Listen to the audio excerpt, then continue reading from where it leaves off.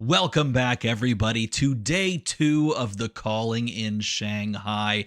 I am so excited to welcome you back onto the stream to see more beautiful games of Flesh and Blood, just like we saw yesterday. And I, again, am joined by none other than Alex of Ashen Wings TCG. Alex, how's it going? And are you ready to lock in and do it all again today? I am so excited. I'm so happy to see the day two conversion results, taking a look at what performed in day one and some exciting games yesterday. So I only expect to see even more exciting games of Silver Age today. That is right. We are going to see a lot of games of Silver Age today because if memory serves correct, we have a large chunk of games. Of course, we're going to cover the top 8, but before that, there are 5 more rounds of Swiss action to really flesh out the best players in the room. But if you're curious what day 1 looked like, and if you didn't stay up late with us, well, we can show you exactly what you have to expect. So this is what we see when we look at the beginning of day 1. 263 players made their way over to Shanghai on the week before the big dance, the Pro Tour in Yokohama. And of that, 61 players, 23% of the field, took Kayo as their champion of choice, with 47 or 18% taking Ira and 27 or 10% taking Valda. Out of those top 3 heroes, how do you feel about that breakdown, Alex? The breakdowns, I mean, it's pretty much to be expected with. I feel like this is our nearing into what we'd consider our rock, paper, scissors triangle here of KO, Ira, Valda. Uh, we see a lot of that represented in the Battlegrounds results. Although a lot more Florian took down those battlegrounds, I would imagine, just into the wide array of Guardians. But I do think that there's a lot of them towards the top tables for sure. And I think, especially with the consistency of Ira and even KO, Valda's got a little bit of consistency that needs to work on. But when it is consistent and it all lines up, she's an absolute powerhouse. So definitely a well respected amount of individuals to bring these heroes into the Silver Age format. And of course, one of the heroes that did float its way up towards those top tables and had a large number of heroes represented compared to the amount actually brought to the event is Kano. There were 4 Kanos there in the top 20 towards the end of the day 1. Out of those 13 brought on the day, Kano is certainly a hero that needs to be respected, particularly in a format that is just full of Guardians. How do you feel about Kano's chances to punch their ticket into the top 8 today? I mean, Kano can kind of just sneak up on you. I mean, the top of the deck always tends to be very favorable for those tried and true Kano believers, and so I do think that really any of these heroes, regardless of their general play style, if Emeritus's line up pretty well for Kano, and Kano has a lot of blocking potential with the unyielding grip. And several of, obviously most of the cards just being block threes in the deck besides some potions. I think the deck blocks out very well, and if you can navigate the game well enough, you could see a win with a lot of large arcane damage coming at you. So Now, you did mention Florian earlier, and there were technically 14 players, so more players than brought Kano indeed brought Florian, but it appeared to have a bit of a tough day on day 1. Not as many of those Florian heroes made their way into the top tables. I look back at that and I think that is an underperforming storyline there. And I'm curious to see how many Florians made their way into day 2 and how that deck will perform. But if you're looking for an overperforming hero or two, I'm pointing you to none other than both Briar and the one of Terra. Both of those mhm. heroes in their own respects overperformed the field. Both Terra, of course, being that fatigue guardian that can also just make things difficult, playing a little bit more mid-range, pitching into the creation of the mites, as we saw in day 1. And Briar, in the very last round of last night, or I guess yesterday afternoon over in Mhm. Shanghai, we saw Iaali put on an absolute show with his very uniquely built Briar deck. And I see those two heroes as being massive overperformers. What do you think? I agree. I mean, Terra kind of initially was the answer to a lot of people who wanted to bring Oldhim into the meta. So having that kind of guardian mirror, Terra being able to make the mites and have Sledge come in for 7 instead of for 6 is certainly a lot more powerful if you're trying to do that longer fatigue game. Of course, they also have the ability to make a mite every turn, and that's working out pretty good for Kayo. So turns out Terra can Yeah. also do the same thing and can block significantly better, which tends to work out. In the Briar list, my God, Chris Iaali really just piloted that deck to the fullest in yesterday's game. I mean, Sigil of Voltaris, I think, was a card that not a lot of people expected to see a ton of play in Lightning Runeblade. And here we are. I mean, it was able to ping enough damage to get second strikes online. It's just usually 1 point of arcane that tends to be, not respected in some cases, but those second strikes, it stuffs a turn if you're able to arcane barrier those. So I think it comes down to having that secret spice on Briar and really being able to push that through. So love to see it. Yeah, it was really exciting to watch that final game. And if you did miss it, of course, you can go back to yesterday's restream and watch the overall just drubbing of the of the that Briar deck that it did Yeah. over Florian, a hero that is well known for playing to a defensive sort of stalwart performance, just didn't have what it takes to be able to stop that damage. And really the split damage, maybe the tail of the tape or the story of that game, because it just was not respected and it pushed over the top time and time again. And at the end of day one, and of course starting today, we have this in our standings. We've got two undefeated players, both of them as Ira. And we brought this up right before we started the stream. Can you believe it? And you said, yep, that checks out. That checks out. I mean, Ira definitely has been the queen of value for some time in these young hero formats, and to see them putting in the results. I mean, especially one of them putting Tam. It's no surprise that a wonderful ninja player on blue pitch is going to be taking it down and bringing themselves up to that 7-0 spot. And Ira is the mirror. While some people might not even think the mirror is that insane of a game, it really does come down to who gets their combo pieces, who holds back to block instead of sending a longer chain link. There's a lot of sequencing involved with Ira still to send the most you can during your turn, and I mean, +1 on your second attack every single time. It ends up making a difference over the course of the game. Deceptively good, isn't it? The Mhm. +1 being thrown in there. It's very similar to like just a mite generation, right? A mite token Yeah. being generated. You look at heroes like Kayo that are so successful, and of course this Mhm. Terra that you can see sitting there at the third seed in the 6-1 portion of the bracket. They make a mite. It seems innocuous at first, but of course that stacks up over the course of the game, and I think that's exactly why Terra has well positioned itself as a deck that people should start looking at and respecting. Yes, it's another flavor of Guardian, and it can play the fatigue package, but it has the capacity to play mid range as well. And Matthew Clark taking it to a 6-1 record. Feeling very comfortable, I would say, and I would argue, moving into day two and hopefully hitting the ground running so that we can see more of it towards the end of today. What else stands out to you on this first page?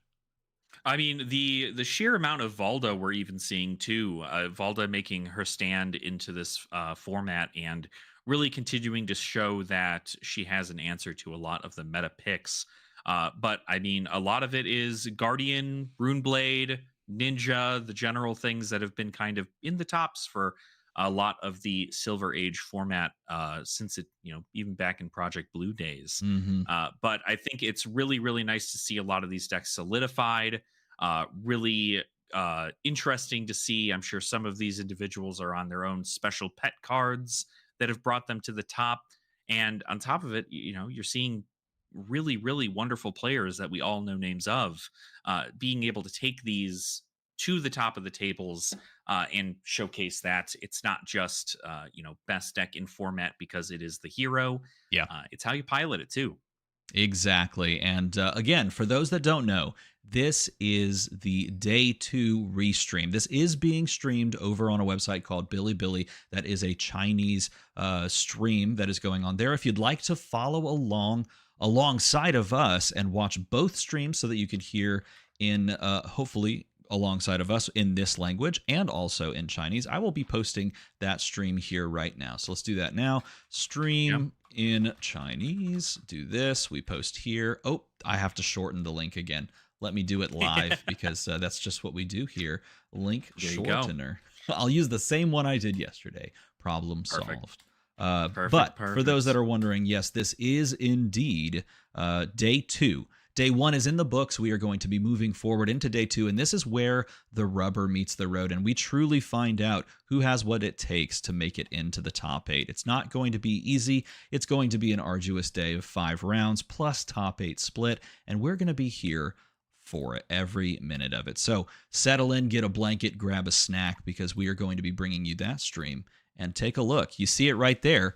Round 8. 2 minutes and 23 seconds away. And I wanted to jump back over here because they just got to the top tables again after cycling. And you can see some of these heroes, like, for example, at table 5, Evan Herndon at 6-1 facing down another Ira. Ira is going to be everywhere today is my suspicion. And I'm curious to see how Ira does the rest of this run and into the top 8. I'm not going to make any predictions yet, but that doesn't mean I can't ask you to do that. So what do you think, Alex? How do you expect this top 8 to start shaping out before we even get any results so far?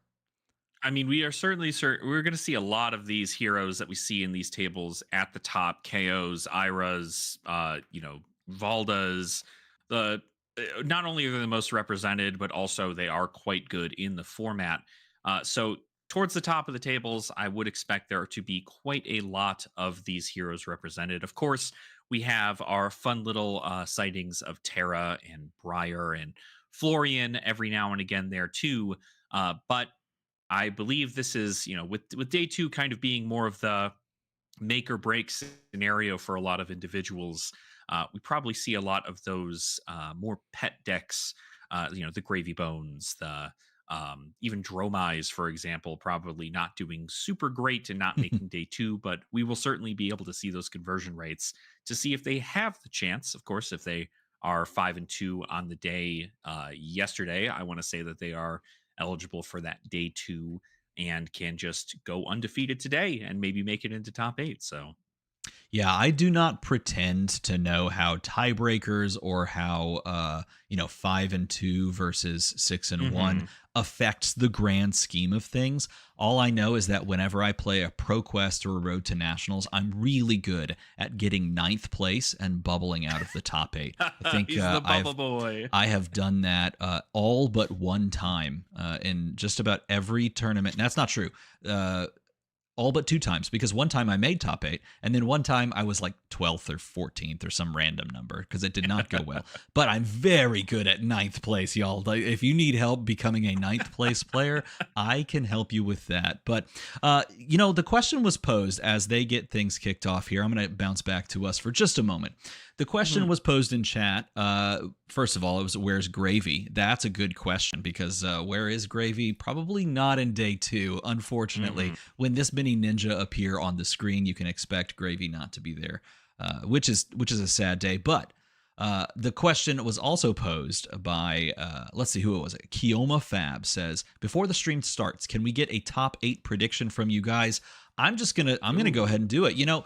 A little peel back behind the curtain. I don't normally do top 8 predictions, and back in the day when I was doing a lot of casting on the actual Flesh and Blood circuit, we didn't really talk about it much, but I'll just call it out right now. I think we're going to see 4 Iras. I think we're going to see 2 Kayos. I think we're going to see 1 Valda. No, I'll swap that. I'll do 2 Valdas, 1 Kayo, and then I'm going to throw Chris Iaali's Briar deck in there.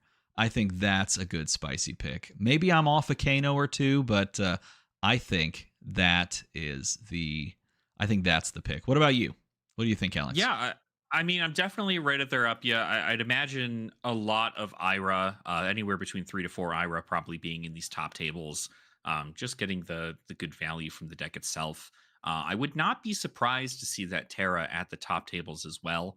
Just True. Very good because point. it's the only Terra in the room, but if Terra gets pretty good pairings into this next one, Terra can still do fairly well into Ira if things line up. Depending on what prevention effects are in place for Terra, could even have good play into Kano as well. So probably let's just say three Ira, a Terra. I also think Chris Iaali's Briar could very well make it to top 8. I think that's just a fun thing that you expect to see, and it's still such a powerful deck. Especially if you win the die roll, you get to go second, set up a large combo. You're in a pretty good spot there. But other than that, you're probably looking at two Kano, and then Two Kano. Really interesting. yeah, two Kano, I would imagine. And then I think a Valda. I think we'll just see one Valda. It's probably a flip flop. It's probably two Valda, one Kano.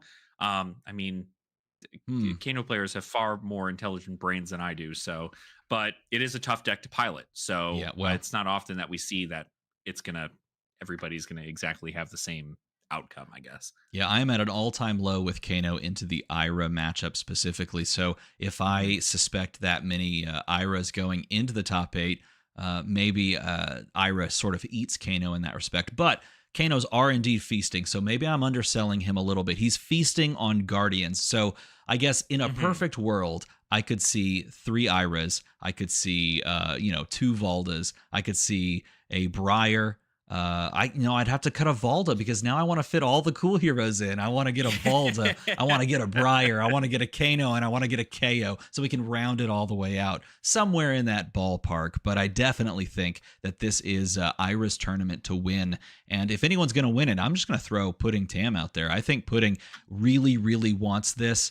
Clearly stating that on Twitter over social media yesterday. And I Mhm. mean, it's hard to argue. After watching Pudding play yesterday, it's hard to argue that they're not just going to win it today. And if you're curious, the stream is indeed still going. They're talking through the World Tour stops going forward.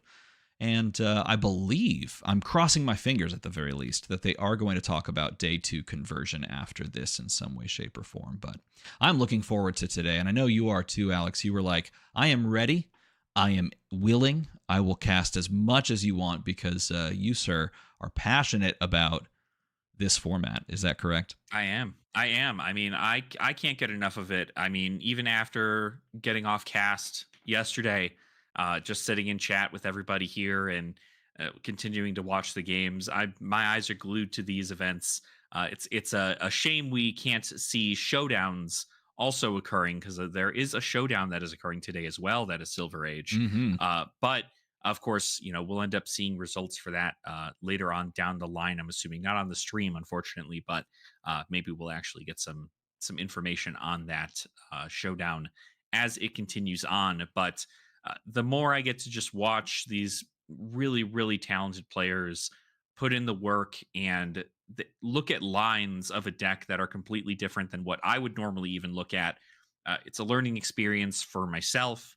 It's a learning experience for everybody who might be new to the game to take that $20 deck and how you can best pilot it into these very meta relevant heroes. Indeed, it has been a blast to watch so far, and you can tell that these players are really doing their due diligence in this format. And I think the results speak for themselves coming out of day one, seeing that many Mhm. heroes at the top tables, and it being a variety of heroes too. It's not all just KO like we, maybe Mhm. 3 weeks ago or 4 weeks ago assumed it might be. It's really opened up, and we have a lot more exciting things coming down the pipeline with regards to this format. And I should also say this, and I'll jump back to us.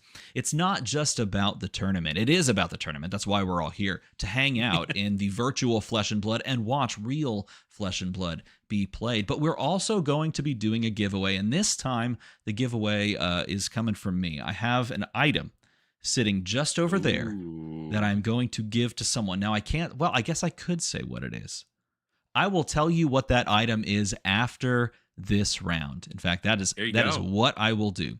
I will pick it up, I will show it to you on camera, and then I will give that away in the run up to the finals here of the tournament so that we can all come to this moment together and then do something cool by giving something away. So if you are planning to stay up late alongside of us, you have that to look forward to, as well as the Nationals season in China.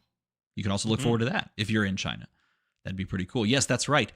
May Velociraptor says an item, huh? Yes, an item. An item, you could say.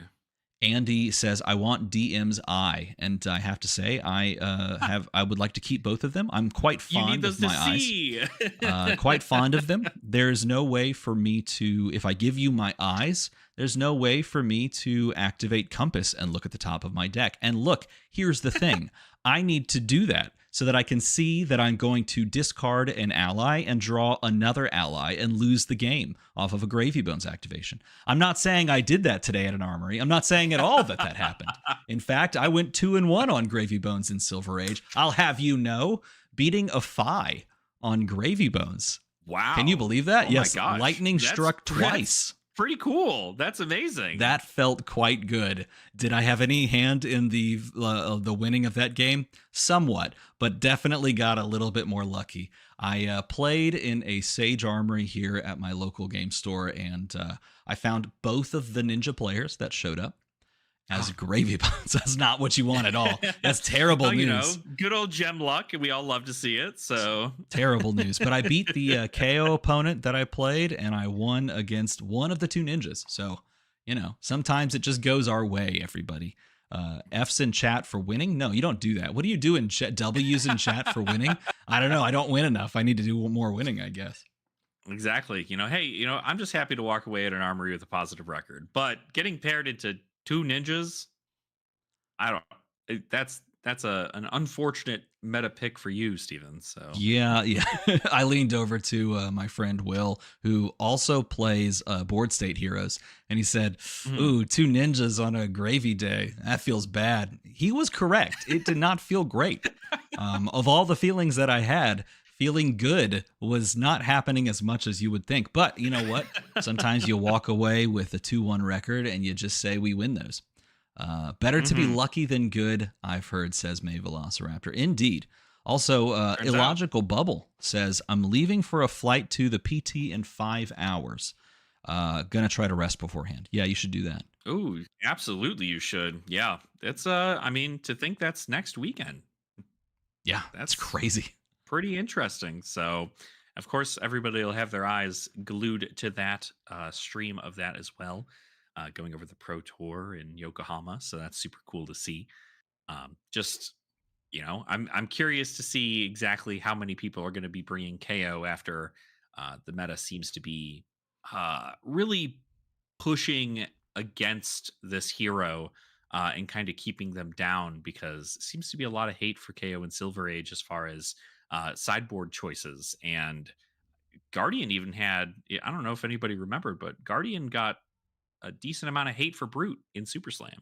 Did indeed. Now we're going to go ahead and jump right into this because they've just put up the top 64, and look at how this broke down. We have 38% conversion into day 2 into this top 64. 18 players made it, but look at the 52% conversion on Valda. Valda doing quite well. Now only 16% for Kayo and 38% for Kano. One letter difference, but a world of difference when it comes to conversion rates, and perhaps that's because everyone is trying to stop the big green guy, and it looks like it's working.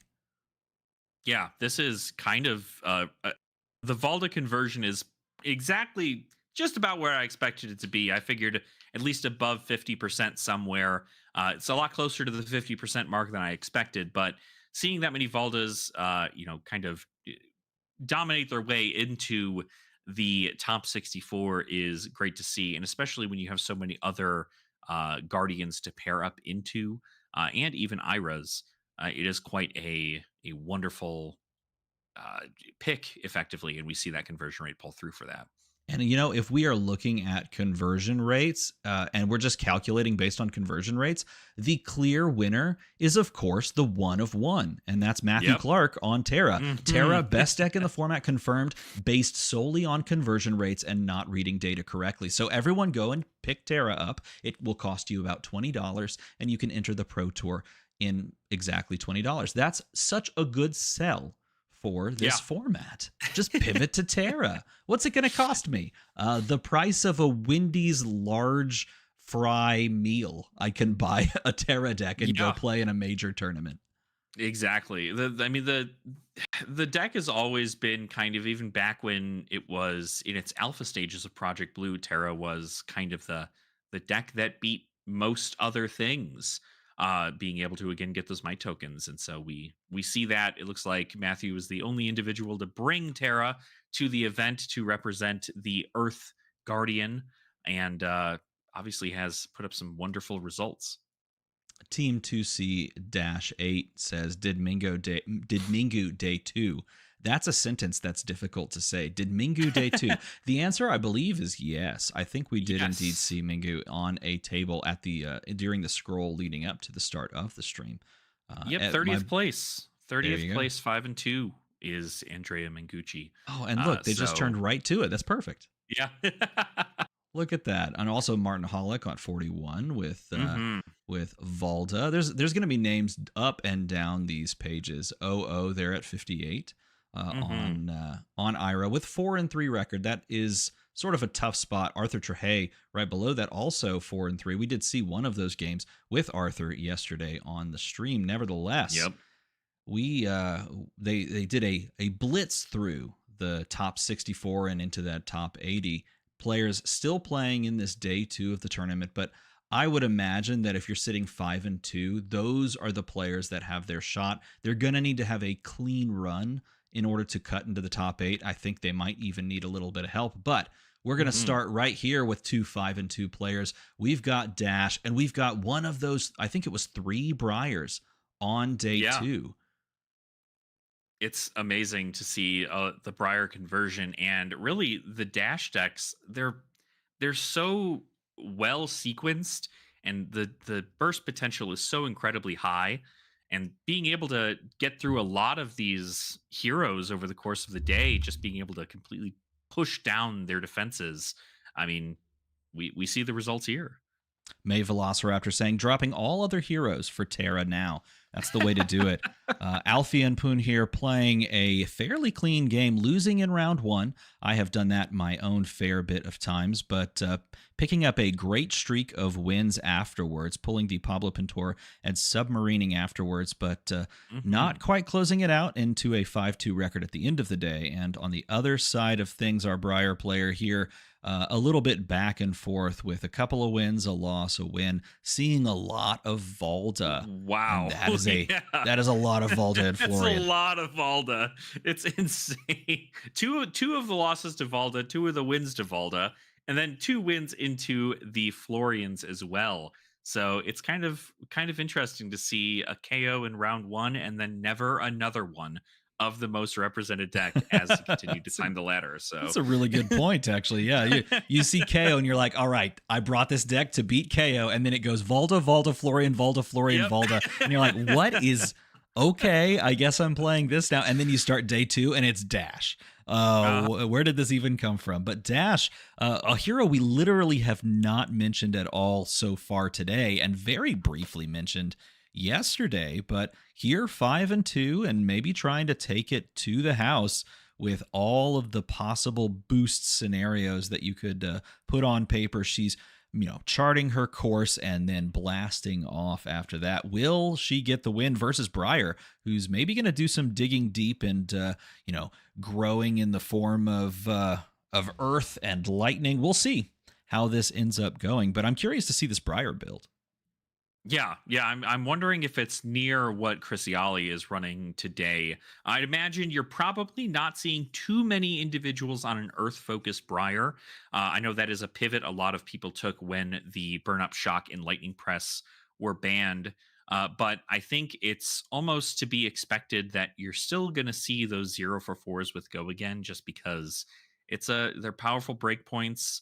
You're still able to block effectively with your embodiments of Earth. So we will see, though. There's always the opportunity for some spice with having multiple elements being able to be put in there. Michael Dalton pointed out in the comments, two undefeated players, surely we'll see them play each other on stream. Now, that would be what I expected as well. Look at the Steam counters, by the way, using the little tiny card Steam counters. That's kind of cool looking. I expected to see two undefeated Iras play that mirror, but no, instead we're going to be watching this 5-2 Dash, one of perhaps the only Dash players left in this race, trying to get there on Talishar. If you didn't see it, it's Talishar Dash versus the very slow, grindy setup that Briar has over there. You see that with Scepter of Pain as the weapon of choice. That's intriguing. Yeah, it looks like essentially the concept for Briar here is more than likely going to, as most of the times when you get paired up into a mechanologist, more specifically Dash in the scenario, you are kind of priced into wanting to fatigue your opponent. The boost ability going ahead and banishing the top card of the deck, and if it's a mech card, this attack will get go again. It's a very powerful effect, but it can quickly get out of hand. And once you kind of get out of the hyperdriver range and you are able to push that damage through, Dash doesn't usually present as much as need be there. Yeah, it'll be interesting to see how this plays out because this is clearly a Briar deck that's not really built to play for fatigue.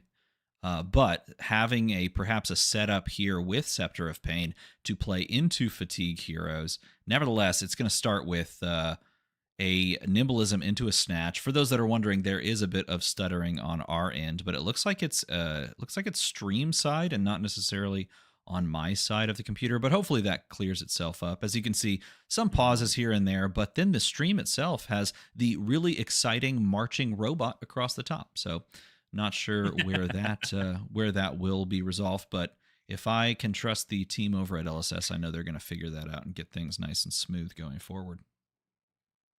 Yeah, and you'll even see. I mean, a snatch for 7, no go again here. So it's kind of not any of those natural tricks you'd see of a snatch for 10 with go again with an embodiment of lightning. And again, this is just kind of you want to play a bit more defensive, only because you're able to block out a decent amount more, especially if you're able to hit and get an embodiment of Earth. Being able to kind of go online there and make your 2s block for 3s, hopefully. That will help your game plan overall, and Dash isn't really going to want to block a whole lot, at least starting off. That is true. You can oftentimes try to play towards a fatigue by damage strategy. And getting that tiny embodiment of Earth token created does mean that the Flourish in hand is going to block rather well. But here we go on the Dash side of things, and we're boosting right away. We boost away a card you would love to see drawn, but instead we're boosting Red Throttle, and we're hitting Red 0 to 60. 6 go again on offer with 2 of those Steam counters left on the old item there in play. 2 resources up and floating thanks to the hyperdriver generation. A card in hand at the very least. I think at least 1 card in hand plus the card in arsenal.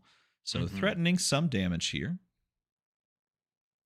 Yeah, still being able to block 6 with those 2 cards is good. And then it's a pretty consistent damage. Also, the Arcane Seed's life in the hand, being able to block for 4 in this scenario is actually really good too. But I would imagine Enes's game plan here is to try and keep it as long as possible, gain some life, make some rune chance on the back end, just kind of keep the life total high.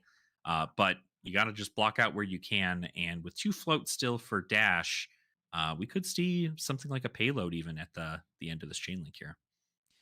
Alvin says in chat that the robot is a system message from the Stream platform. Actually, that's really interesting. I obviously cannot read the language. I wish I could. That'd be amazing. But it does appear that we do have some little shakiness. Nevertheless, there is going to be a block here, waiting to see if the pay happens. It does indeed come across, and there is the finisher, as it were, jumping over the defenses, but covered up as that 4 block makes its way to the combat chain to stop the jump start.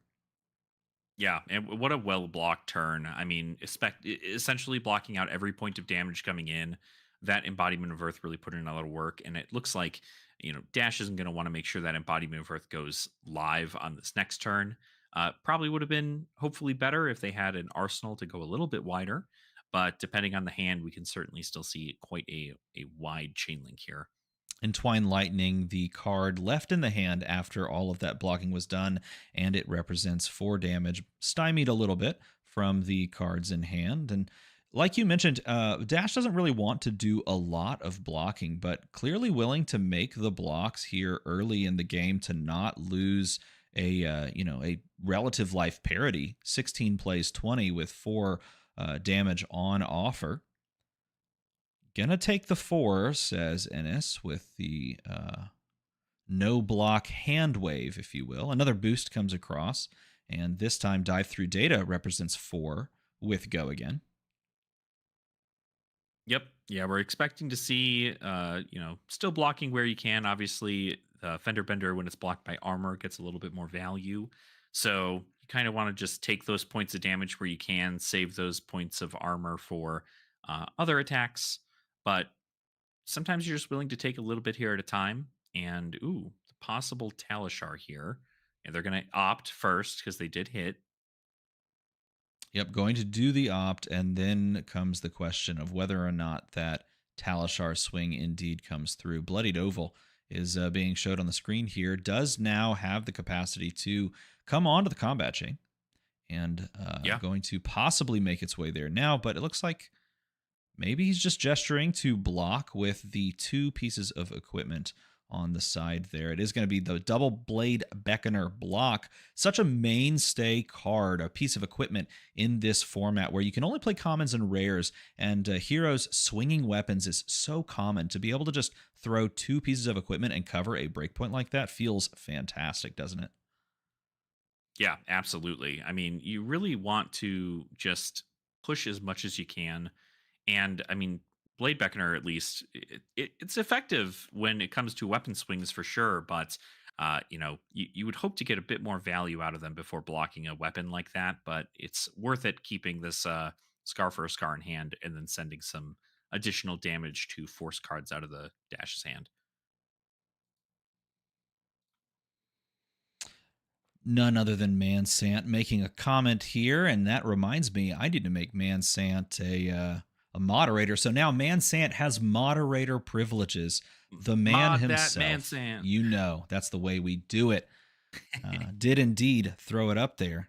How's the field looking? We did talk about that briefly beforehand. If you'd like to, rewind and go take a look at how the field is looking as Flittering Charge makes its way to the combat chain for 4 damage, representing no go again currently, and possibly go again, but I would doubt it. Nevertheless, if you'd like to go look.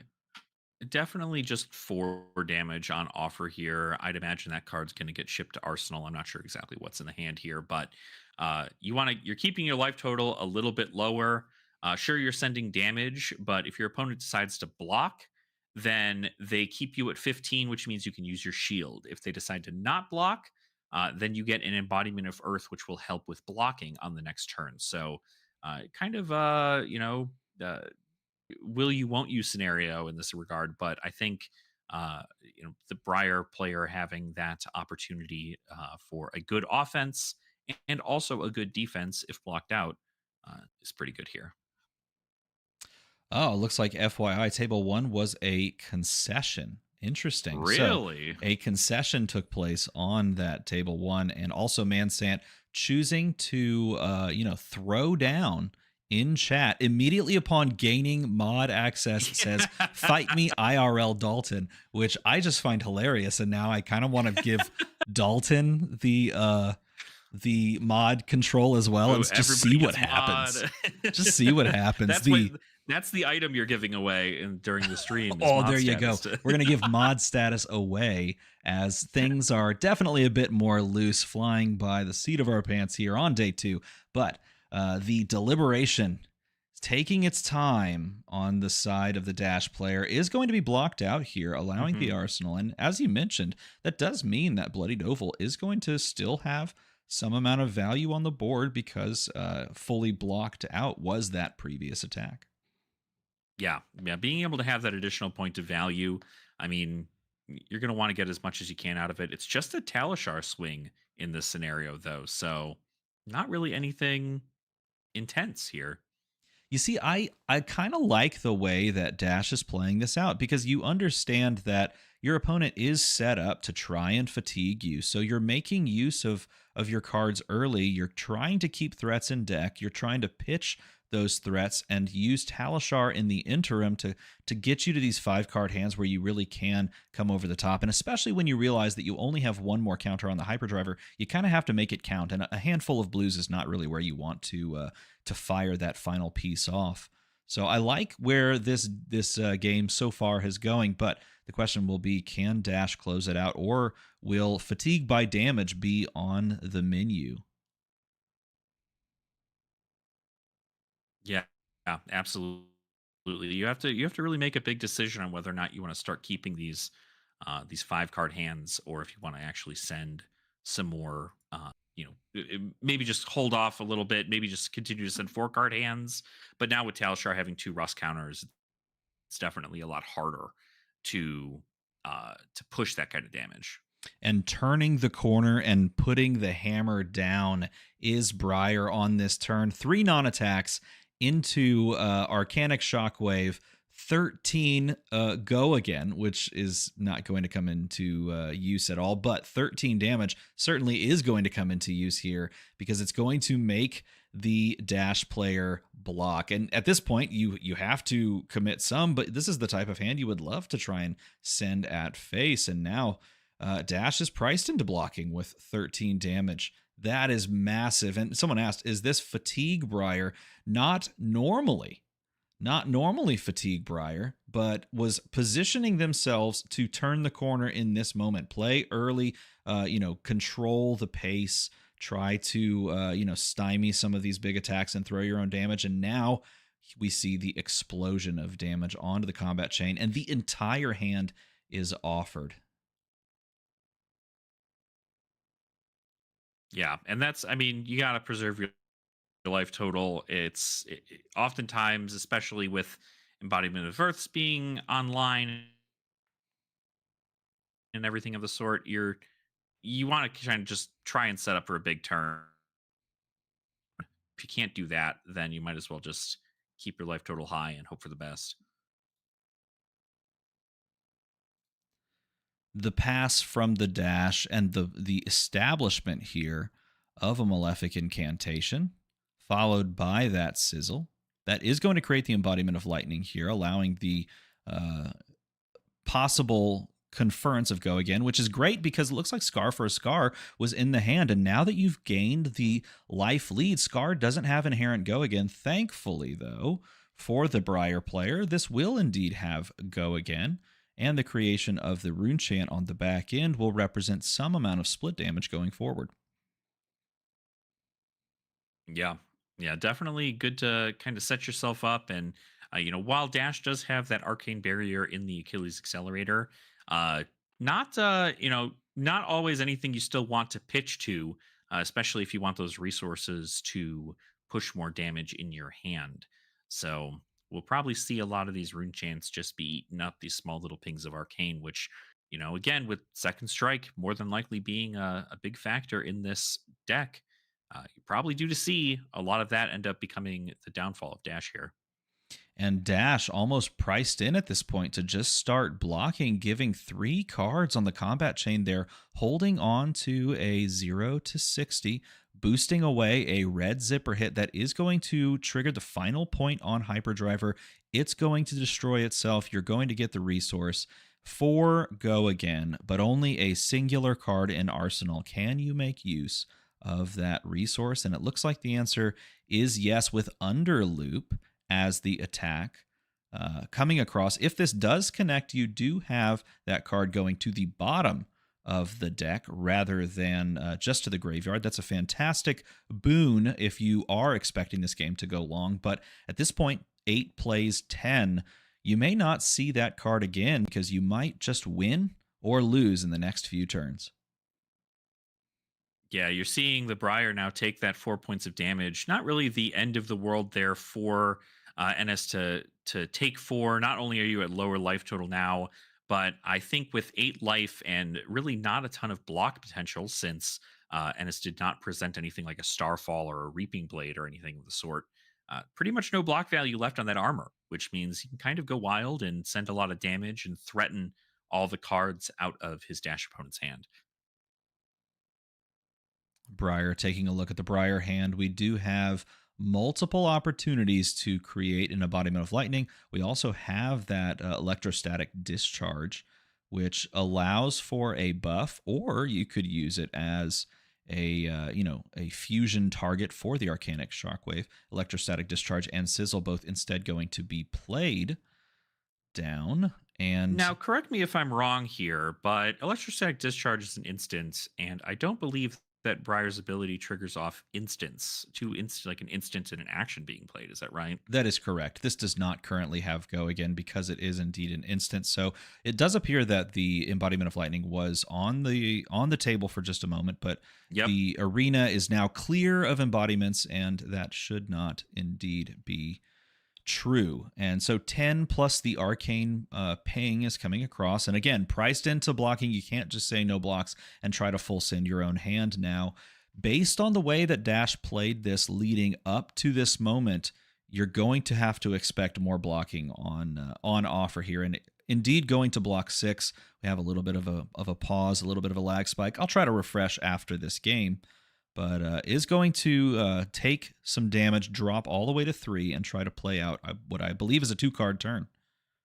Yeah, definitely. I mean, you're still able to send a zipper hit into a Talishar here, keeping those last two resources specifically for this final push here. I mean, Briar being at 6, still very, very much so threatening lethal over the course of this damage here. And we have to see whether or not the pushback turn from Briar is going to be enough to threaten lethal on the other end. Because if you keep even 3 cards in the hand of Dash, it's a pretty powerful turn, I'd imagine, coming at you next. Yeah, you are calculating a 9 total damage swing here, so expecting the zipper hit plus the Talishar. That will be the final Talishar swing. Keep that in mind as well. So if you can, just throw 2 cards on the chain across, and get max value, blocking 3 and then 3. From the Briar side, you're going to have to hope that your 3-card hand is going to do significant damage to pull cards from that Dash, like you mentioned. Yeah, definitely a lot of power in the hand of Briar there too. I think it's almost certain there's some damage is going to leak here on this one. Maybe even blocking with the flourish, being able to get the full additional block value. But looks like we're probably presenting the flittering charge that would bring the Briar down to 1. But with a Weave Lightning in Arsenal and several ways to get go again on a lot of these 4-power attacks, I think we're going pretty wide here on the Briar's end and a Rune Chan up. So not too bad. Now, correct me if I'm wrong, but my mic did just unplug itself. So the question is, can you still hear me? And hopefully the answer is yes. But if that's not I the can case, at least then hear so you. be it. Hopefully the stream can hear you too. So Well, either way, I'm sure someone will let us know as this game is rapidly approaching the point of conclusion. Both players precipitously low at this point. 3 is playing 1, but sorry, excuse me, 1 is playing 3, but Enes put themselves in a fantastic position, creating the embodiment after arsenaling the non-attack action card and being rewarded for doing so with the casual 1 ping of Arcane, the automatic go again, and 10 represented on the board.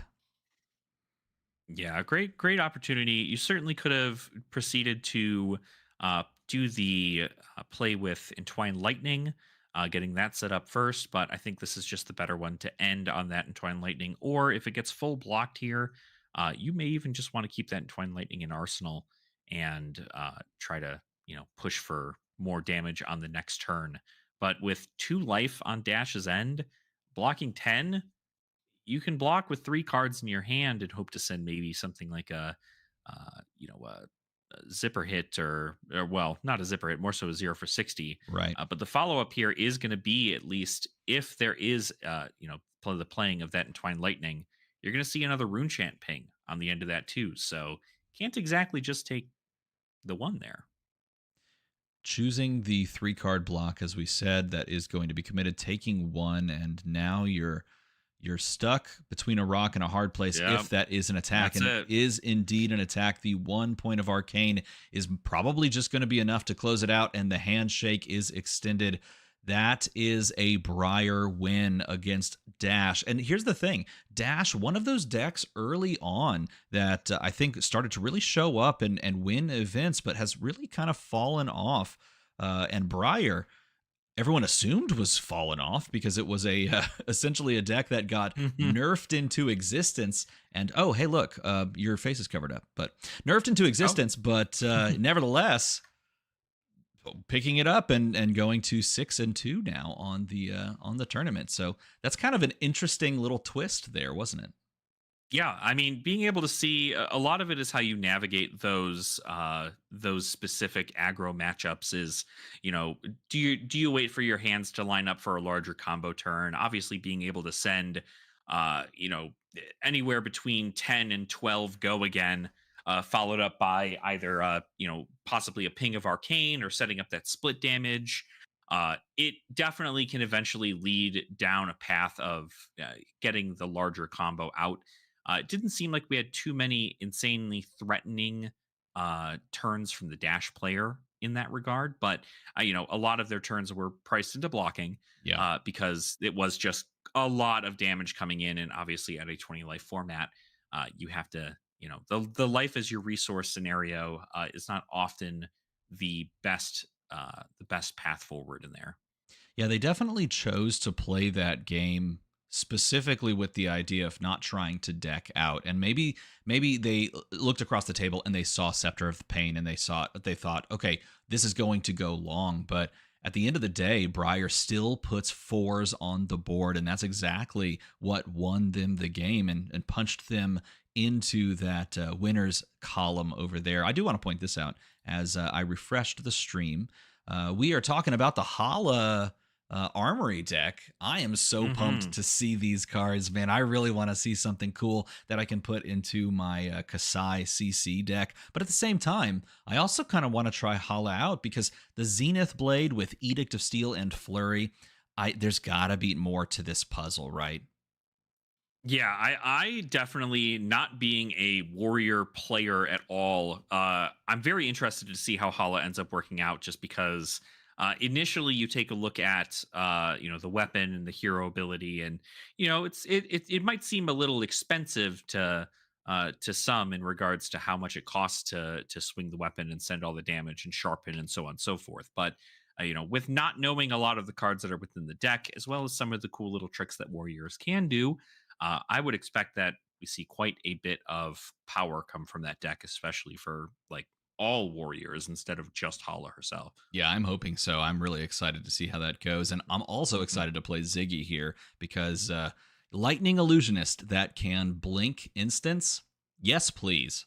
Absolutely. I'm so excited for Ziggy. I have been itching for a new illusionist for a while. And it is about time. And I think the Lightning Illusionist, we're seeing a lot of stuff move away from things like Phantasm, and obviously Spectra in those scenarios, but we're more than likely going to see some Aura Spectras exist in the deck, but obviously I would imagine we're not going to see any printed in Omens of the Third Age either. So we have in the comments, we've got, I want to McFlurry already. I love that comment. That's fantastic. I want to McFlurry indeed. I'm a fan of that. Trim and Above says, nerfed into existence. You are correct. If we're being pedantic, it's nerfed into non-existence. But it turns out that talking while also changing the settings of your webcam and refreshing a stream is sometimes difficult. But, I guess that's what we signed up for today, isn't it? Or maybe just me. Absolutely. I'm not sure. Hey, you know what? It's always being able to multitask and do a bunch of stuff as somebody who also, of course, is doing content. It's a talent for sure. Look at this weapon. Piloted very well. Aphrodisias. What a cool name. And a Lightning Illusionist weapon, Orb, two-handed. You can just go around and look at the orbs, which is pretty fun. Instant, pay 1, tap to deal 2 arcane damage to target hero. That's right, we gave Illusionist a weapon that deals 2 arcane damage. Activate this Yeah. only if an aura with a hollow counter has entered the arena under this your control this turn. So basically, it's like a slightly worse waning moon, and there was Mhm. never anything wrong with that weapon, right? No, absolutely not. That's only been the premier, wizard weapon for quite a long time, and still is, as far as things are concerned. There, but obviously not a weapon available in Silver Age. That But is I true. mean, being able to ping for two. There's also the amp abilities of some of the cards that Ziggy has inside their armory deck. So it's interesting to see Amp Illusionist. Very curious to see how that takes us going into Omens. Yeah, I'll be very curious to see that as well. As we hit the break on the official stream, it gives us an opportunity to take a look down at the bottom and see how these players are making their way through. We do see Michael Jasker there at 5-3, playing against Mhm. the Brazilian, which is exciting to watch. I wonder if we'll get to see that. Another Brazilian here on table 24. You have to mention them because they are so passionate about Absolutely. the game of Flesh and Blood. And it's like you mention Brazil, and just members of the chat tend to go crazy, which is just so fun to watch. So I try to mention them as often as possible. Absolutely. Being so, passionate about the game, and obviously from the several events, we've seen down in Brazil, it's always just a great time. You can't not root for the Brazilian players for sure. We've got table 29 with Vespa. They're at 4-4. That is Mhm. that's a tough place to be. 4-4 is a hard place. But take a look at this table one, putting Tam versus Stephen Young, Wow. and that is Kano versus Ira. And like I said, that to me is one of those matchups that I just don't want to experience from the Kano side of things. And here it is at table one. So maybe Stephen Young has the read on the matchup, or maybe they've just managed to put themselves in a great position on day one to try and dodge the Iras and prey on the Guardians. But I guess we'll find out. Yeah, absolutely. I mean, we see there also that, that Ethan had mentioned the double IRA going against each other. One of them had taken the concession, which is, looks like Law had done that there, just kind of getting themselves all ready. I mean, they're 7-0. If they wanted to get themselves prepared for their next matches, go on forth there. They're still going into top tables. We saw Matthew Clark still up there getting stuff done. So very exciting to see that Terra is still rocking it.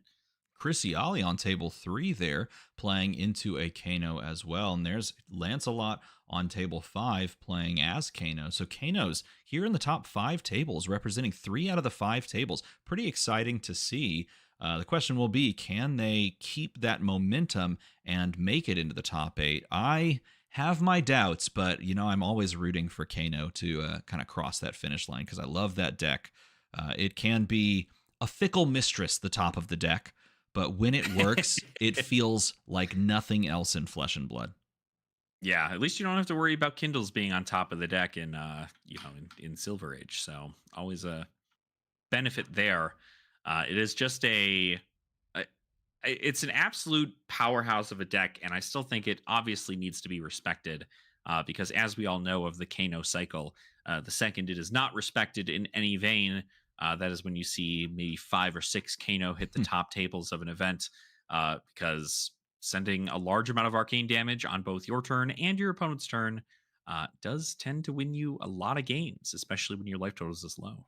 And I just want to point this out. This is truly a global game. This is taking place in Shanghai, China. And there on table 12, you have Jude Cornett from America facing down Elaine Cow from Canada in China before they go to Pro Tour Yokohama.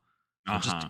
if that doesn't encapsulate everything that Flesh and Blood has become over the past almost 7 years, it is a global game, and all of these players coming together in the Flesh and Blood to play in the Calling Shanghai before they move their way over to the Pro Tour Yokohama. That is something beautiful to see, and so is this Razor Reflex promo. Look at that side event promo. That is, I mean, that's pretty peak. Iswardi hits it out of the park yet again on another side event promo.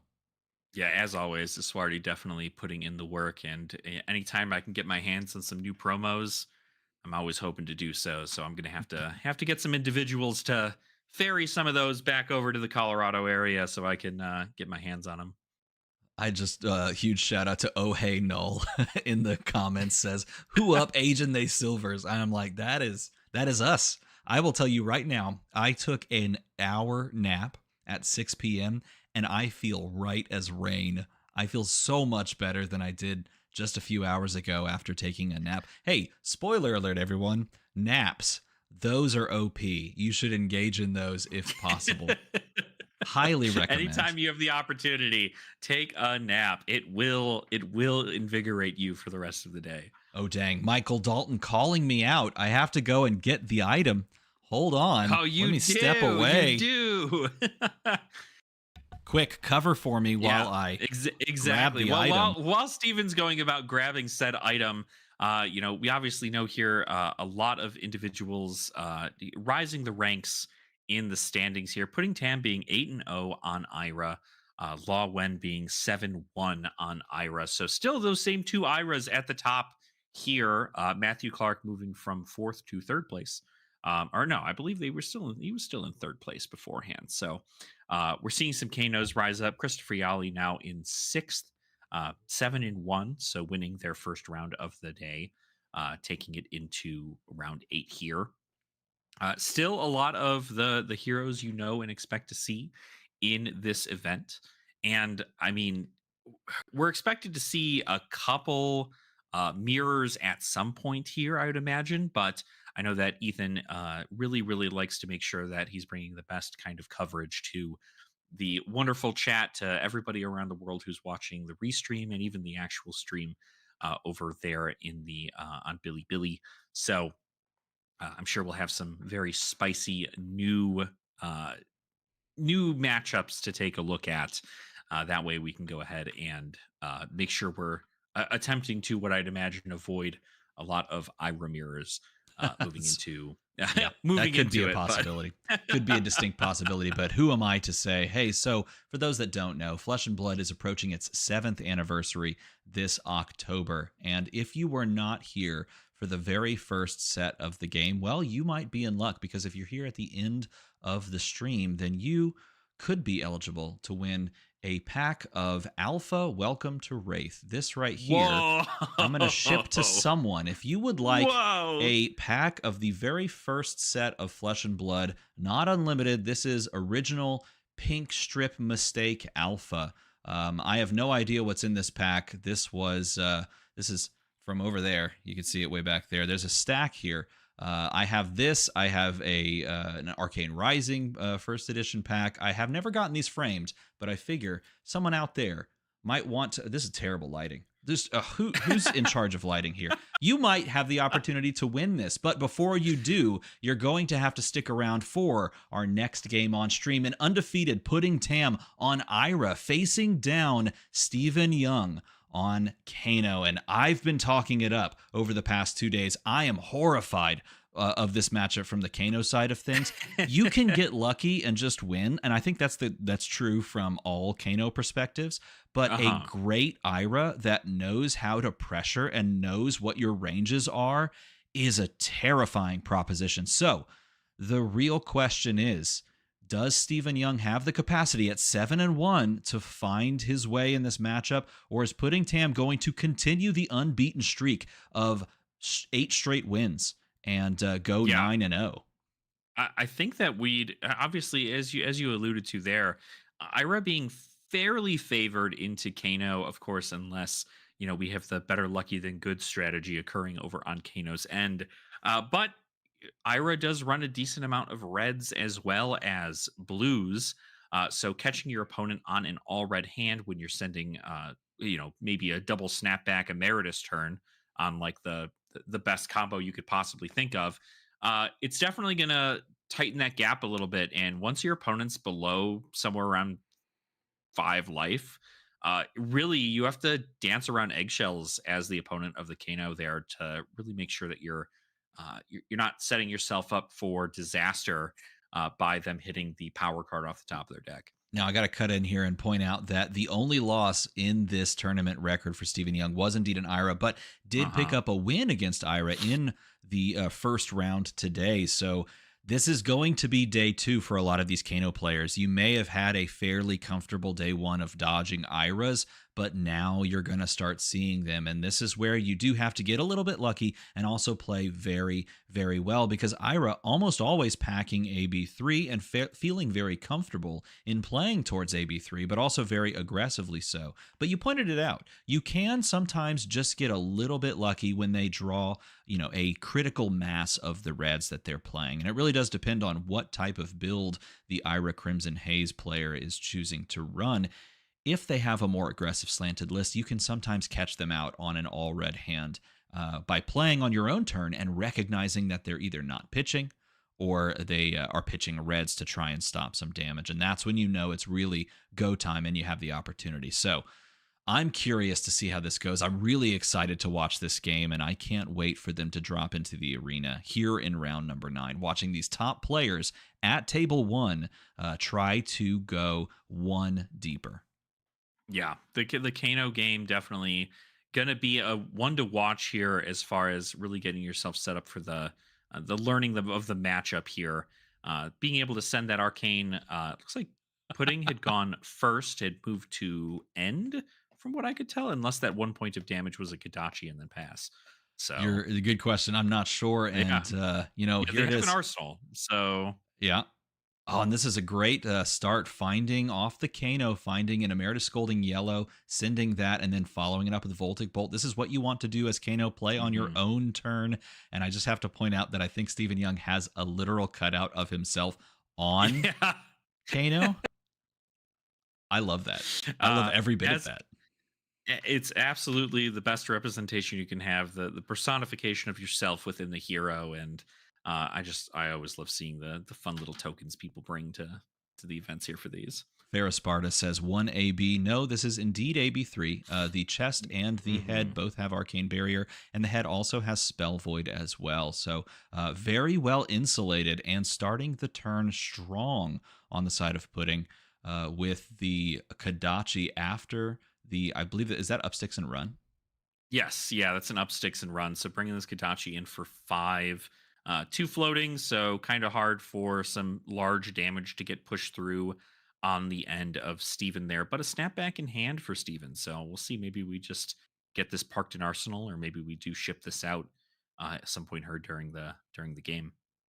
2 coming across, and it is met by the Blade Beckoner chest, a card that you just as Kano now have to play because you see so many Iras out there playing both the chest Hmm. and the legs, and you can see both are on the combat chain.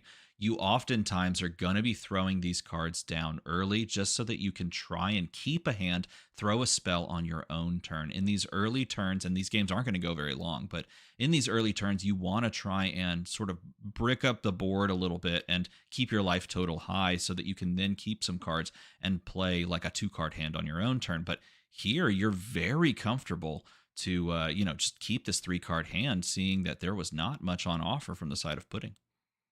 Yeah, yeah, definitely wanting to make sure you're at least sending the most you can on your own turn. Following things up with additional value points there. Looks like the snapback's gonna more than likely just be put in that arsenal, trying to get a larger combo turn off when Pudding's defenses are down. 5 on offer here. Emeritus Scolding, a card you so often think is just the best card in the deck when you find it off the top, but also just a solid card to play on your own turn. It's a 2 for 4. It's a little underrate for Wizards, but you add the Crucible on that, and it's a nice, solid workman's style card to play on your own turn. Just chucking out basically a blue for 5, if you will, a 3 for 5 on your own turn. Yeah, I think this is a situation where, oh, okay, Pudding's going to take the entire brunt of it, bringing him down to 12. Oh, the Arcane Polarity. See, this is the real downfall of the Kanos. How quickly do we see the Arcane Polarities? And essentially just being able to do an AB4 in that scenario and just take 1 point of damage. Not too bad on putting that in there. Starting the turn off by pitching and subsequently attacking with Kadachi number 1. Ira is just so consistent. The deck is Yeah. just so consistent. The fact that you can go 1 into 2 into just about anything makes it almost impossible to really get a read on what your opponent's going to do on any given turn. And here, Ira, once again, playing the bread and butter Kadachi, Kadachi, and then what's going to happen after that? Yeah, I think even something that is really awesome in regards to the cards that Ira got from Penn is that you have that spell void headpiece, but it's spell void based on the amount of chain links you have. So it only blocks out even more as things continue to get pushed. And so with the smash up coming in, we're going to see a talismanic lens to try and push some damage through. Now, of course, you don't want to destroy your AB if you can help it, but if it is going to help you keep your life total high, you might end up doing that here, at least in this scenario. Yeah, putting very well positioned at this point to really push extra damage and feeling quite comfortable when you're going Kadachi into Smash Up. Now, Smash Up, of course, not having a ton of equity in a matchup where most of the things you would arsenal are non-attacks or are exactly this, Absorb and Aether. You're not going to really have an on-hit effect here, but at the same time, it's just more damage while you can also keep a card in hand and play Prevention. And of course, like you mentioned, on Chain Link number 3, this is really the time to not fire off and play spells. You want to wait until the chain closes and everything clears itself out. Yeah, I'm curious whether or not it's a bait, to maybe use that AB3 or the Spell Void 3 to cover an entire snapback if a snapback gets sent here. Now, of course, with the Absorb and Aether, you're getting another +2 onto your next arcane spell. But I would imagine with the healthy life that Pudding has, keeping one card in hand, probably a blue, just to make sure that they're able to prevent a little bit more arcane. Uh, I would be surprised if Pudding goes below 10 during this specific turn. Stephen Young having a think about when and where and what they're going to be doing. Playing off the top, they know the top of the deck. I didn't actually catch because the stream did stutter for me. Did Steven sink any of those cards or keep them on top? I also did not catch it. I believe he put one to top, one to bottom. But I would be curious as to what is going to be sent here. We got two float, obviously. So you still have to have a blue in hand to Kano and hope for a one cost on the top of the deck to then use things like Crucible or do the one cost into that there. We get an Emeritus off the top. Yeah. So Oh wow, that's a fantastic find. Yellow Emeritus, a fantastic card. Now you're paying all the way. It looks like Kano plus mhm. the 1, so you don't have the resources here to play the snapback. But even without it, you have yourself 8 on offer, and the spell void is no longer applicable because you wait till chain close. This is the perfect turn sequence to try and steal some tempo back in this game, representing 8 damage. And assuming that that card there is a blue, you know you're going to be pushing a fair chunk on this turn. Now, the question can be, from here, what are you doing? Are you going to find a handful of blues or are you going to find a handful of reds? Yeah, I would hope that it's probably the hope here is keeping the snapback, being able to send it casually on a nice additional power turn. But we see the snapback also in the pitch zone, so we're probably not going to be seeing that specific snapback for quite some time if the game even goes on that long. But I'd be curious to think whether or not it's just more important for Pudding to keep the arsenal. Maybe it's a power card like a Bittering Thorns. And looks like that's exactly it. It's just kind of park it in arsenal, take 8, and once again, call me a liar. Below 10 life on the turn here. Yeah, a very scary moment though, because you know you have to survive the rest of this turn in order to avoid, that spell void activation, or you have to pop off right now when your opponent has a full grip. And so you're in this sort of damned if you do, damned if you don't scenario where you want to pop off after they've expended resources. You would love to also keep cards in your hand, and you'd love to get value from Unyielding Grip, but you can't do all of those things. And so, Steven, have to chart your way through this turn in a very concise way deciding how exactly you're going to play it out. And this is a fantastic way to start. Ooh. Look at the top 3 cards of the deck off of Cindering Foresight, played from hand, and now the real think begins. You have 3 cards left. You know that your opponent has a card in arsenal. It's likely something powerful. It's likely something red because they didn't use it to Arcane Barrier, your 8 damage spell. It wasn't, prevention. Maybe it's Oasis if they're on it. But understanding all of that, you know there's at least 3 other things that could happen on this turn with 3 cards plus an arsenal in hand. Yeah, you need to wait for the first one to shoot wins essentially in the scenario. But the longer the chain link goes on, the closer Steven gets to the 0 life total there, which I'd imagine Pudding is going to threaten during this turn, and hopefully try to seal a win before having to end the chain link, and then take all the arcane damage that I would imagine Steven is trying to send back. See, looking at it from the Kano perspective, I would love to get to the end of this turn somehow with like 1 to 2 cards left in hand and try to steal away cards from Pudding on my own turn. And Pudding feeling very content to just stretch this chain link this combat chain 1 link at a time, because the further it goes, the more comfortable you feel. That being said, at a certain point, you're just going to be out of resources. And if you haven't killed, you're going to possibly be staring down some lethal damage on your own. But a bluster buff being feathered in the hand, 3 cards plus arsenal, the consideration is made on the side of Pudding. Yeah, trying to keep the cards in hand to prevent any kind of arcane. Obviously, a Cindering Foresight on the board, snapback in arsenal. You expect there's going to be some decent amount of arcane being sent at you this turn. And I would just imagine that a lot of it is, how much damage do you try to push? And really, if you have an answer to arcane, where do you hold that back? If that is an Oasis in arsenal, you'd imagine that you'd probably see a card already placed onto the chain, but it might just be another attack. I'm also curious to note if, and I don't know if we'll be able to get a glimpse of Pudding's hand, but we do know there's a bluster buff there, which is Yep. an attack with no go again. I wonder if Pudding has stumbled into a hand with multiple non-go again attacks and now trying to decide if maybe they want to just play one or the other, or if they're calculating based on an all red hand at this point with just 1 resource left, how far down they want to go. And also keep in mind, we've seen 2 Emeritus Scolding Yellows played, at least 1 red Emeritus Scolding played. So you can almost start to calculate. And it is a flying kick that was arsenaled last turn. This is going to come in for 7. So Steven might have the capacity. Ooh, yeah, this is feeling pretty good for the Kano player, I'd imagine, right?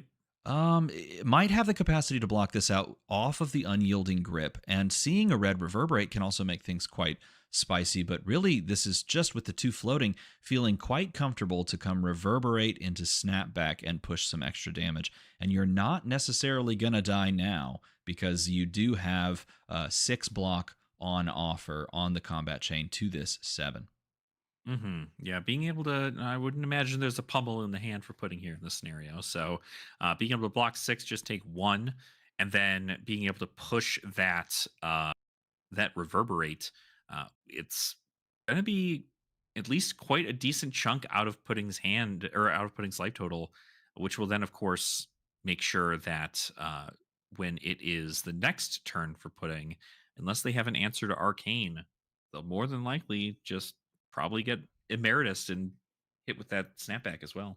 Now, do keep in mind, I mentioned at the beginning of this turn, you really can't have your cake and eat it too, but Steven found the line to be able to almost do exactly that. You have the value off of Unyielding Grip. You're not going onto your own turn with cards in hand, but you're essentially pushing Pudding onto lethal here. This buff with the Crucible, plus the buff from the Cindering, plus the 3 damage from Reverberate and the 3 on offer from Snapback after the fact is going to equal Pudding's life total. And at this point, Pudding posturing having 2 reds in hand, once you close combat chain, that spell void equals nothing. So at best, Pudding will be sitting at 2 life if everything gets sent his way.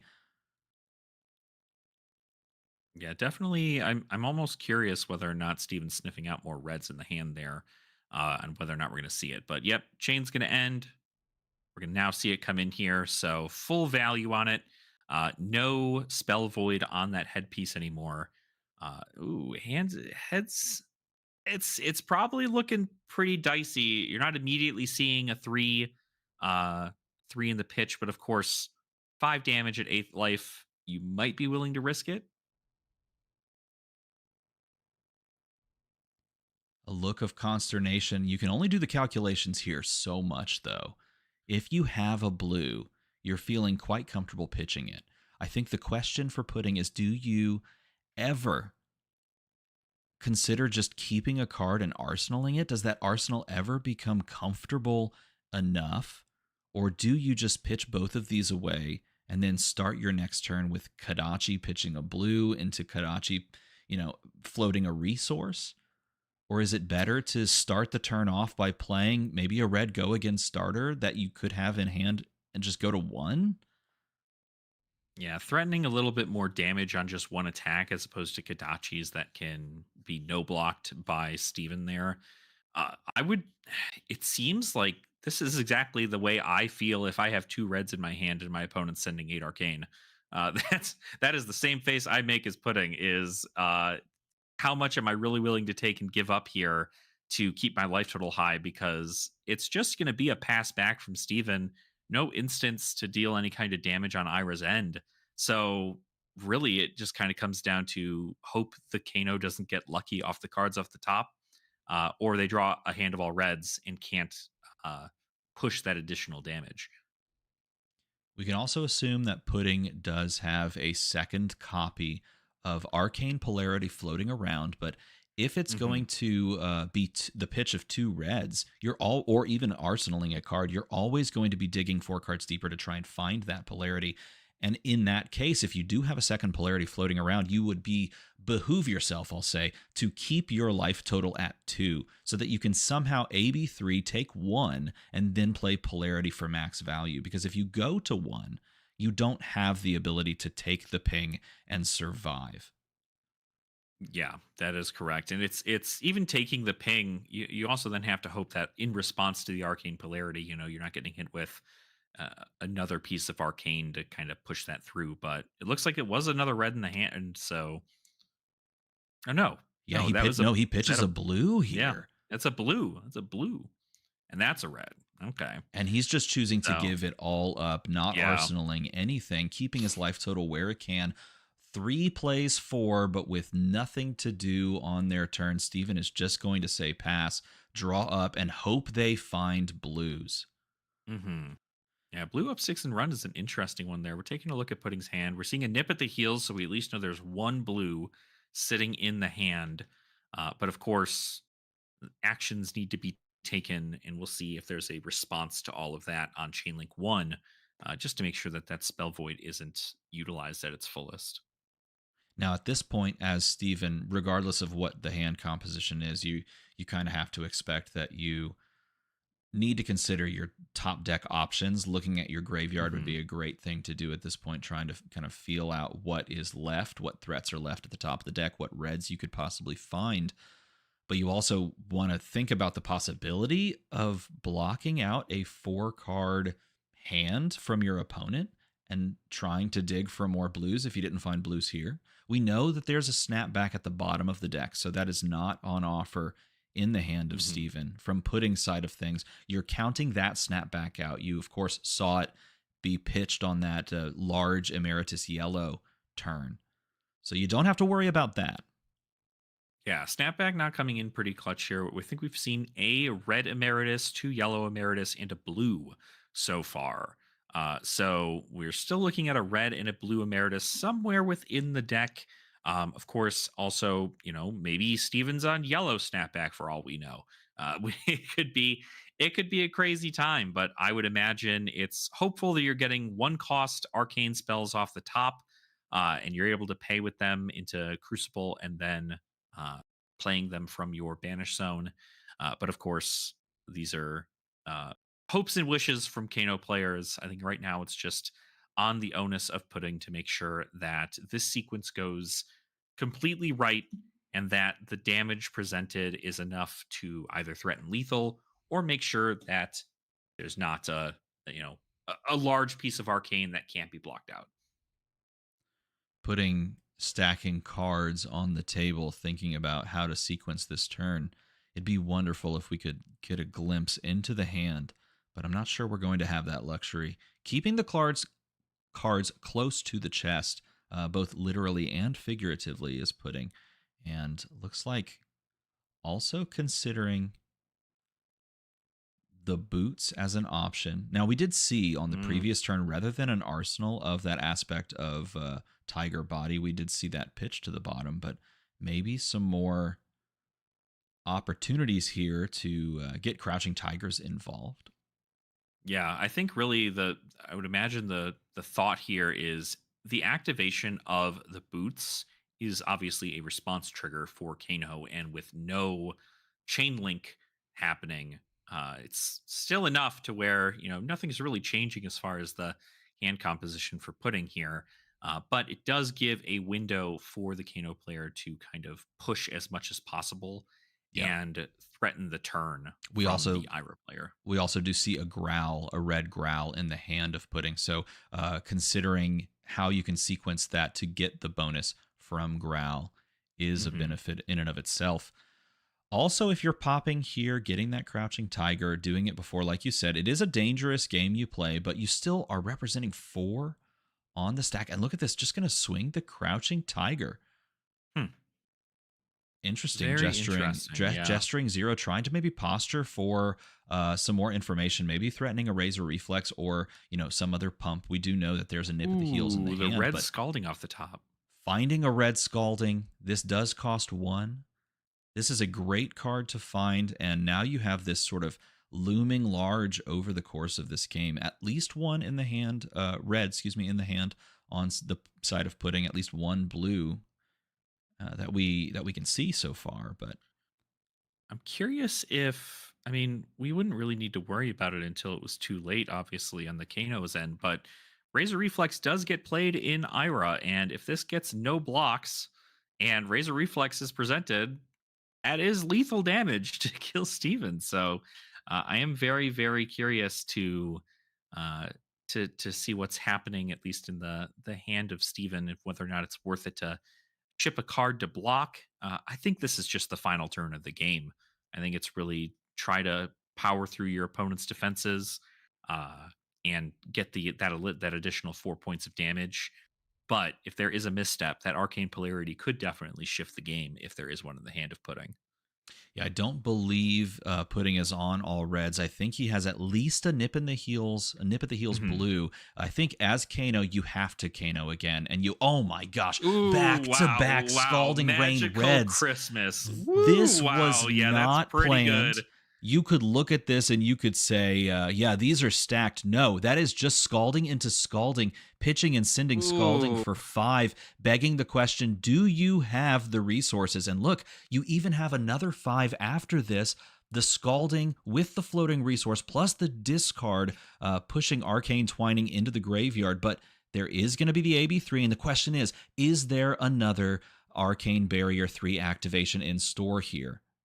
Yeah, let's see. Let's see what we've got. There's the twining, pushing it through for another 5. AB3 is all you can do.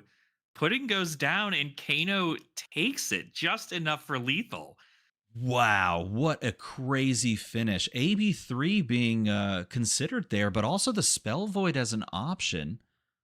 Was that actual lethal? Either way, we have ourselves a winner. Stephen Young finds a way to do it into the undefeated Pudding Tam. Kano finding just what they need off the top. Yeah, I guess technically he did this in response to the chain link creation. So I don't Mhm. think the headpiece was there, and it was perfect lethal. Yeah, yeah, absolutely. I mean, getting in there exactly for 5 when, pudding's at 2. You can only AB3, and that was enough. That was enough to push that lethal. It's all about that walking down method that a lot of wizards tend to like, which is, block out efficiently, send some arcane that gets over the amount of arcane barrier your opponent can usually present, And Yeah. then, of course, once the time aligns itself and your opponent is at that kill range, you ship out everything. And it worked out Yep. perfect. Very main character energy here for Steven to be able to find both red Scalding Rains off the top of the deck when he needed them most. Yes, chat. Looks like you just caught up with me as well. Indeed, Spell Void was not because he did this in response. Um, exactly the right time you needed to do it. Exactly what you needed to find. And I can't believe it. That was an insane ending to that game. And I'll tell you what, you can't really do much better than red one cost spell into red one cost spell on the top. It was literally exactly math lethal. And well, I guess just draw like that. If you want to win that matchup, if you're playing as Kano and you're expecting a lot of Ira, just draw like that. Just draw better. That's entirely it. I mean, I can't tell you the very brief stint I've had in learning Kano. I mean, I cannot tell you how much the game just changes when you see the two cards you need off the top of your deck. And with Steven not seeing those red Scalding for some time, it was just, that you really determine quickly when the final turn is of a match. Either this Ira is going to send in lethal damage, or I'm going to have the good cards that I want on the top of my deck and have the resources to pay for them.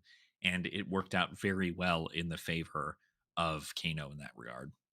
Yeah, that was truly well played by both players, I will say, because considering Pudding's options on that previous turn, it could have been much easier for Steven to find that lethal. I mean, if Pudding chooses to arsenal that red instead of pitch it and keep their life total at 4, then arsenaling there, they take 1 extra point of damage, and then the world of options opens up for Steven off the top. Even just a singular point of damage difference starts to become a lot easier to surmount, but found exactly what they needed. Was pretty solid, and it looks like chat understands exactly what we're saying as well. Someone above in chat, let's see who it was. Someone said, yeah, chat says, looks like we know who's going to be banned. Is that really how this plays out? I mean, we have the insane amount of conversion for Ira, and Kano's going to be the one that goes.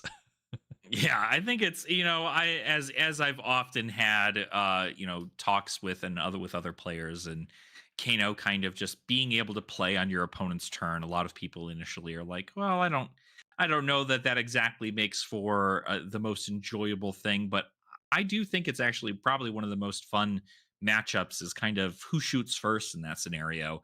And if you've never played a Kano mirror, I suggest doing that because it'll give you a good appreciation of Kano, and how much variance there is to the deck overall. But even if Kano were to go, Blaze is coming up.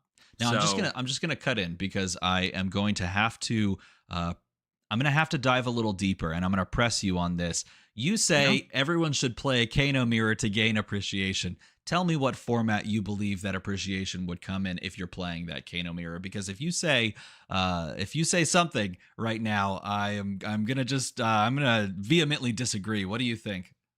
in what format you mean? Just like as far as like Sage or CC or Yeah, where are you saying Kano mirrors are great, are peak, are appreciative?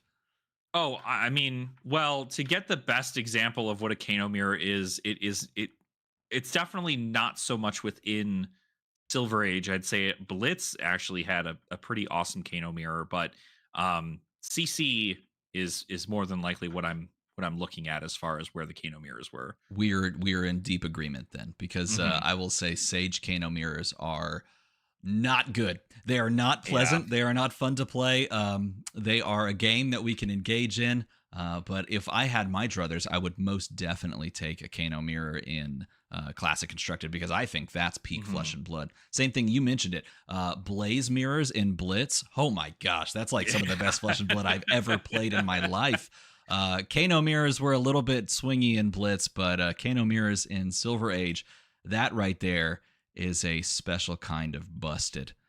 Yeah, Just don't draw absolutely. reds. Just don't draw reds in that format. Just But yeah, exactly. Just yeah, don't draw yeah, reds. you You'll just be whatever. fine. I Yeah, mean, I think there's always those matches that are very interesting. And while I certainly would think that a lot of people would have Kano on their radar for possible benching of the next season.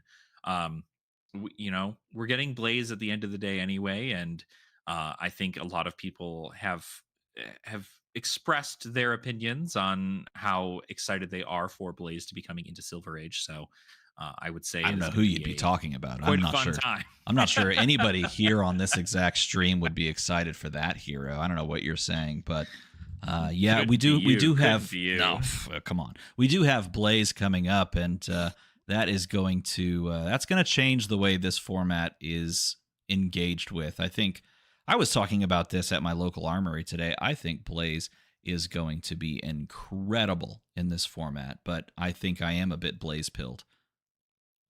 I mean, it's a good place to be. I think she's going to add a fun way to play wizard into the meta. Not that Kano isn't fun right now, but as we kind of took a look there in that last match, a lot of it was hopefully hoping to see those good cards and get that set up. But I feel like with all of the cool new opt cards that we got effectively from Compendium of Wraith, Blaze is going to take a lot of value in making those Sigil of Fates and getting them all set up to uh, bump those energy counters up and send that arcane damage at instant speed. All right, I've got 80 seconds to ask you this question. Which Yeah. heroes do you think that the community is going to vote out? Remember that this is a cumulative vote, but everybody only gets one vote. So the top 3 vote getters are going to be voted out at the start of next season. Pick 3 heroes. Ready, set, go. 3 heroes that the community will vote out. Kano is definitely going to be up there. I would imagine Kayo is also going to get a hit. Um, I'm trying to think of like what people have complained about as like, as far as like absolutely insane, like 0% matchups. Uh, I don't know that we'll see Florian go. I'm actually curious to still see if we'll see Briar go. With the representation that Briar has had at these top tables here, might still hold a contention for something to get benched for a season, just because it is quite a powerful matchup for a lot of people. But how about you? I'm going to bring it back to chat over here because I think we've got some fantastic picks in chat as well. And I Yep. actually agree with, let me see, where was it? Because my chat repopulates every time I go back. I agree with Voodoo, or is it Vdo? Excuse me, Vdo. Ah, I can yeah. see Ira, Kano, and Kayo. And you know what? That would be a fantastic new format. I wrote an article on AGE passionately, inviting everyone to come and vote out Briar. But at this point, I think Ira has supplanted that third spot. It's Kano, it's Kayo, and I think it's going to be Ira. And that leaves a lot of other options for people to explore in this format with Ira going. And I really do think Ira is going to see a lot more votes than previously. After these past 2 weeks, I think it's hard not to recognize how powerful and potent she is. But Mansant Fab says, because of the 1 vote per player, I doubt we'll see a full archetypes gone, like just Valda, Oldhim, Terra. There are only so many haters, and I think that is exactly correct. There's no way for us as a community to fully vote out all the rune blades, even though we all want to. So there are going to be some. No, I'm just kidding. There are going to be some rune blades. Chain is going to come back. That's going to change everything. Obviously, we get Blaze. We get some other new toys to play with. Well, maybe not new toys. I shouldn't specify. We're probably not getting new cards from those Chapter 3 decks, but we are going to have more off the shelf that you can pick up and play. But I would assume it's going to be those 3 personally. Yeah.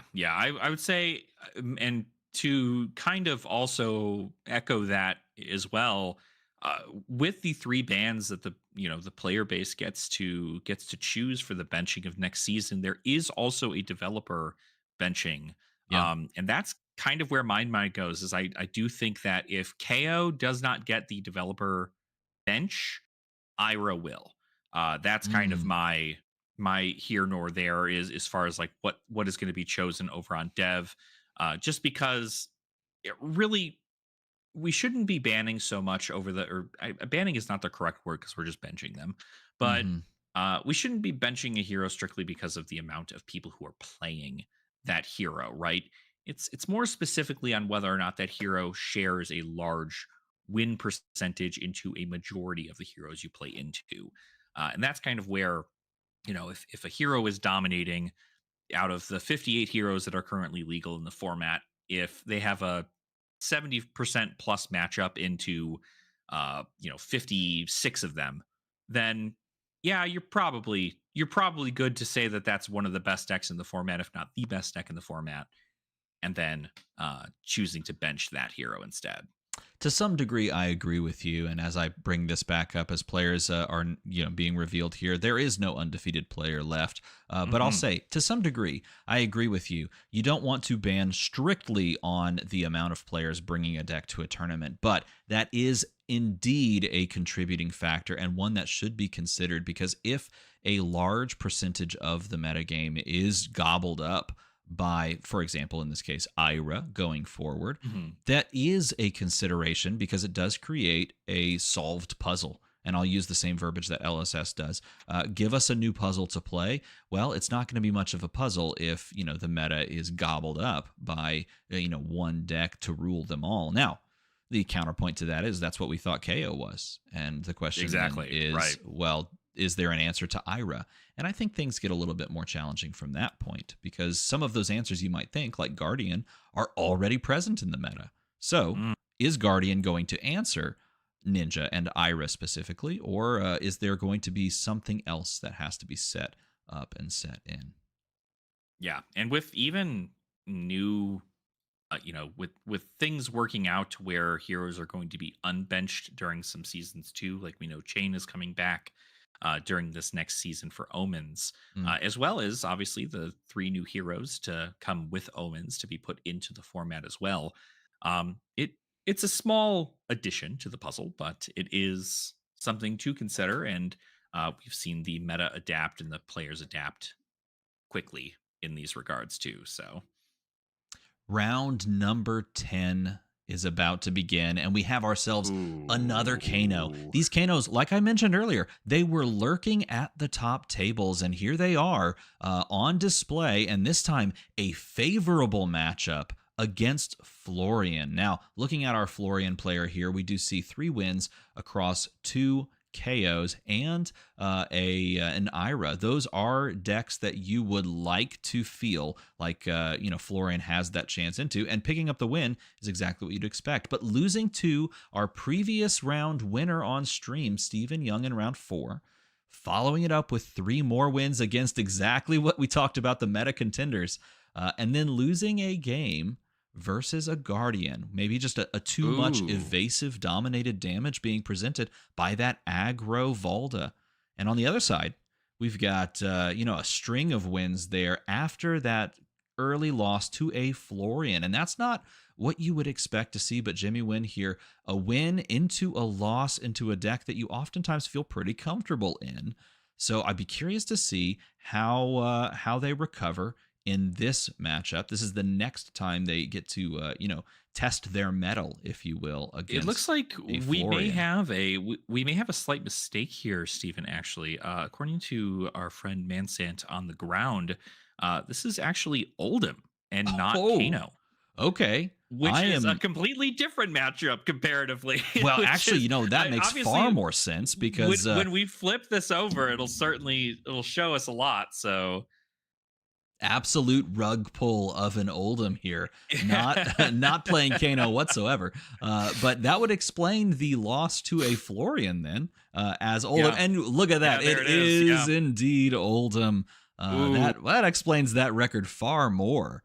Either Yeah, way. absolutely. If you wanna see, and this is one of those matches where I have to say that I have never felt the brunt of a 0% matchup in most of my games of Flesh and Blood. And probably 99.99% of my games of Flesh and Blood have I always felt that there's an out somewhere. But if this Florian is in fact on a stack Florian list, which is just making a bunch of rune chants, defending a whole bunch, and then waiting until you have enough rune chants to pass through your opponent's defenses with all of the rune chants you've made. It is certainly a hard game for the Oldhim to win. Could the disruption be very good? Yes. If Oldhim is able to rip out some of those really powerful, uh, yeah, rune blade or rune chant generation cards from the deck with certain cards, but there's not a whole lot of, your pummels have to line up pretty well, and with the amount of D reacts that are in Florian, it is kind of hard to guarantee that something like that's going to happen. Oh hey Null in chat says, all right, chat, channel your energy, time to make a spirit bomb. And that's exactly what Florian is about to draw up on this Oldhim. And I feel like if you choose to play Oldhim, a deck that does have some very positive matchups across the board, you have to be thinking about Florian. Or you have to be thinking that you're going to dodge Florian. And that's really all she wrote. It's one or the other, because if you don't have any sort of tech or any maybe go wide cards you can bring in, then what are you really doing against a deck that is just going to block you out better than you can basically block out anybody? Yeah, absolutely. You have to kind of hope that you're on a 6 pummel Oldhim list, trying to rip out those rune chant generations from the hand. But we're seeing a pretty standard list here from what I imagine. This looks, the Plume of Evergrowth over on the Florian's end seems to be just about what you expect. Being able to recur those Chorus of Rotwood or even the Arcane Seed's Life, and a super defensive build for the Oldhim player for probably nothing, because it looks like. I'm sorry. Do you see a book on the other side? Annals of Sutcliffe. Hold on. You see a book? Slow down. That's a little interesting. Now, hold on a second. I didn't realize Florian could read. How exciting is this? We have Autumn's Touch. Wait, stop. Autumn's Touch is being played. This is. Are we in like magical Christmas? What is going on here? Oh, this is so interesting. Rune chant created off of the book you've never read before. By the way, if you've never read this card, let's read it together. Once per turn action, pay 3. Draw a card. If an attack action card and a non-attack action card were pitched this way, you create a rune chant token. Like Turbo Stack Cycle. It's a cookbook, says V2. It's a cookbook. Oh my god. Well, because that's the thing is usually you're presenting in this scenario. Usually you're presenting Scepter of Pain to be able to ping your opponent for a point of arcane in the hopes that you get to make 2 rune chants off of it. But this effectively just says my opponent's not going to be sending more than 6 to 8 points of damage over the course of a turn. If you block with 2 cards, get those earths in grave, and then go about setting it up by making your own rune chant by pitching a non-attack and an attack into the book, you're making 2 rune chants off of that thing when you're online. So, oh, this is great. Dark Horse says, imagine reading Processed Trees, Florian. Bit hypocritical. That's peak. Also, staring down a physical embodiment of a tree, an anthropomorphic tree punch happening on the other side. So, like trees everywhere. You've got mulch. It's a lot of earth. You've got reading of books, creation of earth rune chants up there at the top. I don't know. I'm just going to say it. I know this is sort of, maybe I'm a little bit preemptive here, but everyone that was kind of saying, well, this is an unwinnable matchup, why are we watching it? I don't know. We're seeing a book that I don't remember the last time I ever saw anyone actually play this guy. When was the last time you held Annals of Sutcliffe in your hands? Oh, I mean, the last time I did is when I was putting it into a binder of my Runeblade specific cards. So for me to never play it, because I just sat there and said, oh, you know what? One of these days, right? One of these days I'll find a pure use for this card. But turns out it's it's an interesting way to go about if you're going to keep cards. Hey, you don't have to sugarcoat it. You don't have to sugarcoat it. You can call it absolute trash tier if you want. But I will say, I have tried to make that card work. It didn't. So I'm very curious to see if Florian here can make it work now, because otherwise, fireworks, maybe at a very slow motion fireworks is what we're about to see. I'm not sure. Yeah. And I think at the end of the day, even with something like this, I mean, the damage that Florian is going to present is not going to be because of the weapon at the end of the day. It's going to be because of all the rune chant generation in the deck. Getting that decomposed to have Florian, you know, get online and be able to push that damage. The second chorus of Rotwood coming out. So I I mean, believe that's online on turn 2. we just said, if you want to win the Kano side of the Ira matchup, just draw good. And Yeah. I think Florian here is saying, oh, okay, I can do that. Chorus of Rotwood into Chorus of Rotwood, decompose, online, make a million rune chants, and also draw all the cards. Maybe this is just the way. Gosh, I mean, certainly you get your decompose online. I mean, the unbanning of rootbound carapace in this format was a insane thing, and uh, now it's fodder. I mean, your online turn 2, all of your rune chant generation is going to get you another +1. This is incredibly powerful for the Florian, and Ethan, you're gonna have to get more dice over there if you expect to see more Florian at the top tables, because there's gonna be a lot of rune chants being generated over the course of this game. Thunderquake here, a casual 10 damage on the board, 2 cards in hand, threatening the non existent pummel. It is going to deal some damage. And a block. Well, actually, scratch that. No, the embodiments of Earth actually made that block far more successful, right? And Hmm. then the threat of the pummel was non-existent, but the gaining of the life here is nothing to scoff at. That being said, Oldham's going to need to find those pummels and try to start making some headway, because here's a yet another method of healing and more rune chants. Harvest Wow. Season gains 3 after it pops on the next turn, plus the read the runes to create more rune chant tokens, and just the full pitch of the hand. Now these players are speeding up, Wee. and maybe Jimmy sniffs the doomed scenario when your opponent goes decompose turn 2, 12 rune chants on the board. Yeah, when you're online this quickly and you know that everything is going to be making that additional rune chance, you just have to send everything you can, every red in your deck. Don't even worry about like blocking anymore. Just push the damage and hope that you can get there. But seeing 3D reacts on the board with 4 rune chants being created because of Florian's ability and the reduced rune chant, uh, golly, Well, I will that's a say defensive this. turn. That is fantastic draw up and pitch up for Jimmy to send another 10 to pitch the rest of the hand to try and find the pummel that you might be searching for. Hopefully Mhm. is actually in the list for Oldham, because if it's not, then I mean, this might just straight up be a lost cause already. Nevertheless, the draw up and the pass.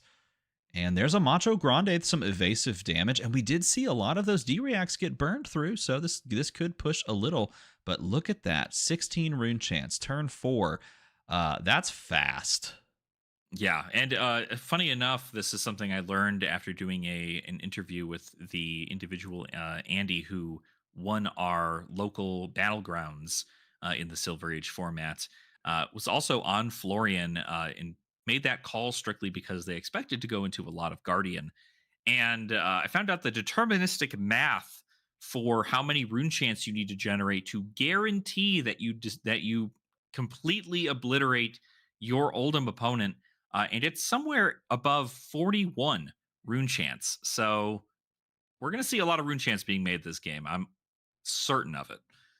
Yet another activation of the book that was so shocking to see revealed, and yet here it's making 2 rune chants, and it's also drawing a card, allowing Florian here to dig even further into maybe some life gain discard, which is what we see, going up to Wow. a very healthy 23 at this point. Yeah. 23 to 22 life totals are above their 20 life range that they started at. And it's just haymakers getting sent out from Jimmy in an attempt to kind of filter through the deck, send everything you possibly can, make sure that you're able to push a little bit of damage where you can. I think there's a wonderful Guardian card that I would be very surprised to see Jimmy running in an Oldhim list. But we may see if Florian ends up becoming more relevant as time goes on here, which I'm almost certain he will be. Smack of Reality is certainly a card to look at if you were a Guardian player, to just destroy the entire stack of rune chants that your opponent has if you can get it to get its tower ability off. Florian finally falls to lower than their starting life total and then pushes the rune chant number higher than their starting life total while also establishing another harvest season on the board. Yeah, yeah. This book is doing work. I mean, being able to comfortably block, draw a card, and then make two rune chants, it really speeds up these games because you're always just going to be making two. If on a turn where you have non-attack actions and attack actions that don't make several rune chants, uh, you can now just guarantee that you're making two off of the book and also setting up with an arsenal by drawing that card. Here is the defense reaction. This is a blue, it looks like. A blue reduced to Hmm. rune chant on offer, blocking just the measly two, but creating two more rune chants as it goes, and discarding the Fruits of the Forest blue to go up to a very healthy 24 is Jimmy Nguyen, digging and digging, trying to find the answer. This is going to be a very interesting one. It's going to seem, with the life total Jimmy is going to be at. I don't believe there would be more than just the two blue fruits of the forest in the deck. If you consider things like arcane polarity being in the deck as well, possibly eight more life on top of it, which again then leads if you have four blues in the hand at the time of the attack coming off, and then you're at 24 plus 8, 32 life. You have to have a large amount of rune chance, and this is becoming very quickly uh, well to the number that Florian needs to be in order to kind of one shot his opponent. We have officially reached the point where two dice are necessary to count all the rune chants. 28 rune chants on offer here. Yet another D-React in the hand on the side of our Florian player, alongside of another Arcane Seed's life. And here, just a simple blue Debilitate on offer, coming across 6 damage. 28 rut row is said in chat from Dark Horse. Also, Fahrenheit 451 says, "Oh, hey, Null, who was rooting for a spirit bomb just moments ago. These players truly playing at 2x speed at the request of Table and Legs in the chat. Say, play at 2x speed, please. Players, happy to oblige. As here we are at 30 rune chance even. Yeah, this definitely pushed through this life here because at this moment, usually there's quite a few more turns going through. I've seen games like this end up going down to like the last 2 to 3 minutes in the turn, but now with double Runeblood incantation on the board, each of these verse counters getting removed, making two rune chants, we're gonna hit that above 40 number in no time. This is practically an aggro match at this rate. 36 rune chance. Turn 6.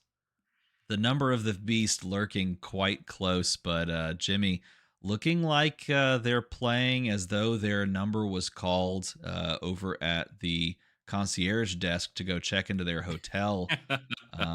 They have a business meeting to go and attend. Let's move things along. 10 on offer from, I believe that's the blinding of the old ones. Yep. Blinding of the old ones. No relevant on hit text effectively, but oh my gosh, just doesn't matter. No damage taken. Just make four more rune chants in the back and fully block it out and get ready to set up another turn where you get to look longingly into your opponent's eyes as they stare down a giant stack of rune chants. 36 becomes third dice on the table. We now have 40 rune chants. I mean, you could do the deterministic math at this point. You do have armor on board to stop the physical attack that is going to trigger these rune chants. But even on the face of it, if you have a hand full of blues, the rune chants kill at what? I mean, 12 plus 24, so 36 at this point. Yeah, I think anywhere above 42 is a very comfortable amount. And at this point, I mean, you could probably, with the life total you're at, just wait until those Runeblood incantations are done ticking down and then send the attack. But if you end up seeing it in your hand, That's really all you're waiting for, is you're waiting for that attack action to be able to send it and then push that damage to your opponent. Chat absolutely popping off, and I love to read it. It is hard to focus on the game with the number of rune chants just staring me in the face, watching me from the screen. And also chat absolutely kind of cooking here. 40 if you count arcane polarity, but let's be honest, at this point you might not even throw it in the deck because you might just be doomed to never actually get to use it if this ever happens to you. Again, if you're just tuning in, Florian got online turn 2 after Chorus of Rotwood into Chorus of Rotwood were the essential first 2 turns of the game. And there's a ping here, but it's going to be covered up from that Sigil of Suffering. And at this point, Florian's just in the attack action card waiting room. Yeah, this is for sure just a very, very wait for the opportune moment. Definitely, if you're above 45 rune chants, you are within that range for sure. So I would imagine, just waiting to see if we draw into that. Amplify the Arc is usually the ask there to uh, make sure that that attack gets sent for free. But it looks like we're just making more rune chants. You gotta, when you have the opportunity and the life. I think at this point it's just, how high score are you looking to get off this, right? Look at the deck size left over for Florian. Like, managed what, 2 cards in hand, something, or sorry, two hands left in the deck, but is holding on to the Amplify the Arcanite that you were mentioning just a moment ago. Yep. Gesturing towards blocking with a couple of those cards and just maintaining some amount of life total. But at this point, we've basically dug through the entire deck of Jimmy Nguyen. We've seen all of those yellow block cards that basically just mean nothing, and you're not holding on to much else at this point. You've drawn into a handful of blues. You can see the Florian head and hands trying to count the number of rune chants necessary to kill, but spoiler alert, it's on the board. And I think we're going to see the activation, in this case, of Plume of Evergrowth, just to, knife just, in the back. Again, high score is what you're looking to do here. It's a little bit of a BM, a little bad manner at the table. Personally, I would rather my opponent just send the Amplify and we can go get, a small snack before the next round. But this is, I think it might even just be a, you're not entirely sure, unless you've personally done the math, as to guaranteeing that this is the correct amount of rune chance to send. I think a lot of people know that even with double red arcane polarity, you're looking at it, but sending the good old Autumn's Touch instead. So I think this is 56 rune chance, and yes, 10 of that being prevented here, meaning that 46 rune chance is the remaining offer. Players deliberating together, moving the abacus, as it were, but the numbers are just not going to line up. 36 is the remaining. He's going to give the equipment, but you don't even survive the rune chance from that point. 24 is your life total. 36 is the remaining. And I think they are quickly going to resolve, and he's going to show exactly what it's worth. You could see it, and wow. You know what? Huge shout out to the sportsmanship of the handshake there, because that was a painful one. It was doomed from the moment that turn 2 second chorus hit the board. Are you kidding me? What an insane showing. I don't know if there's been more rune chants on a stream before, but that was very close. Yeah, that was that's about everything going right for the Florian and then some. Obviously, this is, as I mentioned kind of earlier, I would consider nearly as, I guess it would be in a way, a 0% matchup. I don't think many Oldhims are teched to specifically dealing with a stack of rune chants to stop this onslaught from happening eventually. So whenever you kind of get paired up to it, the longer the game goes on, the better it is for the Florian. And even with 2 red arcane polarity and 12 pitch in hand and everything going right for you, you can still take double your life total in rune chance, especially if they get online turn 2. I'm just gonna say adult Oldhim died. Josh Lau says adult Oldhim Yeah, died in that exactly. swing. And Exactly. honestly, I can't argue with that. I mean, that's can't roll death saving Oh throw. Yep, and gosh. that's just had to kill a 40 health Oldhim there. Yeah, you had to stack it up. Honestly, when you have that type of a high roll, it's like, speed running in a video game. You're like, I am having the run of my life. I'm just gonna keep going and see what happens. That's kind of what we just witnessed right there. I don't think you've ever built that many rune chants that quickly from the side of a Florian. I know I haven't done that, but GG's all around as Florian takes another Mhm. one. Wow. Yeah, that's about what you expect. I know that we watched a Briar Florian game yesterday, and that was significantly different. Not as many rune chants generated, a lot of blocking done, but a lot of overpowering Uh-oh. He froze. You froze.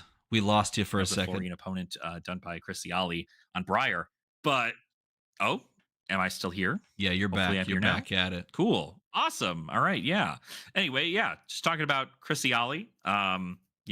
If you have a lot of damage that you're sending, it tends to do pretty well. But Oldhim can't send that much damage along the lines of like Briar can. So definitely a lot slower of a game, and therefore Florian gets to take full advantage uh, of getting all the rune chance there. Should have played the counter, right? You just should have played the counter. I think it's just, as a Florian player, that's what you want to see. You want to get paired up into those Guardians. You want to get paired up into the Terras and into the Oldhims, because that is just the best matchup you can expect to have when it comes to your run in the calling. Helldiver Meowdy says, Florian, I'm here to reclaim the earth. Oldhim, I don't even know who you are. Well, spoiler alert, you do now.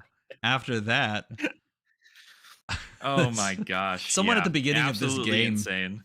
at the beginning of this game, someone in chat was like, Oldhim activates ability and becomes Kano. And I'm like, honestly, if you could do that, I think every Oldhim player would look at that and go, yeah, I think we're going to go ahead and flip into Kano now. That's allowed, right? Absolutely. That's right. That mistake showing of Kano at the beginning should have stayed Kano, because let me tell you, Kano into Florian is definitely a different matchup. But you sometimes you see the ancients fall, and then falling to 56 rune chance and 7 physical is a pretty easy thing to do in a 20 life format.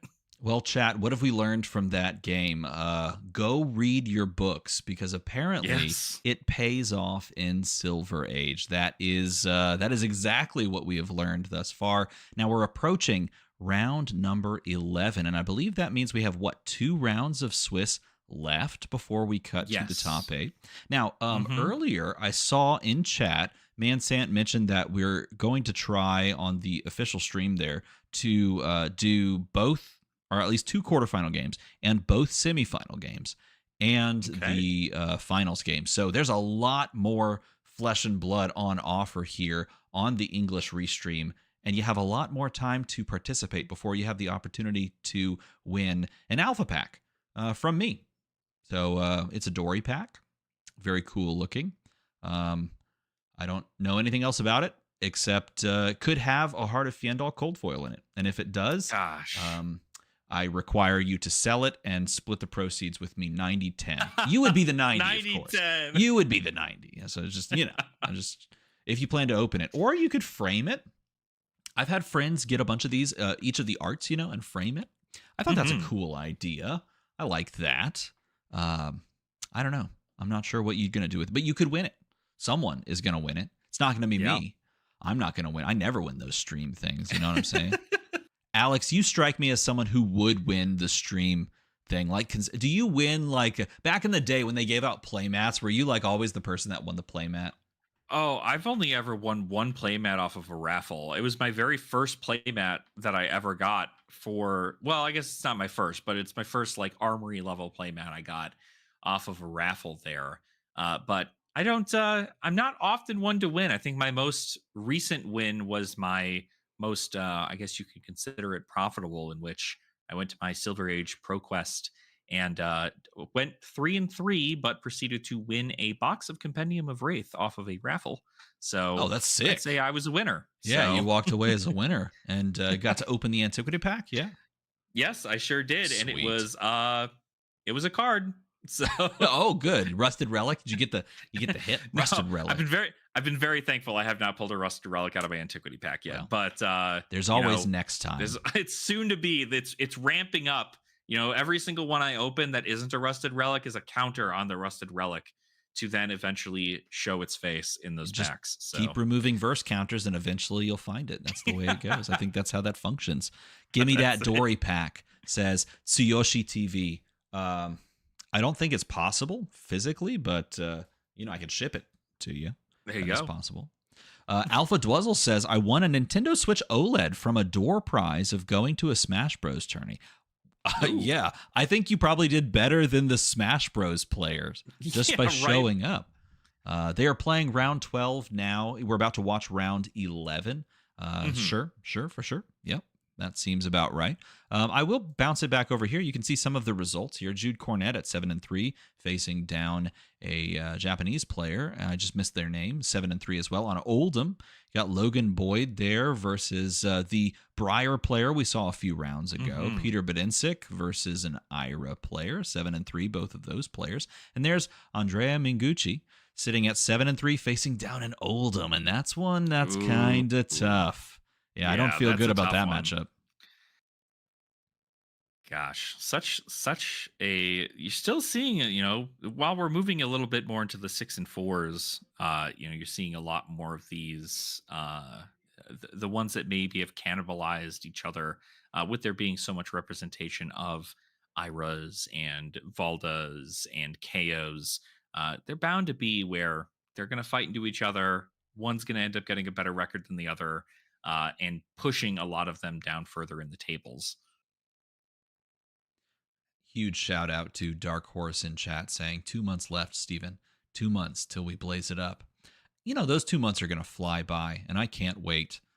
I can't Yeah. wait, but I'm enjoying myself right now. Gravy Bones is actually a blast to play when you have full access to swells and to tipples and to be able to just kind of like pop off on these crazy turns with the new trench, which is just overperformed in every aspect.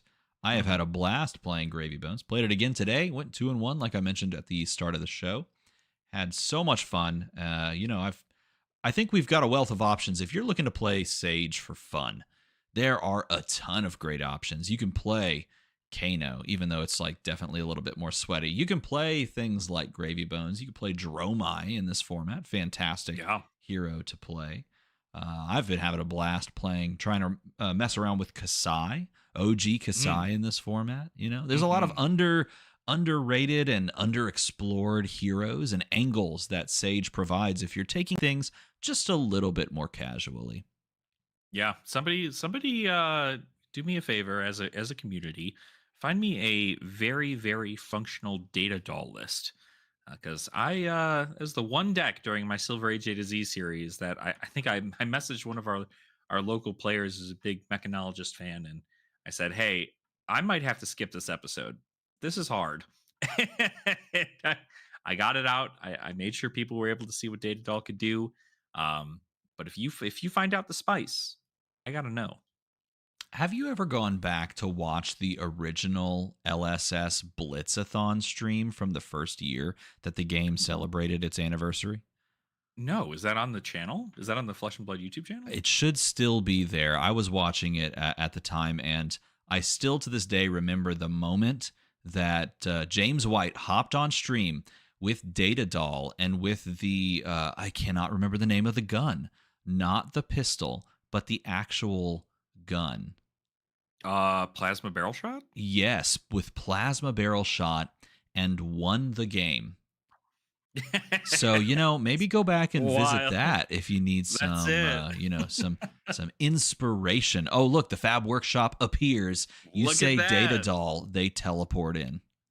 See, and if anybody's gonna figure it out, it's Fab Workshop. Because let me tell you, my Fab Workshop was not in business during the time I was thinking of that Silver Age data doll list. And so, if anybody's gonna figure it out, it'll be them for sure. Oh, if you're talking about the business, we're in business here in round number 11 because we got Terra, Matthew Clark on display versus Chris Iaali from yesterday's final round. That crazy looking Briar Ooh. deck, but it's going to be met by a wall of wood and steel on the other side here. This is what we've seen, and only one moment of faltering against putting Tam there in round number 7. The rest a clean sweep, even including last round here. Of course, round 11, but Nicholas Tran, round 10, was the final pickup. That's a lot of Ira, too. Did you see all that Ira Yeah. they faced? Yeah, and coming in even in with Chris Iaali, I mean, pairing into quite a bit of the Guardian early on in that day one, but getting a nice smattering of stuff. Going into some Kanos, into some Florians. The deck seems to be putting in a lot of work as far as this. Also, a win against putting Tam there, but my gosh, it is it is a lot of Earth we're seeing these days, right? Yeah, this is super interesting. We've got Briar versus Terra, Earth, Elemental Rune Blade here, Essence of Earth on both sides of things. But of course, Briar gets that extra boost and also has Essence of Lightning. And if you watched yesterday's stream, this Briar deck is going to make use of it, and that's going to be pretty exciting. The question in the chat, how delayed is the English restream? I don't believe we're that delayed unless for some reason I just need to hit refresh, which I can do right here. I can go over to our screen and I don't profess to have a masterful controller behind over here. Jeremy is not doing his job. Press the button, dude. Go back to the thank you. All right. Jeremy. Finally hits the button over there. No, that's not true. I'm doing all of this instead, but we do indeed see that we are caught up to date. This is exactly Yes. what is going on right at this very moment. Now, of course, this is tape delayed. So if you're sitting here going, "Why is this round 11? I heard it was round." Don't even. Just don't even. It's Just round. enjoy your games Come of on, flesh and man. blood. You Just enjoy it enjoy them. without the delay of that long wait in between games. Just move on with your life and be happy. Hmm. Here we have 5 go again, close chain into hey, oh man, Oh, there it is. Harness lightning. lightning. Again, another read. Always the read on harness lightning. Even Chris is Easily, I would chuckling. imagine Chris's favorite thing to do is have every one of his opponents he's played into today go ahead and read harness lightning. It's the funniest thing because most are going to bring AB1 into this matchup, and then they get hit by 3 arcane, and they go, "Wait a minute, this isn't right. This doesn't seem right." Yes, indeed. And in response, the discard of the fruits of the forest, and so all is not, and both players still sit at 20 life respectively. Over onto the side of Matthew Clark we go, and the play is just going to be this Glacial Footsteps coming across for, I believe it's just a casual 8 on the blue. Is that not correct? Yes, yeah. If it's a blue, it's just 8. You can go ahead and threaten dominate on this one here. But of course, you need to ice fuse on that regard, and no ice cards being able to be played in Terra's list. So just Thunderquake esque levels of damage, just trying to kind of push the envelope and get that number closer to 0.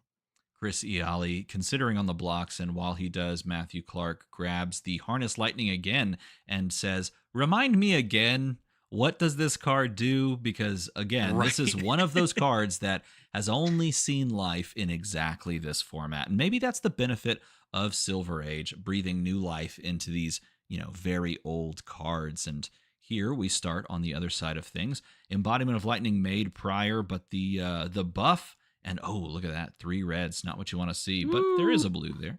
But the buff plus the snatch plus the go again plus the threaten of the card draw. Mhm.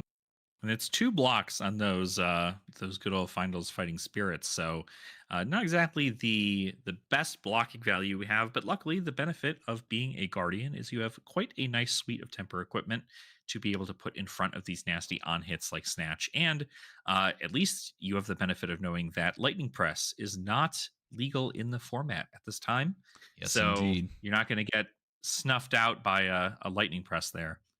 And we do see 2 cards plus the Civics Step Civic Steps committed to the block here that is going to confer upon the board a quicken token, but that quicken token immediately gobbled up by a card that already had Go Again from the arsenal. Lightning Surge comes down for Go Again, threatening the creation of an embodiment of Earth token, which could come in handy as Matthew Clark finally takes damage so that they can send damage. Hmm. And we got that embodiment of Earth on board now. And of course, just an additional follow up. I'd imagine it's just some larger setup, sending some smaller chains, stuff that Terra doesn't really want to block, might not want to commit cards to, especially with having, just blocked a whole bunch on that snatch earlier. And Matthew Clark, after taking all that damage, plummets to a 2 life lead as Chris looks to Arsenal the Fry, I believe it was, making its Hmm. way into the Arsenal to set up a 5 card hand. But you are going to be staring down some amount of damage and disruption. Oh no, look, he's just Oh, choosing yeah. to swing the hammer. He has the Fandal's Fighting Spirit. He's going to likely park that into the Arsenal. But Yeah, rather it than was throwing it, he's just going to send Titan's Fist. Yeah, I think it comes down to, I mean, at least personally, when I'm playing something more of like a, want to block out and get as much value as you can on every card in your deck. Not getting the +1 health on the Vendal's Fighting Spirit is it might be a point of value that you might need to have later on. So I think we might even just see a walk down here where you take enough damage to bring yourself maybe down to 10, keep a blue in hand, and then send that to get another point of value and also 7 damage. Drawing up does draw into a carapace here, and the Hmm. start is the Fry with 3 Go Again, starting the chain off, and it's not going to be the end. Of course, a full grip. I believe a full grip, or is it a 3 card hand? There was a card blocked with. I think it was that Arcanic Shockwave there on the previous Hmm. turn. We're going to hope to go wide here, do as much as we can. 5 card hands are significantly better to keep, especially into fatigue. So you want to try and push as much as you can, weaving in the Starfall every now and again here just Hmm. to push more. But it's going to be the sequencing is really important. Trying to sneak in all that arcane damage where you can, hoping your opponent doesn't want to pitch into small, tiny increments of 1. But quite a bit of damage going down there. Quicken passed on over and yet again just gobbled right up. This time with a 4 Go Again Static Shock going to play into another Static Ooh, Shock. The wow. first one met by a yellow block, and this one going to follow it up. So in that instance, the Civic Steps actually paid dividends because it allowed this to go one further on a card that wasn't ever going to get Go Again otherwise. Yeah, getting the value you can out of the Quicken is really, really good. Sometimes it works out in the favor of your aggro opponent, but at least in this scenario, you had enough armor up to block. And just as I mentioned, right, you brought yourself down to 10. You would get to heal yourself up to 11 and still send 7 points of damage against your opponent, getting the full value out of a Vandal's Fighting Spirit instead of just sending it for 7 and not setting up that arsenal. Yeah, both of these players doing a fantastic job of managing their life totals and managing their equipment blocks. Full expenditure on the side of Matthew Clark of that Civic Step. Does still have Civic Duty in the chest slot that can be blocked with. You can get one more point of value out of the Blade Beckoner arms there. Those gauntlets do have the capacity to block one more time on Starfall, and you can bet that he's going to try and get that value. But taking the damage on the side of Chris meant that you have 4 with Go Again guaranteed on the Scar for a Scar to start, followed up by 3 with Fry hitting the combat chain. And there's the Rootbound Carapace coming from the Arsenal. I don't believe he's choosing to decompose here. Yeah, it's just going to block for 3 comfortably. No need to worry about the decompose trigger there. And you'll see, I mean, Chris is just setting up that arsenal. You don't want to go on with a 4 card hand. It's not going to be able to present enough to blast through your opponent's defenses. And it looks like now with the life totals being under 10 for Chris, Matthew might just take the opportunity here to send Titan's Fist and hope to rip some cards out of the hand of Chris to threaten eventually the death by damage instead of fatigue. Chris does have on the board at least 4 block of equipment if wanted to offer it at this point, but I think trying to line up that ideal 5 card hand is really where he wants to be. And look at this, the Sigil of Voltara is going to be Hmm. played down here, meaning that we might see exactly what Matthew is reaching for, the possible block with the Flash of Brilliance. The headpiece Yeah, might. you've No, it's not going to be. yeah, just the ping for Arcane. I think Matthew's going to try and set up this card that he's got in Arsenal here. So I'd imagine you're going to get the ping for the initial reach out of the Sigil. You might still see a block with the Flash of Brilliance into Sigil Voltaris, but we'll see here. No, looks like it. It's going to Just block 2. It's going to use all of the block value on the Blade Beckoner boots. That's what they're there for, to block on the Titan's Fist. But at the same mhm. time, you don't think this game's going to go very long if you're not trying to stretch out and get 2 blocks out of it. Sigil is Look at going that. to activate on the start of the action phase. It's going to ask for a card with which to pitch into Arcane here. And there is indeed Entwine Lightning coming across, offering 4 with Go again. Lightning Surge being revealed. Card in Arsenal still unknown to Matthew, but now it is played. And it's going to Okay. push +3. So this overall is going to be 7. And Staunch Response from the Arsenal is Wow. going to answer this perfectly. And look at that. He had the 2 floating from pitching to activate the Sigil. He's going to have the 2 floating, and a perfect block in sequence on this turn cycle goes exactly Matthew Clark's way. And that feels a little bit backbreaking on the side of Chris Iaali. Yeah, getting to make the might here because they had an earth in pitch. You get to do that on both your opponent's turn and your own. So now sending this Titan's Fist for 5. Of course, Chris being at 6 and no longer having block value on the Blade Beckoners. You're probably expected Christopher to be blocking a bit more here with cards from hand. Uh, Eventually, it will get to the point where you're not really priced into a lot of burst potential, especially with the civic duty still up in the Terra's end there with 2 block and temper, and that seal braid buckler also no block value lost on that yet. So probably a nice place to be if you're the Terra player for sure.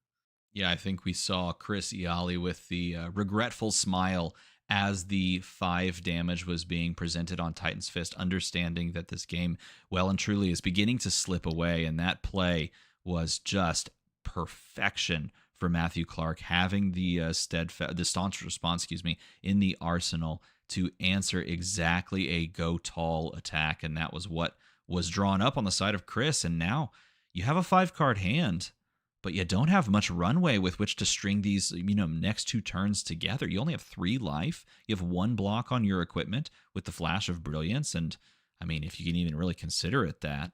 And you've got to punch through here, but we do know that there's another staunch response in the hand of Matthew Clark. So if he tries to go tall again, it is going to get stuffed. Yeah, yeah, it's all about trying to set up the best you can.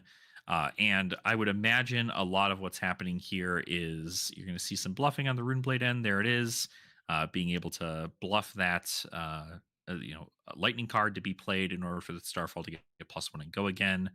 Luckily, it's just 1 point of value sneaking through, and as mentioned, it'll be +3 to the uh, next attack, and easily can be covered with that staunch response if it's just for 7. The 1 turns into the 2, and here is indeed a Oh. buffed up attack. You've got the 3 from the electrostatic discharge. You've got the 3 from Bramble Spark, and you've got the multiple buffs from Flourish, plus the point of Arcane. Things are about to get quite large as Arcanic Crackle comes across. Another card that you haven't seen perhaps in a while, since maybe, I don't know, Viscerai left Classic Constructed. But Yeah, yeah. Arcana Crackle is a great way. Briars are using it to get the 1 ping of Arcane to get that embodiment of Earth. It's also a wonderful block 3. We love to see a good block 3 and the opportunity that you need to block. But with it coming in for 12, and I believe it looks like two arcane damage, one from the Crackle and one from the Bramble Spark there, uh, it's going to be probably a pretty comfy block. Although I'm not sure if you're going to need to pitch to AB here. Yeah, it'll be interesting because if you're going to play Staunch Response, you are going to pitch a blue, which means you have one floating, so you could cover up 1 point of Arcane first, Hmm. and it just try to be as efficient as possible with your hand. But you're right. I mean, the Steel Braid Buckler plus the Civic chest there is going to provide a lot of just straight up blocking. Maybe they just don't even feel like it's necessary. They just take the 2 Arcane and throw a card in front of this and just try to play things out even further. Okay, yeah, he is just kind of shortcutting a little bit, covering up Yeah. some of these. And that is a lot of block. The 6 plus the extra 4. So he is going to leak a few points here, plus a point, I believe, of Arcane. And he's going to activate the Might there. Now, Staunch does cost 2. Yeah, my understanding of this might be it might have been shortcutted a little Ah, too much. Probably took the two arcane, pitched for yeah, staunch, and then paid into the might yeah. to be able to send a wonderful disruption that is necessary to make sure that your opponent does not send a large amount of damage at you is a pumped up concuss.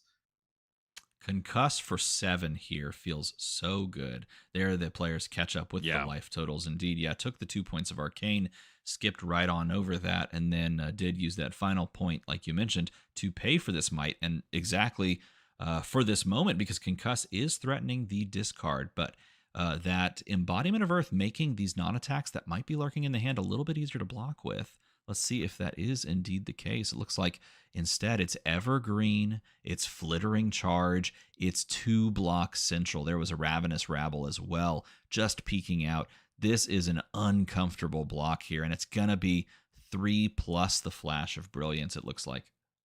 Yeah, definitely. It's rough here because unlike a lot of the crush abilities you see in Guardians, if this concuss has more power than its base, it's just as long as it hits, your opponent has to discard a card. So you can't take a small amount of damage here, even just taking 1 point and going from 3 to 2. You're really making sure that you're blocking out the entirety of that attack when it's bumped up like that. Oh, and then look at this. If you have the space to be able to keep your hand, you've got yourself an attack plus pummel on Hmm. offer. But here's Ravenous Rabble. It is going to come for 4 with Go again, a resource floating. What's lurking in the arsenal? And that's really what's being considered over here by Matthew Clark. Yeah, we're probably not going to expect to see too much here. If I recall correctly, in the arsenal for Iaali is a nimblism. Probably not effective in playing the nimblism and then playing the Ravenous for 7, because that's just the loss of 2 cards effectively, where you want to keep that nimblism for a more power turn. You know they're out of red staunch responses now. So it's about making sure that you're not running into any blues if Terra is on them. See, that's interesting because I feel as though at this point, with life totals being so low, if that is a nimblism, just throwing the 2 card 7 there and begging the question of more block, maybe there's some credence to that game plan. But I think Chris, maybe it's just agreeing with you if it is nimblism, keeping it in the arsenal and maybe using it to bail out like a very non go again heavy hand that gets drawn into might be the thought. But at the same time, you're just looking at a Terra that's going to be pitching a Titan's Fist, pitching a card to swing the Titan's Fist. And now that pummel, if not respected, could just win the game on any given turn. Yeah, you do have to be careful about that to make sure. I mean, you're expecting to still have um some defensive capability in regards to like Sigil of Suffering that I know a lot of Briar tend to be on. Obviously, we as being able to know what's in the arsenal there effectively is helpful in case there is in fact a pummel getting followed up with this Titan's Fist. But it is this is always the sneaky thing is a lot of times you just can put a pummel on top of the hammer and it ends up getting you the game. But it is it's kind of down to the wire where every single time this Titan's Fist gets swung, it is threatening 2 cards, maybe even sometimes 3 from the hand of Briar here. Huge shout out to the previous play with activating Beckoning Haunt and going to grab the sigil from the graveyard. And when, of course, it hits the arena, it is going to ping for a point of damage. And then when it leaves, it's going to ping as well. And look at this. Maybe considering a 3-card block on this swing. We'll see if they actually commit to it. Looks like that is going to be the offer. Very much considering the sniff out for the pummel. Yeah, and that's the unfortunate part there is that you just get to put that pummel in arsenal and block out effectively, and you're usually going to be running into more blues. Looks like this is more than likely the case here, and of course that sigil of Voltaris being able to ping down a little bit more. This is the hope that you don't have to worry about those small pings of arcane. It might be the last time we see that specific sigil of Voltaris. But with Null Rune up, it's not that it's exactly a hard thing for the Guardian player to play around if need be. There's the nimblism into the Entwined Lightning. Again, here's the 7 on offer. Now a little bit more precarious than before, but 7 nonetheless. And it's going to beg the question of 2 cards, but okay, there he's going to sequence it correctly. Maybe a bit pedantic, but at the same time, it does indeed end up being just a full cover. And yet again, asking the question, can you respect pummel? We know it's lurking in the arsenal. Chris might have an inkling. He blocked 3 on the previous turn, 3 cards, so maybe he assumes it's there, but at a certain point, you might just be priced into saying, show me. Yeah, you do kind of have to have a do you have it mentality if you're trying to really clutch a game. I feel like there's enough arcane answers in Iaali's deck in order to kind of make sure you're set up for those turns. But whether or not we're seeing it here, the pummel does come out and a might is made. So just leaking a point of damage, a couple points of damage here, and not really threatening anything else. Yeah, Chris finds the time where he recognizes that a red pummel would put him to 1 and not just end the game outright. And that's exactly the right call, because now it's 4 go again, possibly threatening another 4 go again, or at least an arsenal. But see, this is the danger of these powerful Guardian cards, is that they just have a 0 for 4 suite of yellow equipment, and he's drawn another pummel.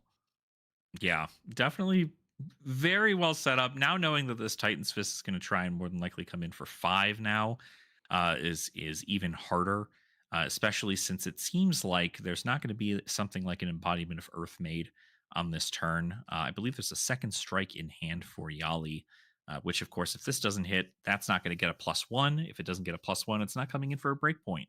So probably better to just arsenal that card and hope you can sniff that out. But here it comes.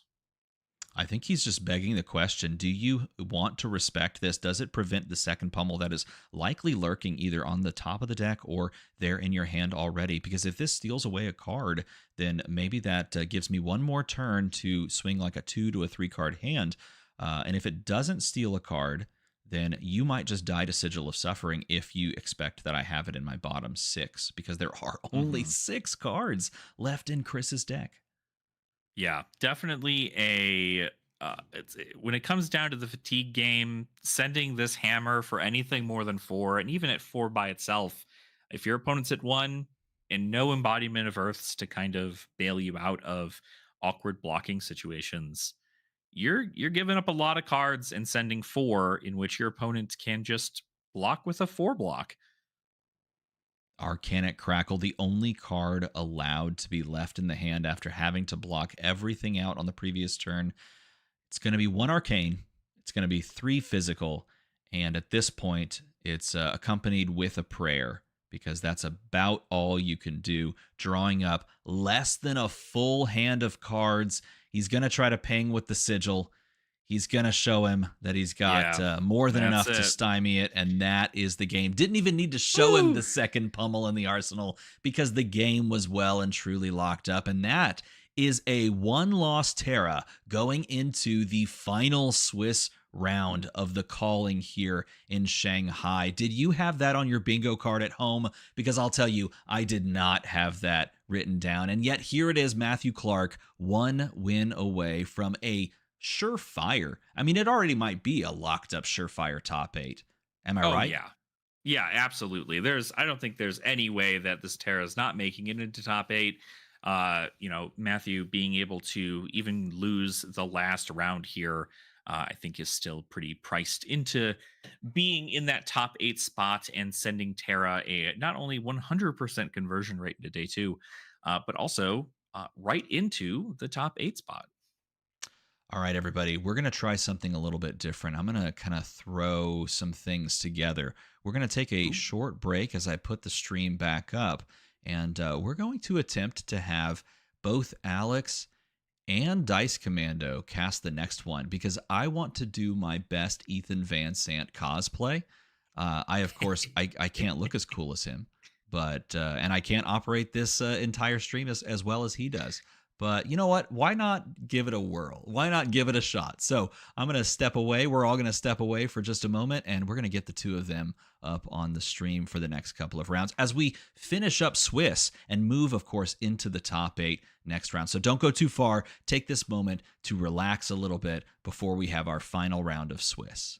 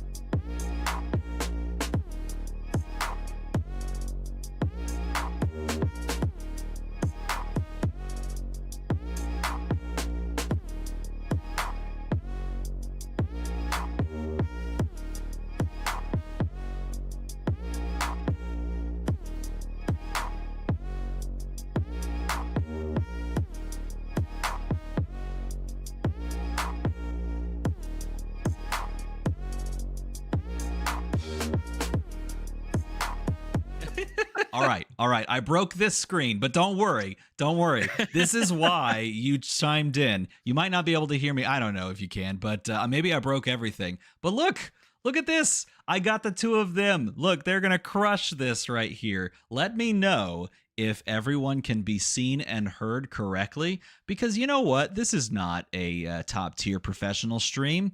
No, you came to this channel for vibes. That's why you're here. Oh, you did it. You nailed it. Yep, that's Vibes. it. It's there. It handled it. So it's so cool. It's Alex, it's Andrew, it's the Double A crew, and I'm over here just in the background. So hello, gentlemen. How's it going?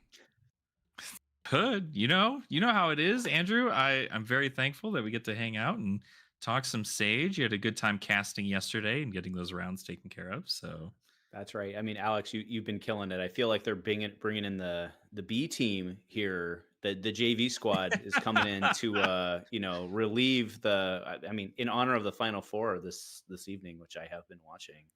That's right. If you're that far ahead, if you're that far ahead, you clear the bench and you bring in. That is the way it is. So. Oh my gosh. I don't think we're that far ahead. I think we're right on time, as we should be, because we are rapidly approaching the final round in this calling day 2 at Shanghai. 18 seconds. Can you believe it? We're almost there. I might just chime in here and there, but I think I'm going to turn the keys over to you while I press buttons in the background. That seems kind of fun. By all means, you just go ahead and you just put in your efforts. And if this is a Kano game, you're the expert, at least in my eyes. I can't even speak on wizard shenanigans until I see the fist bump brought through. So. Well, we'll find out, actually, because this would, I imagine, be like a win and in into the top 8. Usually is what we put on stream leading into that top 8. So I'd be curious to see where this is all going to end up breaking out and breaking down. But that is the question that we're now waiting for, because if you're curious when this is going to start, the answer is soon. Soon. TM.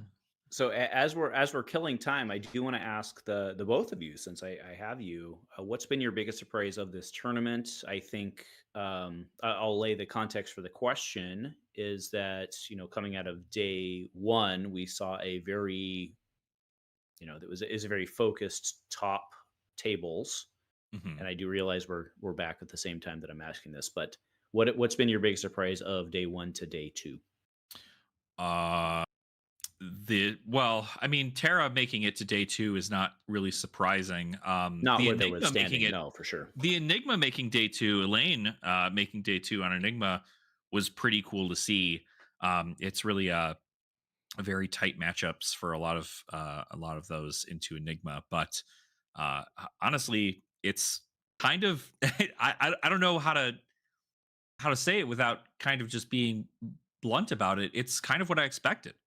As far as the results, whoa! No, I'm sorry. You're over here saying, "Look at the freaking screen, bro." You're literally locked in top seed 10-1 Terra fatigue. You're not telling me you had fatigue Terra called on day 1 at the beginning.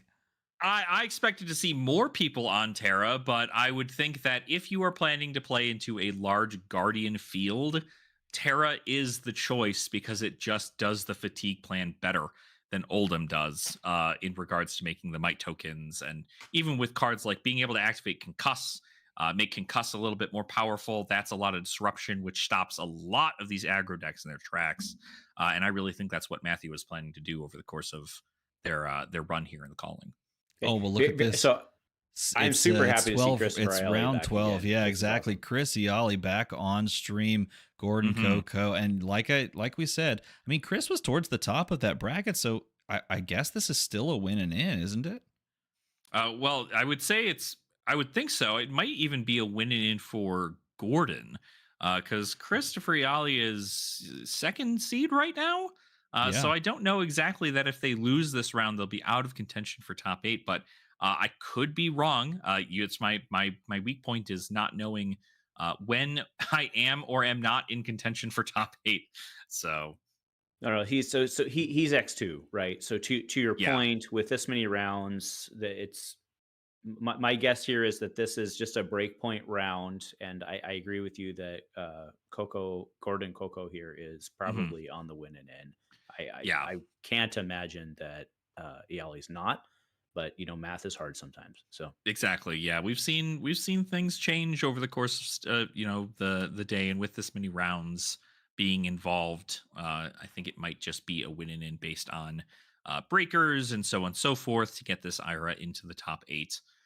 But it's I mean, Briar versus Ira, uh, probably something you didn't expect to see at the top tables more specifically. But Andrew, who do you have your money on for this one? I guess as far as the I mean, match goes. I would put my money on the Briar player in this case. I mean, both of these are very well known names within the Mhm. game, so that's not a player pick. I'm purely picking Briar and able to put the pressure on to be able to strip cards out of Ira's hand. But there is a die roll component here. No one's going to deny that. So Mhm. Yeah, and it looks like if my understanding of the graphics is correct, I believe Ira is going first. So that makes me think that Briar won the die roll and chose to go second because a lot of Ira's matchups, believe it or not, if you go second into Ira, you have quite a large advantage in the course of the game, being able to just keep your life total high and make sure that they're not able to block out your own attacks. Not a whole lot to set up on Briar's end either. So it's kind of just the matter of who's stripping cards from the opponent's hand first, kind of deal. right, and keep in mind that we have seen that Chris Aielli is playing the out of Compendium. He's playing the new Runeblade, Lightning Runeblade sigil that Hmm. pings on in and out. So on the edge case that you get that in your first 4 cards, that's not a bad deal, right? So Yeah, yeah. Being able to set that up is going to be pretty nice if you end up getting that on the first hit there. Being able to play that out on the end turn when you know there's not more coming out, getting that 1 point of arcane, hopefully snuffing that out of your Ira opponent's turn, and then of course having it pop at the beginning of your own, threatening 1 point of arcane there too. all right, but here we go. So we've got the Kodachis versus Starfall with Elemental versus the OG of the OGs on the Hmm. right side. Yeah, looking pretty good here. Just the AB1. I'm not sure. Obviously, even with Harness Lightning being within the deck of Christopher Iaali, not enough to really respect to bring something like AB2 even into this matchup. Seeing the It's just not worth it, Swarming right? It's just not Crab, worth it. yeah, it's not Yeah. worth it. I think, though, the Swarming Crab might not have been my choice for Arcane Barrier in this. Just because your opponent's Well, probably not what going to else are be you going to run blocking. though? You want the RTT Kitty package, you want the chest, or you're saying you'd run like double cross strap and then run, Yeah, the run double run cross strap play belt instead play. Yeah, that because makes sense. That your makes sense. your That makes sense. Kodachis are going to hit, and when they hit, you can pop it to get a Yeah. resource. So I guess theoretically in this scenario, it's whether or not you need that additional resource on hit, or if you're specifically using it for the the tiger package. Regardless, though, AB1. I mean, whether or not you're blocking with your head or your chest, Right. We are still important sounding to the do. alarm. Whoop-de-doo, sounding the Hmm. alarm. No, I would imagine no reactions in Iaali's hand, but Oh, he has we are. it. Oh, He there it opened with is. it. That's just what we called right there. Yep. He's reading it. He's saying, "Oh no, what? What is this card? Oh And no." luckily, cards left in the hand to be able to pitch. You're not going to really want Yeah. to IP2 in the scenario unless it's an all red hand, which would kind of suck.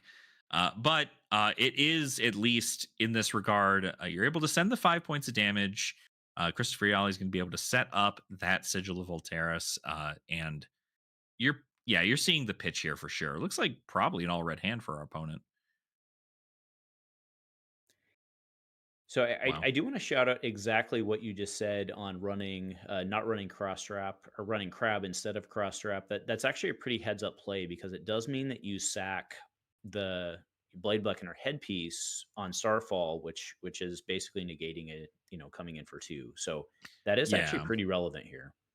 Yeah, and it definitely felt a lot more relevant when Burn Up Shock was legal in the format, because Starfall hitting can trigger Burn Up Shock. That was a lot of the reason why people were running the Bleed Beckoner boots in like Wizards, for example, is to be able to block out that 2 points of damage. But we're just going to be chipping over some arcane and some large physical over Yeah, on this is to the just Ire 6 opponent. with one arc coming in. I doubt. Oh, it's already been taken. It's already been taken. Yeah, yeah. It looks like we got that, and we got Oh a no, so ping. the sigil popped, and now the arcane's coming in as well. But I mean, if Yeah, you've already taken at this point, you're probably going to take again. Yep. So it does take, and then yep. yeah. Full block there. I'm curious why not pitch into AB for some of this. I mean, it's small little bits to prevent to keep your life I total mean, higher. must have liked the card, right? Must have liked the Yeah, card. Maybe it's a cut through, something like that, right? So, yeah. Depending on what this additional follow up is. Usually with Ira, you're expected to see that Kadachi, and then maybe a one cost 4 power attack, then becoming 5. Bittering Thorns is a great thing to throw as your second chain link there, and then even following it up with another 1 for 5 as a finisher. I can only imagine cards like Smash Up are such a big hit in this matchup, because usually you're putting things like Lightning Surge in the arsenal, or even Second Strike. You're putting a lot of attack actions in there. yep, cut through. There we go. Yeah. So yep. So we'll see. So at least one Kadachi did hit. So this is for go Does again. he have a double cut through? That's going to be the question. But That would that be something, right? Nope, there it is. Sound the alarm. So yeah, okay, the oh, okay, ending on okay. the one for Yep. 5 is very, very good. Another sigil Oh, of we see a Volteris in the hand. sigil. Now, this is pretty good. You get a ping because there's no floating anymore for Gordon. So you get a ping from the Sigil of Suffering. And then you also can deploy that Sigil of Volteris to get another ping of Arcane as well. Just kind of pushing And your it just opponents just leaves down. leaves you with a snatch, but could be worse. Yeah, exactly. Even sending a one card there, you're at least Oh, is getting he the going to value. pop? Whoa, wait a minute. Whoa, whoa, whoa, whoa. Now I don't know about all that, gang. That's an interesting thing. These players have gotten here to where they Well, I are mean, today because of these. actually, So if you think about it, right? We've already seen two of the sigils. We've seen one of the D react, and you have to assume they have two brambles. So he's basically saying, "Okay, I'm going to count 3 to 4. mhm, Just keep that in the bank, and let's go." Interesting. yeah, Okay. yeah, very very interesting. I know we've got things like Arcane Seed's Life in the deck for Christopher. We've got also Harness Lightning, a card that we've seen in Christopher Iaali's deck that comes in for 3 Arcane if a Lightning card was played during the turn. So I don't know. I mean, sometimes having that out of preventing that arcane damage is kind of the thing you want to be, especially when you're just trying to outlast your opponent. But this is a race after all. Having you're not exactly able to stop a large turn of 16 points of damage pretty consistently every turn. Okay. All right. Now talk me through this one. So he's blocking with boot. So he's indicating that he's going to create a kitty, but there's Mhm. no cover there. So it's not a full cover. So blocking boots alone without the claws. Talk me through this one, Alex. Yeah, I mean, well, you gotta. I'd imagine the hand probably just does enough to where there might even just be 2 blocks in the hand that you can't full block. It's See, and then another there's Tiger the created off reflex. this. Interesting. I think Okay. it's the hope that your opponent is going to be doing something else. You don't want to, you're taking damage, I guess, one way or the other in that regard, but you now have a tiger in banish. You don't need to worry about making the tiger with the foot piece now. But Right. So you're just sending come your in damage. 5 off up sticks, which is a strong play. Yeah, sending 5 with go again. It's still threatening a lot. There's no more block value on the opponent's Blade Beckoner boots. Still at least 3 block value through the Haunt and the Flash of Brilliance, but Flash is probably not going to get its full Yep. effect here. There's the kitty for 1 off of the Ira hmm ability. Yeah, no pop of the shoot go here, just because you can probably pair it off with something else. I'm curious if there's a key unleashed. There we go. Bouncing Yep. key. Look at the oh, I see you're calling unleash. Yeah, pouncing she. Yep. Yeah. Pouching She. So this is the red one here, actually. So usually you only see the blues in most Ira builds, but this one coming in for 4 because the Tiger was played last, which is, again, just threatening more of that breakpoints with 4 go again. It's Oh, probably just going to be followed sticks him up. for 1. Ooh. Non-preventable, full cover. Yeah, that's the downfall there, too, is that without that AB, these sigils are always going to be full blocking to their value, because if arcane damage is dealt, it gets 6 that for plus 1. 1. He'll take. I mean, advantage is still Ira here, right? Four health lead, and Hmm. you get into like the 3-4 range against Skadachis, and you know, oh, but that's one way to cover it up Yeah. with the Yep. scar. We have Yeah. two cards in hand by my count. Yes. Yeah. Two in hand there. And with I'd imagine you're probably going to see this followed up by some more good old 0 for 4s. Um, it is also very interesting how many of these matchups, whether it be Guardian matchups, Wizard matchups, aggro matchups like this, where walking your opponent down and keeping that life parity, just kind of getting yourself a little bit under your opponent, does give you quite a large advantage by being able to send this insane amount of damage on a turn where you might not have been able to go this wide if you decided to block instead.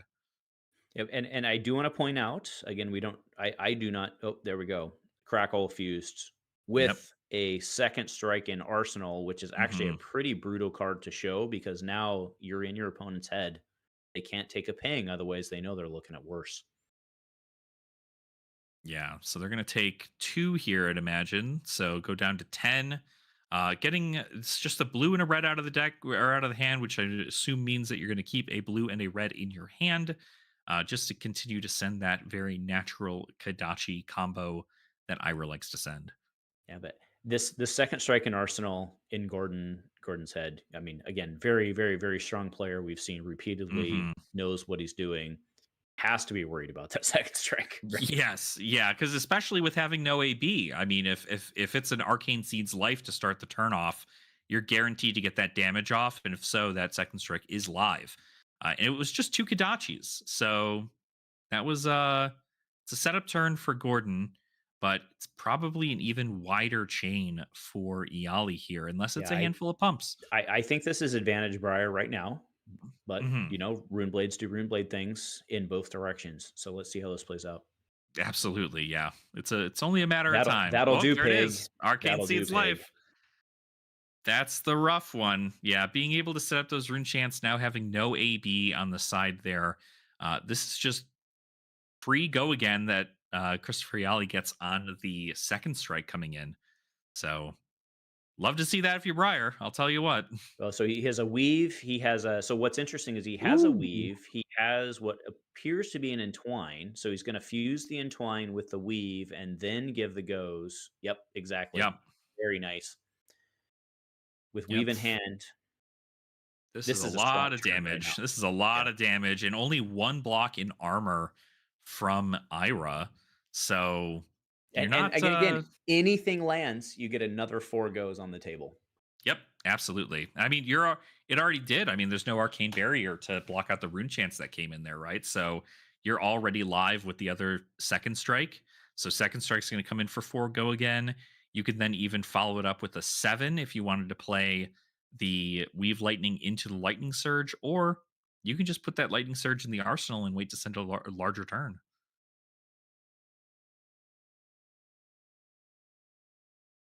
And there it is. I mean, again, everyone, it's public knowledge, to Yep. someone like just to a really good player, why give them anything that they don't know?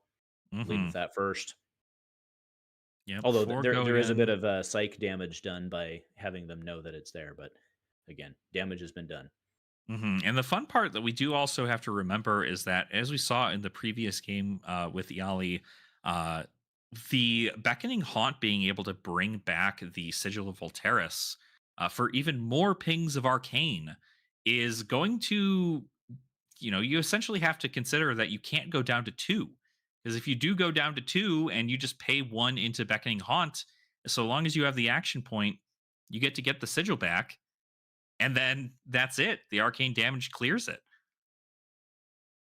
And so this sort of pause on the block is very telling, I think, with how fast this game has been going.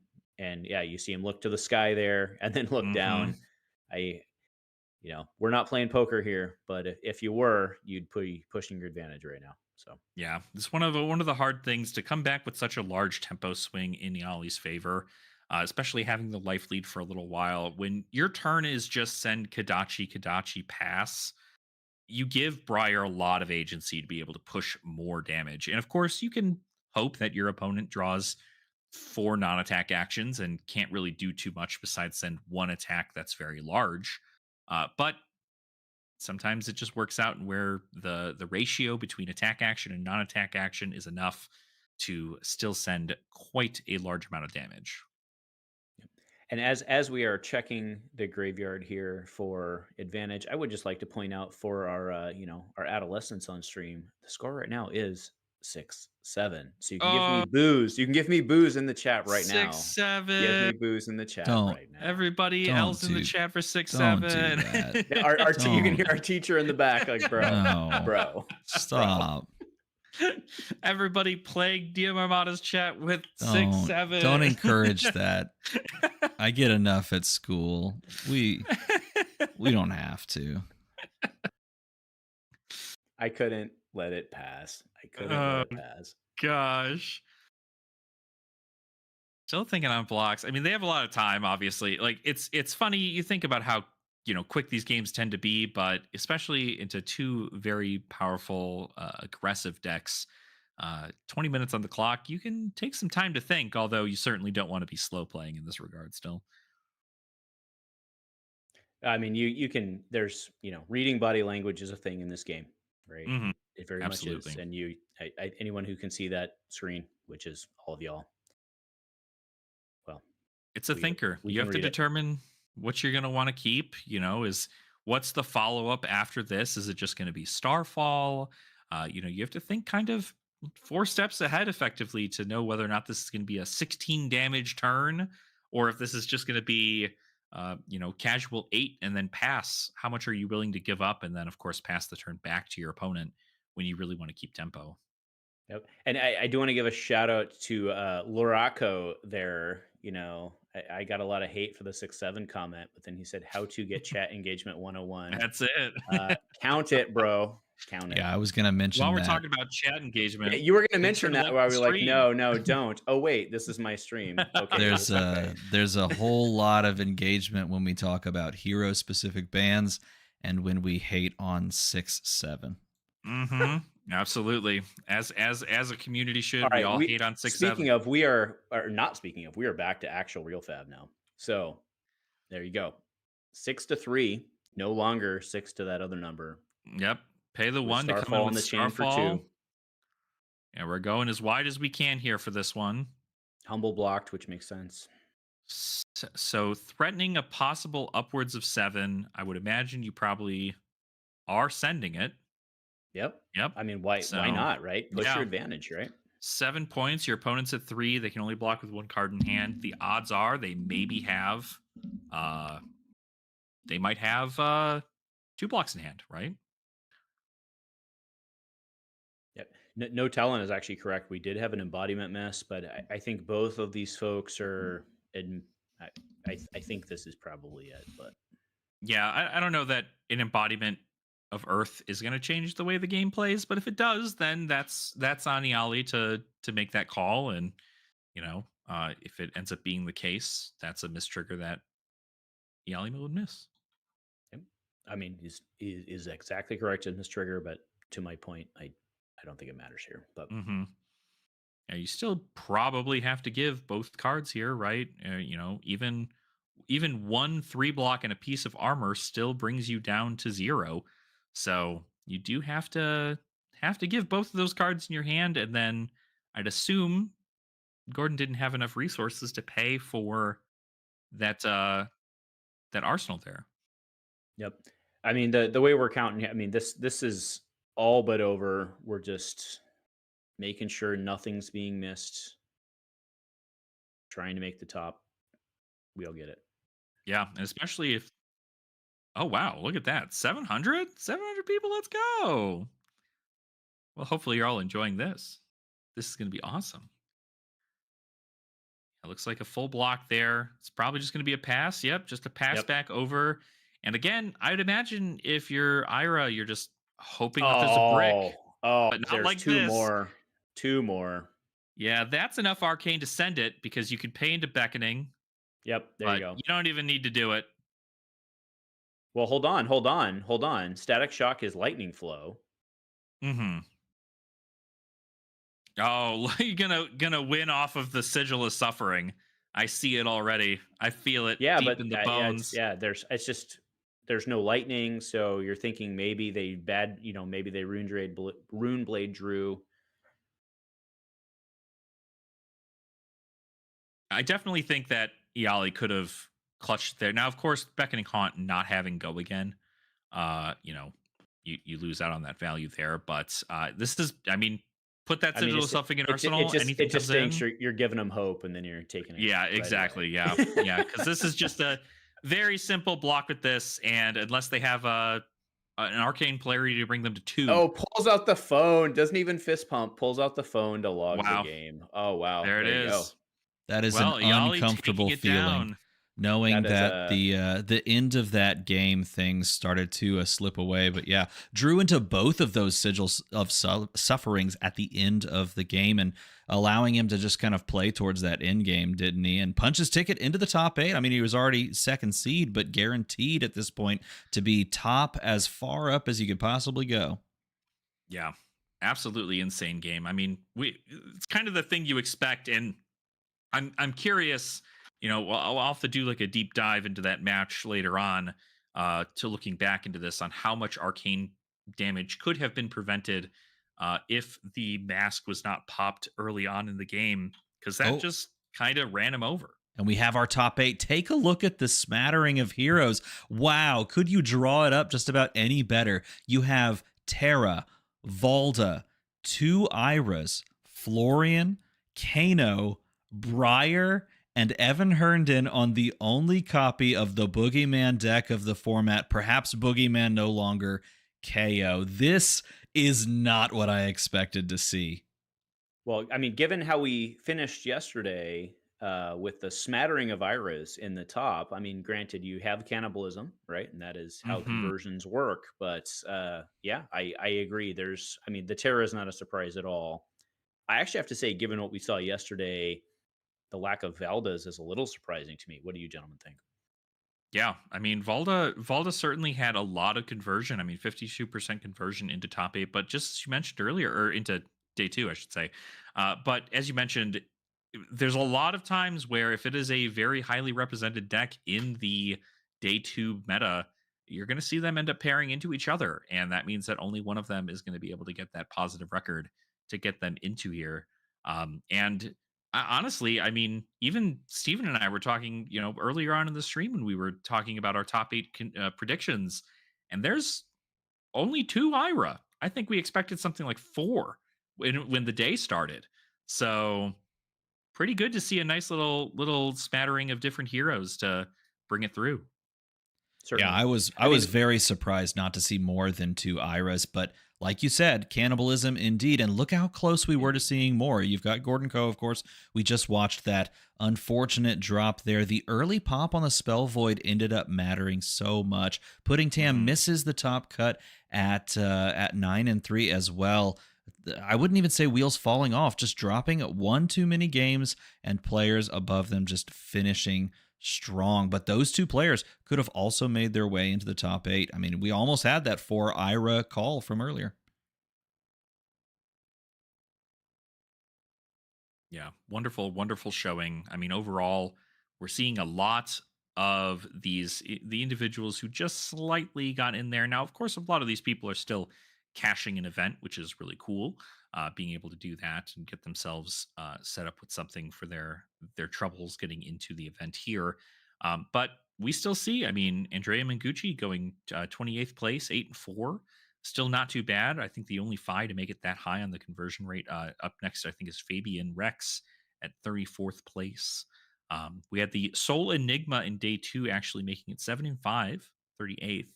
So pretty well done, even for some of the heroes that only had a 100% conversion rate or a 50% conversion rate coming through with just a couple entering the entire event.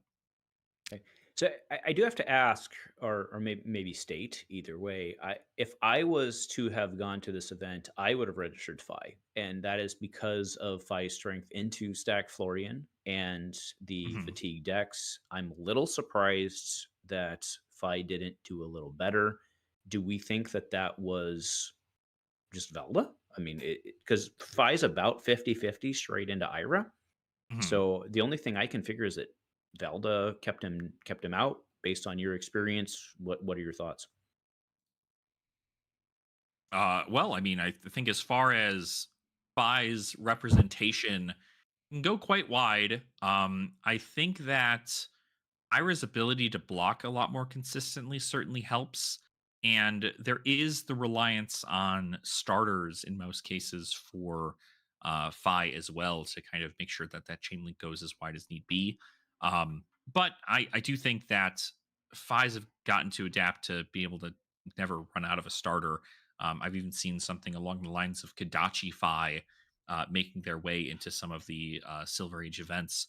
But Mm. Yeah, there's been some crazy Fi builds I that I've played agree. against myself. You've Yeah. seen Kadachi Fi. There's these people trying like flicking dagger Fi, the daggers Hmm. for our girls Syndra, but at the same time it seems like a very tough meta to go into if you're only expecting like hard fatigue and so many guardians. But I want to cut in really quick because I did manage to pull up the top 8 again so that we can put it on stream and we Great. can kind of dive a little deeper as we have about a 10-minute break before we dive into these games. What else stands out to you besides obviously this big old smattering here? What do you think, Alex?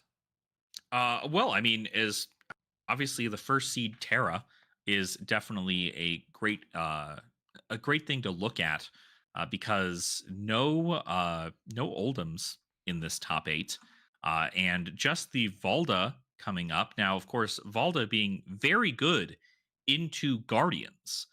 So I am curious to see if Enki has what it takes to pull through to maybe take down Matthew Clark, just as the ability to send a lot of that dominate. But as we've seen, if Matthew's able to set up a defense reaction in Arsenal, a lot of that dominate's not going to matter.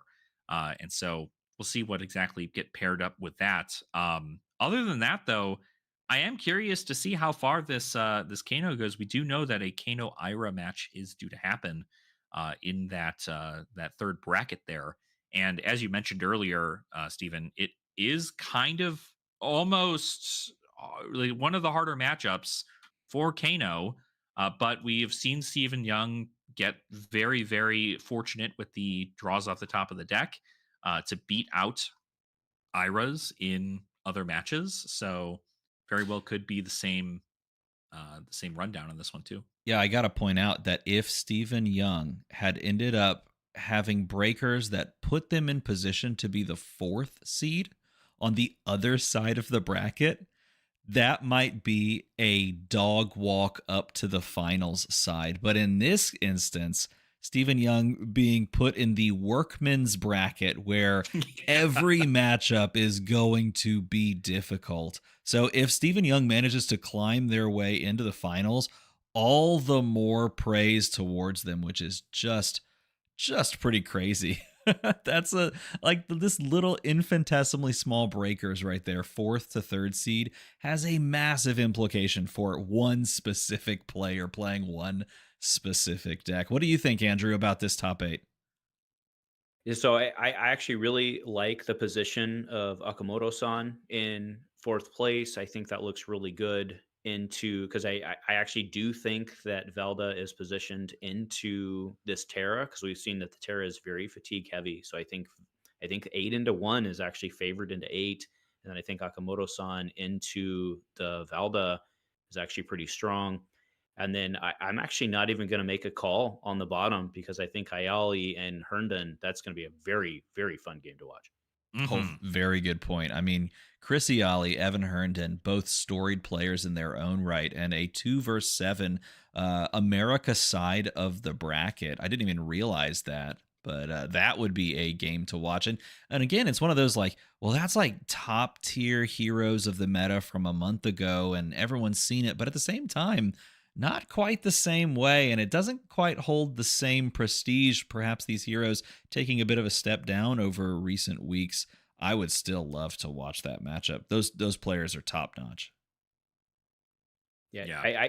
I mean, if I had to pick, and it's almost like Mansant may be listening. I don't know, but if I had to pick a match to watch, it would be the Briar match. That's the one I'm very interested in. However, I think the one we'll probably see is the 1-8 because there's a lot of interesting things that could go right and or wrong in that match as well. Hmm. So we will see what we are Alex, gifted with. if you had to pick one of these to watch, which one would you want to be sort of sitting ringside and watch? Oh, I mean, after the gameplay we've seen of Iaali throughout the course of this weekend, it's been an absolute blast. But I gotta say, a lot of people may not quite enjoy them, but a Guardian v Guardian violence is certainly one of my favorite ways to watch Flesh and Blood games. So I would love to see the Matthew Clark versus Enki game, just because. I mean, you got the first seed. I mean, Terra 100% conversion all the way up here. And I'm curious whether or not the Valda is going to have things line up and work out in their favor to take down Terra. Well, Well, Mansant our hears hero you. has Yeah. answered. Our He hero has hears you answered. and he says 1v8 and 2v7 are the games we're watching in quarterfinals, meaning we're going to see Nice. those two games we were just talking Perfect. about. Perfect. Oh, Look at man. that. Oh gosh. It's like choosing your own television series. Like this is so Storytelling. wonderful. So Channeling one Storytelling of at my its favorite peak. bands of all time, the hero of the day. oh my gosh. It's so great to be able to see all these insanely well positioned players take their deck that they wanted to play into the majority of the room, and even with so many heroes really vying for that KO hate, really trying to make sure that they have the answers to KO. And Herndon still making their way all the way up to top 8 on KO. I'm curious if there's just the special spice, or if things are maybe just lining up really good for them. Dark Horse calling for the ban of Mansant, who's giving insider information. Jokes on Dark Horse. Mansant's the mod right now. So That's right. if you see Dark He can Horse, ban you. yeah, if you see Dark Horse blink out of existence, just know that it's either me or one Mansant fab with the shield icon. Oh my gosh. How cool is this, though? Like, let's just take a moment before we also plug the fact that we're going to give away an alpha pack here in just a couple of rounds. Let's take a moment to recognize that 3 weeks ago, everyone, including myself, talked about how good KO is and how this is potentially a one deck format. And here we have the calling before the Pro Tour, and there are 7 heroes represented across the top 8 of this event. I mean, that is as much of a meta shift as we possibly could hope for. Yeah, we definitely knew. I mean, we were seeing some slight changes in showdown results, even, but with the majority of people bringing KO, still quite a lot of them in those top 8s. But if the battlegrounds are showing us anything, it's that a lot of people had the same thought. It was a hive mind scenario. KO is going to be highly represented, so we need to bring something that can beat that, as well as possibly Guardian and even Ninja. And if you were able to hit that trifecta and get it all to work, that brings you all the way up here. And there are quite a lot of tools available in the Silver Age format, even though it's just commons and rares, that can help build you a kit perfect to get yourself to the top 8 here. Yeah, I think what we may be missing in the conversation we just had is that, remember, these battlegrounds are still regional events, right? Hmm. So what we're looking at this weekend is really a prelude to what we'll be seeing next weekend at the Pro Hmm. Tour, which is where everything matters. So I'm not discounting any regional level events. You know me, I love the LGS style stuff, right? But it does reflect your regional meta. This today. There are a large number of folks here who are very, very, very focused on what we will see next weekend, which is going to be the end all tell all for Sage in terms of the meta. And I think that there are ramifications being made right here today that will make people change their quote unquote $20 deck for next weekend. Yeah. Yeah, I would agree. I would agree. It's definitely more so about making sure that you're prepared for these decks. Obviously seeing a lot of Valda, a lot of Ira, a lot of KO still, because while people are teching into KO for a little bit of the stuff there, and it may not be the most represented at every single place it could be, there's no doubt that the hero is still quite powerful and still has a lot of tools to be able to make it to the top 8, as we've seen with Evan there in the top 8 here. So there's still a lot you have to tune your deck around, and 55 cards, you make it work, and you hope that your gem pairings are in a good spot. And if you're playing Florian, you hope to pair into every Guardian in the room, I think. So we'll see if that's people's flavor when they decide to go to the Pro Tour as well. I am And ecstatic to see this shift in the meta. And I am so, like you said, I think people are going to look at this and really reconsider. I didn't think, yesterday we talked about this. I didn't think that it would cause as much of a, general shift because people are traveling, and this is a Mhm. destination event. But at the same time, when you see this and when you reconsider the meta and how these heroes are positioned, I think you have to give some credence to the results that you're seeing here. These are top players. These are players that are going to go to the Pro Tour next week. Mhm. And they're showing you what can be done on a variety of different decks. That's really exciting. And it begs the question, should you consider these results and make a change? And I think you're right to call this out, Andrew. I think it's going to have more of an effect than I originally thought. And that's exciting. Yeah, so if we as spectators want to play the quote unquote meta game, I think what we can do is next week we can see how many of the individuals at the Pro Tour are playing Japanese cards in their Silver Age deck that are not Japanese in their CC deck, Yeah. right? So if they have pivoted and they're sourcing local cards, well, that means that they may have changed their mind. So Yeah. let's see what happens. Mhm. We've gotten word in the chat that moderator and content extraordinaire, stream extraordinaire Man Sant says we're going to look at the top 8 deck lists before we actually kick things off. And I see it says soon. So, that could happen at any time. Soon trademark.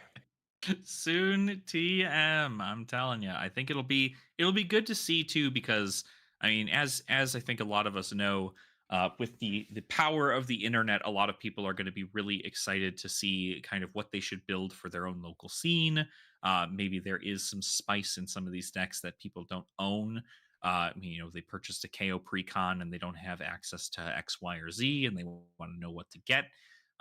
Having access to these deck lists is going to be certainly nice, and we'll see if there's anything that stands out in any of them as we learn more.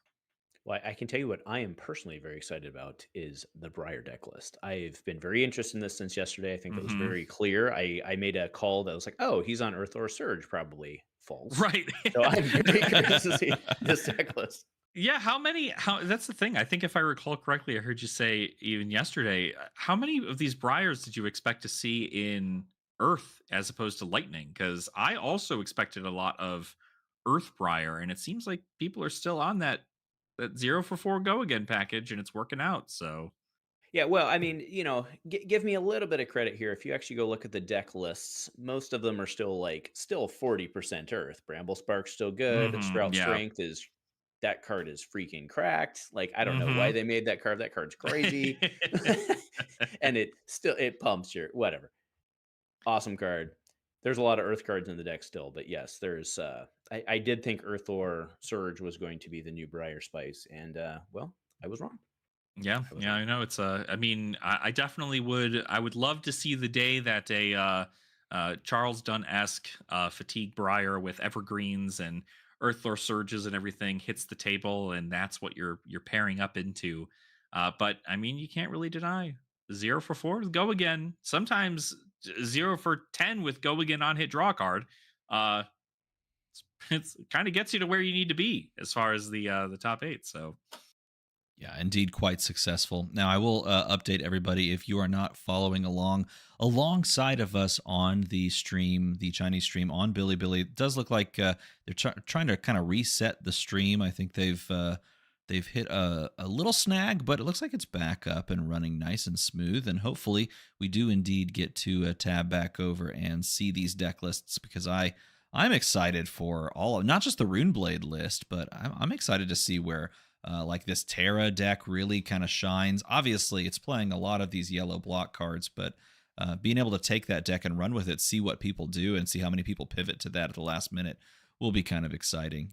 But yeah, I think they've gotten things mostly well and sorted. And look at that. Perfect timing. We're back at it again. there we go. Yeah, very cool. Very, very excited to see what they're going to have. I'm curious. The one thing I want to see is this Valda list, only because I want to see smack of reality in there. If there's a smack of reality in that Valda list, then they came as prepared as need be for this. So I'm very, very curious to see what's paired up into that Guardian. Well, I don't count out Enki because we know that Enki is quite skilled. I think also playing alongside of Arthur Trehay in that Team CC event from like last year, but Mm. in their own right, very successful in the past in both top eights and in wins, I believe, as well. But Terra is a nice deck to see it coming. Nice to see it coming back, says Nathaniel at Bold Brew Games. What's going on? People talking about Azalea being good at an armory level and Riptide good as well. I was very happy to see Riptide doing well, but I don't think Riptide will do well for long if the room is just filled with Guardians. Yeah, I mean, Ira definitely still having a pretty good matchup into that, but I guess if you're only pairing into that, then that's it. Well, here we go. Here's deck list number one. This is that Terra deck list, and it does have Hmm. its own fair share of aggressive pieces. It's got your classic boulder drops, that concuss that we saw used to great effect earlier a couple of rounds ago. Double pummel. Doesn't look like it's playing blue pummels, just the two reds, probably only bringing them Hmm. in key moments. Also, keep in mind that there is sledge in the sideboard, which is kind of fun as Hmm. well. I mean, Yeah, that you that gotta makes have sense. Sledge in That makes there. sense. You Yeah, gotta have Sledge in there in case you're pairing up into the Oldhims, any of exactly. your Guardian matchups. Although I don't know that you bring it into uh Valda, but it is certainly something to still send quite a large amount of damage. And if you're trying to really push that fatigue against a different fatigue deck, it is something to have for sure. No steadfast. No Oasis Respite. Hmm. No Arcane Polarity. Well, Yeah, no steadfast. I think makes sense because it's a three, right? You want to have the one float, but yeah, the other call outs are very interesting. Oh, okay, here Absolutely we go. no respect towards Kano, but we don't need to worry about Kano when Briars are just going to eat them, right?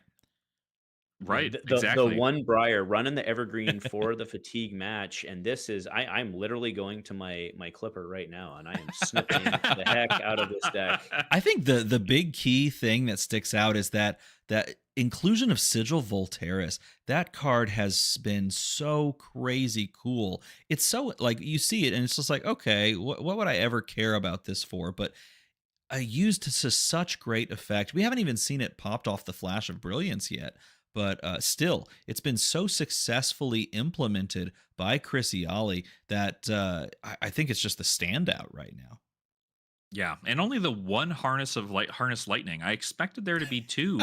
Just seems to be the one. Just the one small little point of three arcane damage if a lightning card was played. Outside of that, though, I mean the deck is pretty stock standard. Not too much changed. The yellow sigil of suffering is certainly an interesting choice. I'm assuming this is just if in case you were trying to just send more arcane or block a little bit better if you're trying to Well, get more of that evasive damage out of the way too. yeah, think about what the meta has shifted to. Like, if you see Briar, you don't expect large arcane anymore because you're Hmm. expecting these big, like, stompy earth attacks. And Chris just says, no, I'm going to double down. I'm going to play Hmm. Harness Lightning, a singular copy. And every time I'm on stream, I'm going to play it on turn 0 because I'm that good. And then I'm going to play Sigils in 4X and ping you with Sigil of Voltaris and just win the game in a way you're not respecting at all. Oh my gosh! So All so right, you, Steven, show me you the did. Kano. I just want to say you did call out the yellow sigil of suffering, and that's actually a big move because we called that out in the previous game when he popped his Mhm. helm, went no AB. That's an additional two sources that none of us was counting for. Yeah. So that's a big play, big play. But yes, we have Kano and Steven, do your thing. Oh man, I mean, I don't know what thing you're expecting me to do. This is about as standard gets at this point. You lose your 2 for 4 that allows you to opt the top. No more spindle, doesn't even matter. You just throw the 4 attack actions in the sideboard. You play your main board 40 here. You go down to like 1 excess blue on rousing and 1 of the new painful premonition. Now, the one thing that does stick out is there's a lot of people that are starting to cut energy potions, but I think that is going to shift back as a pendulum swing in response to the amount of Guardians that are playing, and the inclusion of the 1 copy of Stir the Aether Winds also fortuitous into that matchup. But the rest of this is, I mean, as standard gets. You've got your unflinching footholds for Kayo if they bring in the occasional pulping against you, and against Valda, it's quite successful against her as well. But I mean, everything else is exactly as you would draw it up playing as Kano right now in this format. Hmm. Oh, down but not out in the IRA list. That's Interesting. spicy. That's a spicy meatball. My gosh. So 2 Razor Reflex. Again, my favorite game I always love to play when I'm going against an Ira is how many Razor Reflex do they like to have? Some take 0, some take 1, some take 2. It looks like we're on 2 here for this Ira list. We've got Yeah. the just 1 Alex, Salt to Wound too. Alex, 1 copy of Arc Polarity on the IRA list. That's Yeah. interesting. Yeah, Yeah, I think it's also just maybe this is also kind of the thing we often see again, where if you feel like you can present enough damage, sometimes you just don't respect as much arcane because either you see your arcane polarities or you don't, and it's kind of a coin flip in that scenario. But But that's a big deal into a Florian. yes, Big yes. deal. Well, into Florian, I don't know that it matters a whole lot, but How's I how's how's that? How's that? just because Florian's able, if Florian is able to block out efficiently enough, 1 arcane polarity is not going to change the way the game is if they're on stack. Right, if they're just able to block out enough, even if they get down to If like they're on 2 stack, life, they're all on stack. They're all on but stack. they're all on, exactly, they're all on stack. And so as we even saw in the Oldhim versus Florian game, even if they had 2 arcane polarities, it wouldn't have saved their life. So I think it's something that you'd rather swap out for aggression instead of playing it as a life gain tool. Speaking of, here we go to Florian. Yeah, This looks textbook to me.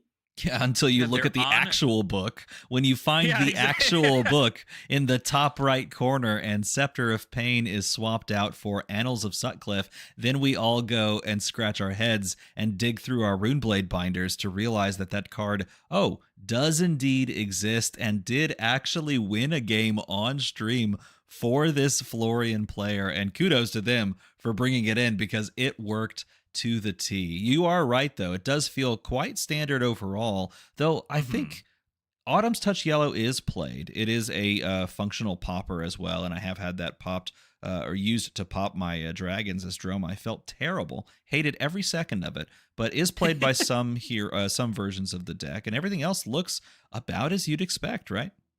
Yeah, I do absolutely. have to acknowledge I did miss the Autumn Touch Yellow, so I acquiesce that point. Yeah.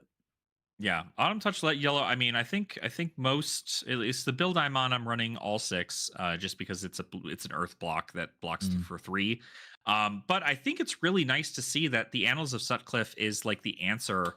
You know, if you're playing against an aggro deck, you're probably running Scepter to make sure they rip a card out of their hand to not go as wide. Whereas into Fatigue, you're probably running the book. Now, as we go over to this Ira, you are going to see the same disrespect as far as Kano is concerned, the Arcane Polarity Hmm. 1X. But Fascinating. this one goes up on cut through, an extra cut through. It's playing a single copy of Fluster Fist as well. It's on a A lot of copy one of ofs. Humble. It's on a copy of the Life of the Party with the combo for the Mask of Many Faces. For those that don't know, pretty spicy little combo. This one includes 2 on the horizon as well. Did the other copy or the other deck include that? I recall. I think so. I'd have to look back and check, or at least we'll see. I'm I do believe it did. What I'm Okay. focused on is no. looking for a scrap, right? Yeah, Yeah, looking for a scrap. I mean, just like there's a ton of one ofs in this deck. right. They've seemed to go down a lot on their chain enders and more so on their chain extenders. inside this deck. So a lot more one ofs and a lot more just sending those good points of value over the course of the game. And even with one humble, it can be enough to change a game, but you definitely don't want to have a lot of two blocks. So it looks like a lot of the things that are at one in the deck that aren't blue are in fact a lot of these two blocks. Yeah, this almost feels Yeah. like a switchboard style list where you're bringing in a bunch of the go agains, like looking for a scrap, the aggressive cards into Yeah. any other aggressive deck and just saying I'm going to race you because I have a better like swap in, and then playing a hmm little bit slower into the bulkier decks. But here's KO. This is Evan Herndon's list. This is textbook. This is straight up textbook. Yeah, pummel is actually something that we're seeing a lot more in KOs, just to kind of get over those guardian players, because usually you don't want to. A lot of people were running kind of a no miss deck for a long while, but if you have to play a little bit of a slower game and just send something like a Bear Fangs to threaten your opponent's defenses, usually having that pummel in there is the way to go about pushing that damage, getting your opponent to a lower life in which they have to give more in order for them to stay alive. Yeah, I actually challenge that. That's new. The pummel has been the pummel predatory plating play. I actually going into the BNR, I was kind of hoping that would get fixed, but um, Yeah.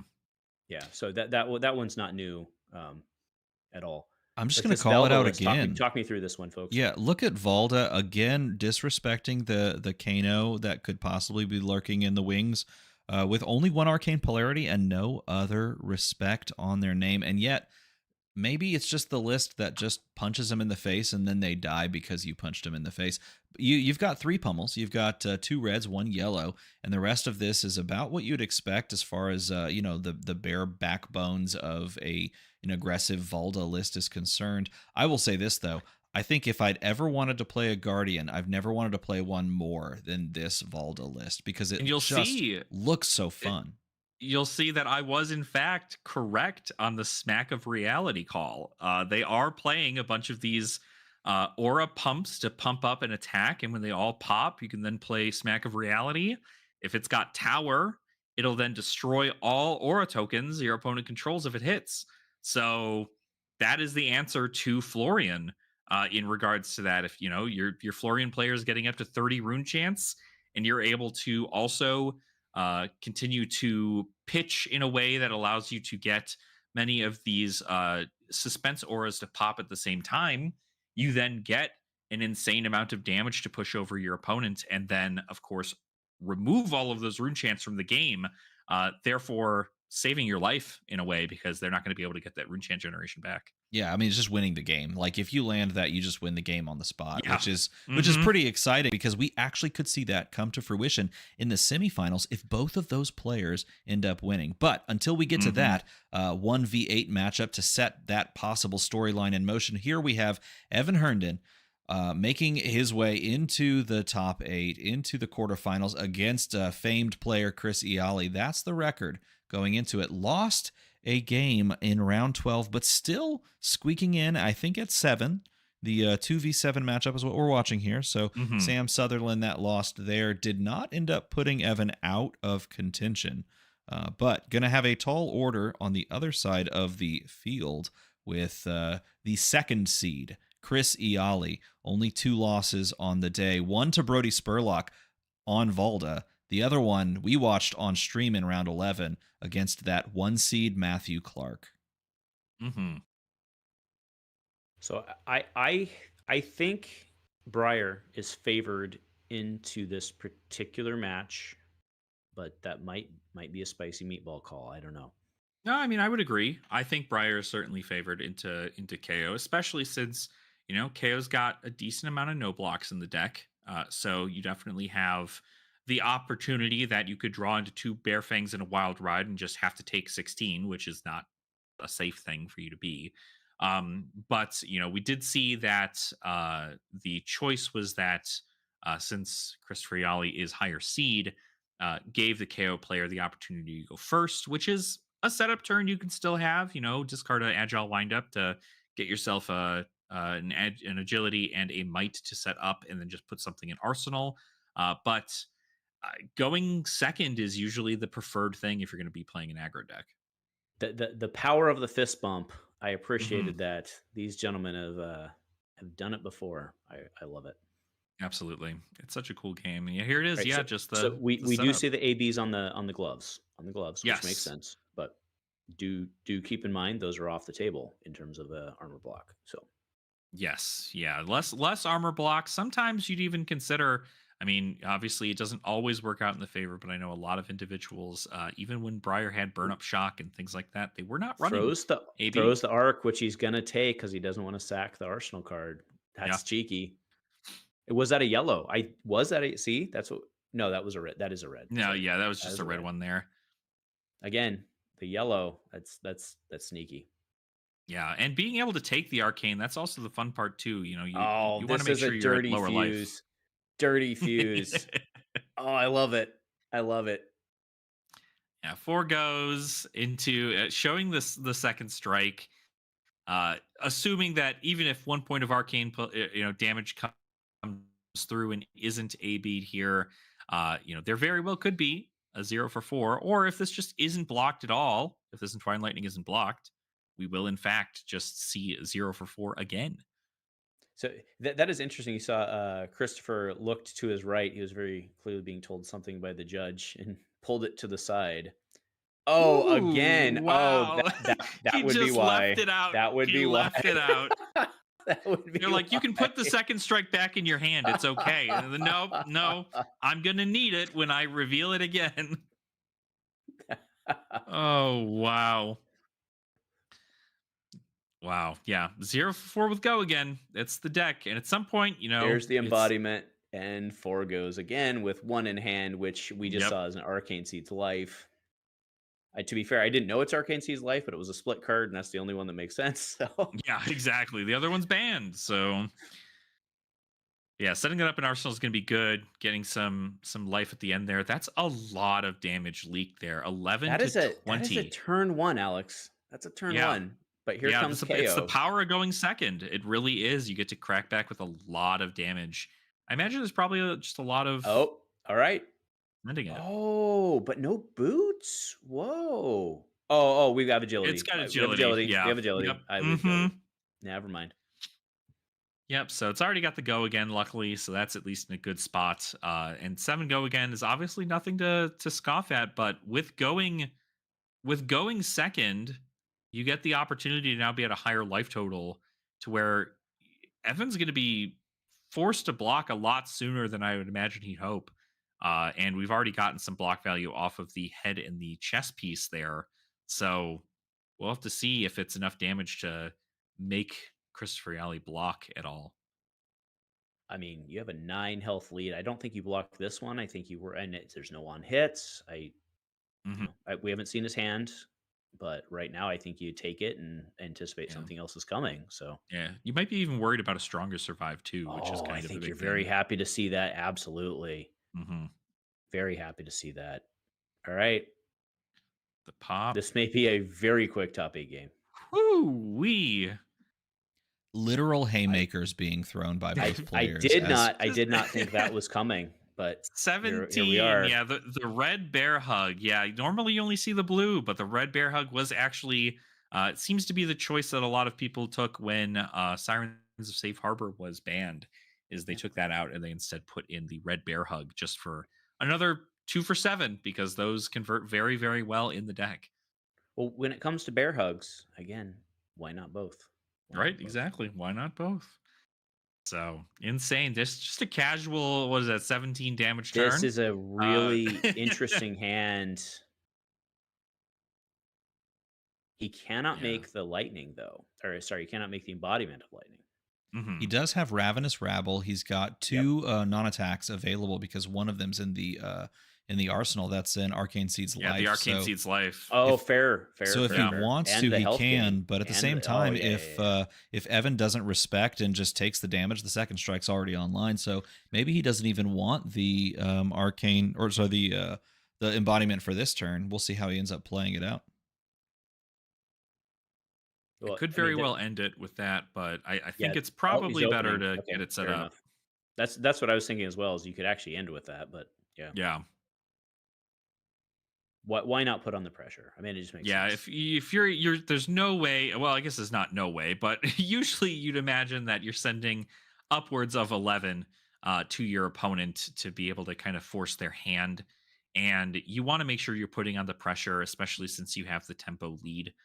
That way, you can comfortably secure a win instead of having to block out and set up in an arsenal. Because at this point, it's just send as much as you can and hope that you get there.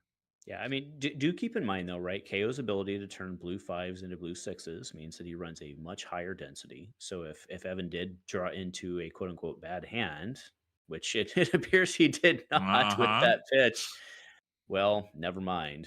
But there is a possibility of an all blue hand not Look at this, a taking all that much desperate damage in the first sigh place. from Evan and just welcoming Yep. the damage block. Maybe he's got a hand of pearls. Like, we can't see his hand, but he pitched one. We already know there's one, right? We know that Yep. Bear Fangs was one, and luckily they do block out arcane damage fairly well, but physical, kind of what you want to make sure you're blocking out. No, I mean you Oof. can read the body. You can read the body language. This is not good news for him. Yeah. 10 go again. You can pop the chess piece. He goes to 1. He goes to 1. And he just loses the game. And the He Starfall. loses the That's game it. Yep. because Yeah, a hand of that was it. pearls. That was it. Yeah. How That is exactly insane. A top Ooh-wee. 8 game decided by 3 non-blocks in hand, and he's not Wow. even playing Gravy Bones. Wow, it really does come down to variance sometimes. That's it, right? That's the turn you at least wanted to have a decent amount of block, and you drew 3 pearls in your hand. Kind of rough. Like that is card games. If I've ever played them, that is absolutely how those things can turn out. Especially, your damage ceiling's high, but when you need to block, and if it doesn't work out that way, you're in for a wild ride. I am flabbergasted. That is not what I did not expect that at all. I don't know who who would have expected that result. Are you kidding me? I mean, I do want to point out though, if you look at what's on the screen right now, three out of the 4 are done. The Guardian match will go until eternity. But I mean, this is Sage, baby. The trumpet Florian shell ended up beating sounds. the Ira too. And these 2 Guardians locked in epic struggle. Kano makes it into the semifinals versus Hair on Fire offense from Iaali. And we're going to wait that 1v8, which is actually great because we're about to watch that 1v8 matchup, right now at this point. But are you kidding me? Them's the dice rolls. I have only just recently dipped my toes into the brute class. And let me tell you, it giveth and it taketh away, and that is that is certainly a masterclass of knowing that sometimes the deck just doesn't draw you anything that you need on the turn you need it. So Kayo goes out not in a bang, but in perhaps the biggest whimper we've seen on stream in recent memory, and it's not like it was a poor play. Like we look at Evan Herndon, fantastic player. I mean, we've seen great play all this calling. These past 2 days, these players have been playing top-notch flesh and blood, but I mean, that is as much a sign of a deck just giving up the ghost as I think we could ever possibly see. And it's all due to the volatility of some of those most overrate attacks. I mean, what are you gonna do, right? We all saw it. It was exchange, no exchange game. Yep, that's it. And I mean, it definitely came, again, not to glaze over the fact that the seed placement of each of these players allow, having Christopher Iaali be able to choose whether or not they want to go first or second, especially into a very aggressive matchup like that. It solidifies a great opportunity for you to block out, keep your life total high, and even still sending some damage on that Sigil of Suffering to bring the damage even closer to 0. And then you could just send a full hand back of large damage in which your aggro opponent doesn't normally want to block, or in some situations, can't. Flesh and Bad. Wow, tongue tied right there. Flesh and Bad says, "I am here for the Terra." I couldn't even That's stick the right. landing on the third time that I read Well, that name. This speaking got to of here be for the Terra, Aurora. This has here got we to be go, Aurora in baby. the chat. Aurora, is this anything to do with you? Is this any of your build at all? I need to know. Give me the deets. This is so cool. I'm this is going to be great. This is a good game. And Like I said, Guardian Mirror. You want to talk about a game that, while may seem it's going to take quite a while, um, you're going to have to really pay attention to every point of incremental value. Anytime Terra pitches in to make a might, anytime that Valda decides to give the opponent a card to draw to make a seismic surge token, it is imperative that every single token created in this match is at the appropriate time to send the best value you can, because you do not want to make a misstep when going into the Guardian Mirror here. yeah, and Enki, you know what's going to be very Dupaquier. interesting about this, Alex, is you would think that while they're shuffling up, everyone should take their bathroom breaks, get their snacky snacks and all that, and buckle in. However, we were able to flip between rounds pretty quickly there, and whether that's a Mhm. man sant tech acknowledgement or whether this round went actually faster than expected, well, buckle in. We will see. We will all learn Mhm. together. Yeah, just huge shout out to Enki Dupaquier. Also, I did not realize he was on the MinMax Super Armory team. That's pretty awesome to see. But also, Matthew Clark, the 1 seed, found their way into the top spot, but facing down that dreaded 1v8 curse. And maybe Enki can just continue that streak of 8 seeds beating 1 seeds. Yeah, this one isn't too. Uh, I don't think it's the most insane when it comes to the seed placement of first or eighth or any of the sort there.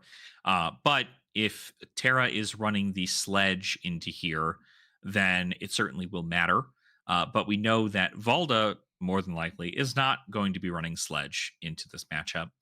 Just not anything that works out great with her kit.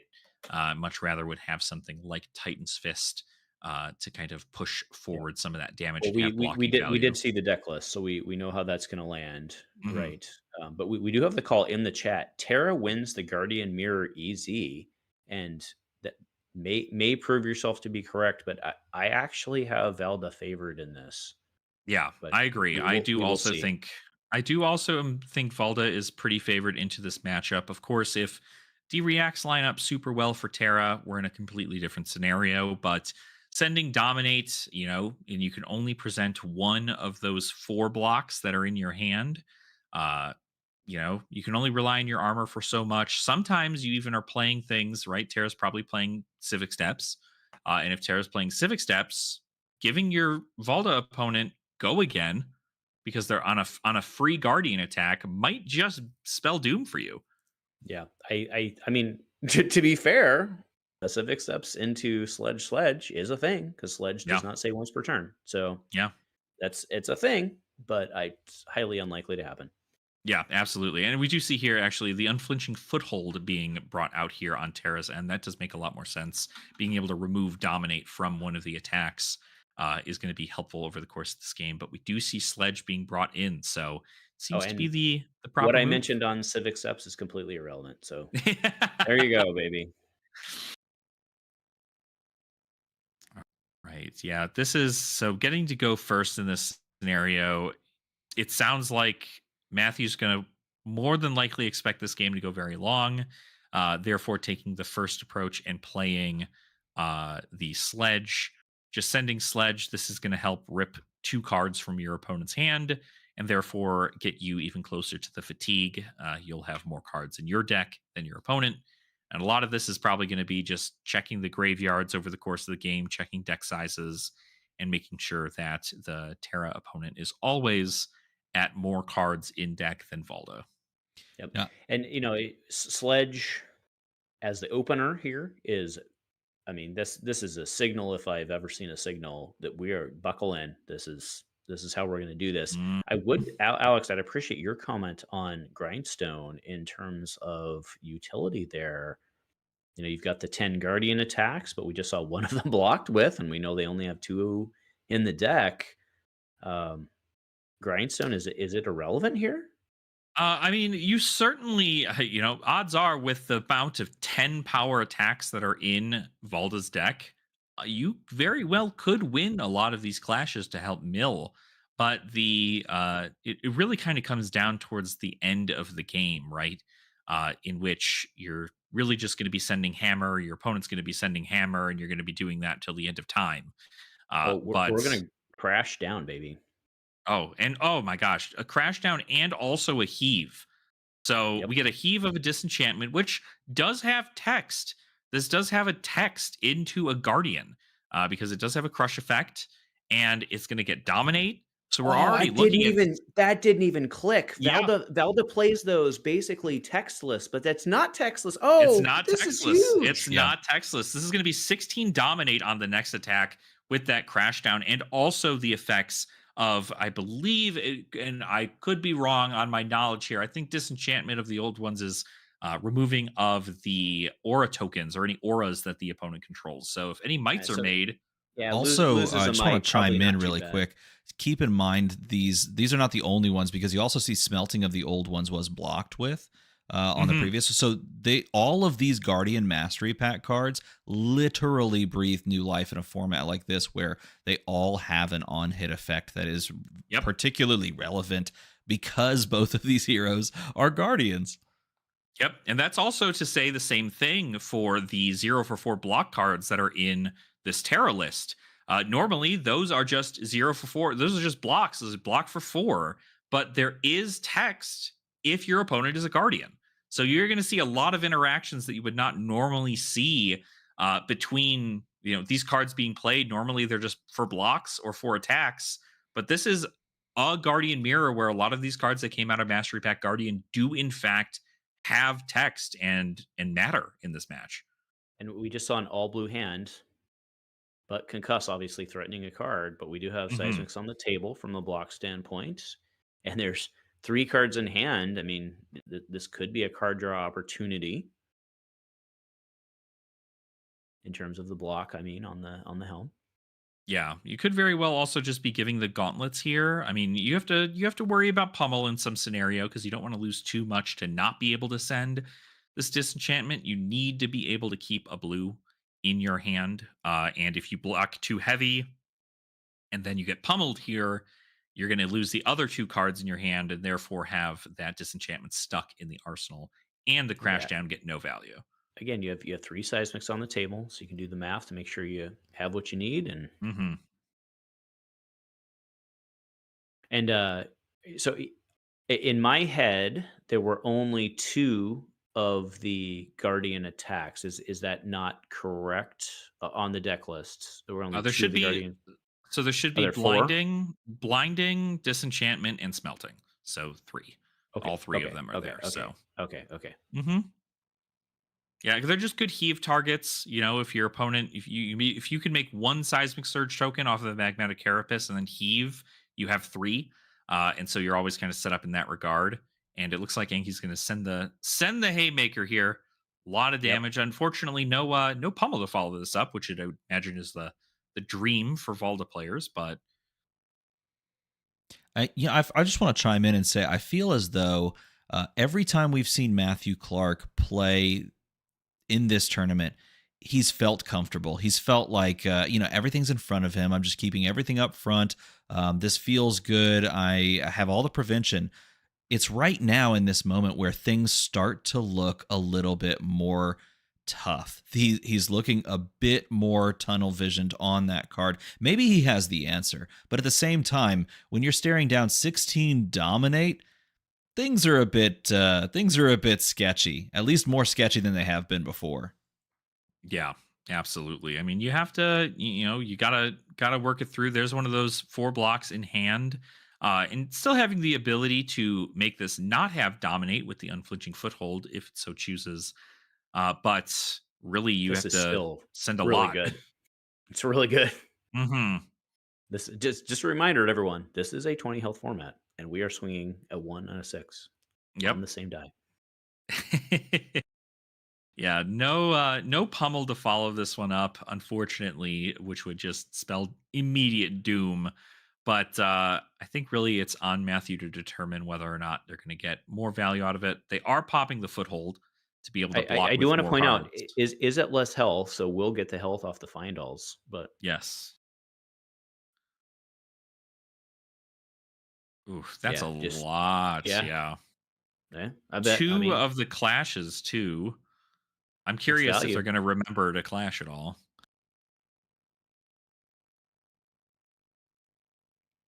He is going to get the value, like you said. Let's see if they do Hmm. catch the clashes.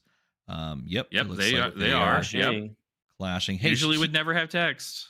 huge That's a shout win. out, by the Oh, way. that's We've got not a win. That's a 700 big people. win.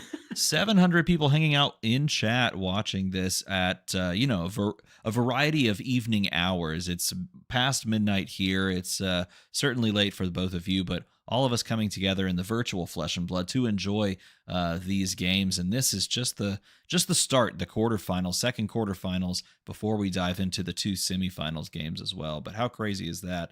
No, the Dominate was indeed removed by the pop of the boots. Didn't get the value on the block of those Mhm. either. Keep that in mind. Yeah. Didn't get block value on the boots. Was able to full block it, still gain a life as well, and put a -1 counter on the gauntlets because the clash was won on Matthew's end. To be able to put that there. If you don't know those 4 block cards, say you clash with a guardian, and if you win, whoever wins gets to put a -1 counter on the other person's arms, head, chest, whichever clash you were winning. So because they won, they got the pure value off of that, and now he doesn't really have an answer to dominate. So if there's another setup here coming in for Enki, we might see just some regular basic 7 power damage or a setup turn. Oh, there you go. Draw a crowd, baby. Yeah, draw crowd coming out. So both players now going to be able to draw a card, and you are going to be able to get two seismics off of this because of promising terrain. So you at least get the value off of that. You'll get another pump for your attack next turn, and then you of course get uh, just an absolute insane amount of value by continuing to pump up those seismics. It's fun to see those played together because they were both promos for either an RTN or a ProQuest. I'll be Hmm. honest, I don't remember. I think it was a ProQuest headed Yeah, I think it was a ProQuest into too because yeah. I think It, they came it, it out would have been before. ProQuest headed into Valda. Yeah, yeah, yeah. We'll Yeah, pause it was. everything, everybody, because while that's exciting, 7 seismic surges and another giant disenchantment of the old ones loaded for Bear. Did he draw the pummel? Oh, he did draw a pummel in That's this nuts. hand. Those are just details, Steven. Just details. Every Yeah. game. You're right. Let's talk more about the RTN promos that those cards represented. Go ahead. Oh my god, it's just such an insane thing because the more you get these lined up and set up into the arsenal, now that you're out of dominate, your boots only really stop one of those dominate effects from coming in, but Enki's just going to keep sending double digits every turn with dominate if they can help it, and it is going to This is an continue to 8. push that value. This is an 8. 8 damage, threatening to not create auras during their next turn. It's Well, it's I mean, you're threatening the pummel here with a full grip, right? But yeah. Yeah, I think it is just an interest. I mean, this is always so fun because it gets that additional value if they have aura tokens. But I am very curious to see if how much of this is respected, or at least if the crush ability is respected coming off of this here. I mean, you value block and you send the boat, right? I think Yeah, that's a play here, but I yeah. mean, we've Because you've seen got 2 block. we've seen some massive clashes, like some massive big attacks so far. Oh, and look at this. It's like basically an all red hand. Double pummel is being It's a good cycled thing through the that card in cards. Arsenal's free. Oh, But yeah, that's true. it is a yellow pummel though, right? Which helps. Yes. Well, he's also going to draw a card off of promising terrain. But all of that to say, this is like this back and forth slugfest, and yet look at the players' life totals. It's 21 and to 20. 20 plays 21 currently, and we might have our first moment where a player goes below life threshold. Both players sitting at their original lives, and that is in and of itself kind of crazy to take in as well. Considering we just threw a 16. Right. But I think that's the only time we'll see that happen too. So, they're making the might token, looking to set up, but while Enki's not going to be able to make any kind of aura tokens on his turn, this is still going to be a life gained and a card drawn from promising terrain, +3 onto the next action. And of course, that disenchantment is free 99, which we love to see. And he hits the blue. The blue in the hand means double pummel is totally live on a dominated disenchantment of the old ones, buffed by draw a crowd. I can't see another double pummel in my days. I've already seen one this weekend. This is it's bullying at that rate. Gross. Now, last time we saw double pummel, it was covered by double reinforce the line. Will we have an opportunity to see double pummel be covered by double D react? That would be really interesting. that would be something else for sure. It brought back the disenchantment, looking to see maybe if they want to pop Courage of or Gauntlet of Boulderhold first before, just to send a little bit more damage on top of it.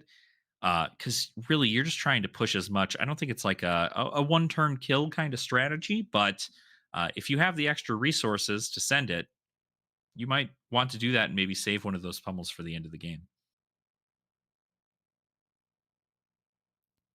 I am quite surprised by the discipline. Does not elect to go that way. Let's just to channel the chat. Send it, baby. I am shocked. Yeah, I fully expected double pummel here, but instead we are getting the more judicious play, maybe arsenaling one of those pummels at the end of it all, or I guess you can't arsenal the pummel because the other card's the aura, the red aura. So at this point, if you want to play a pummel, you're pitching that pummel like you said.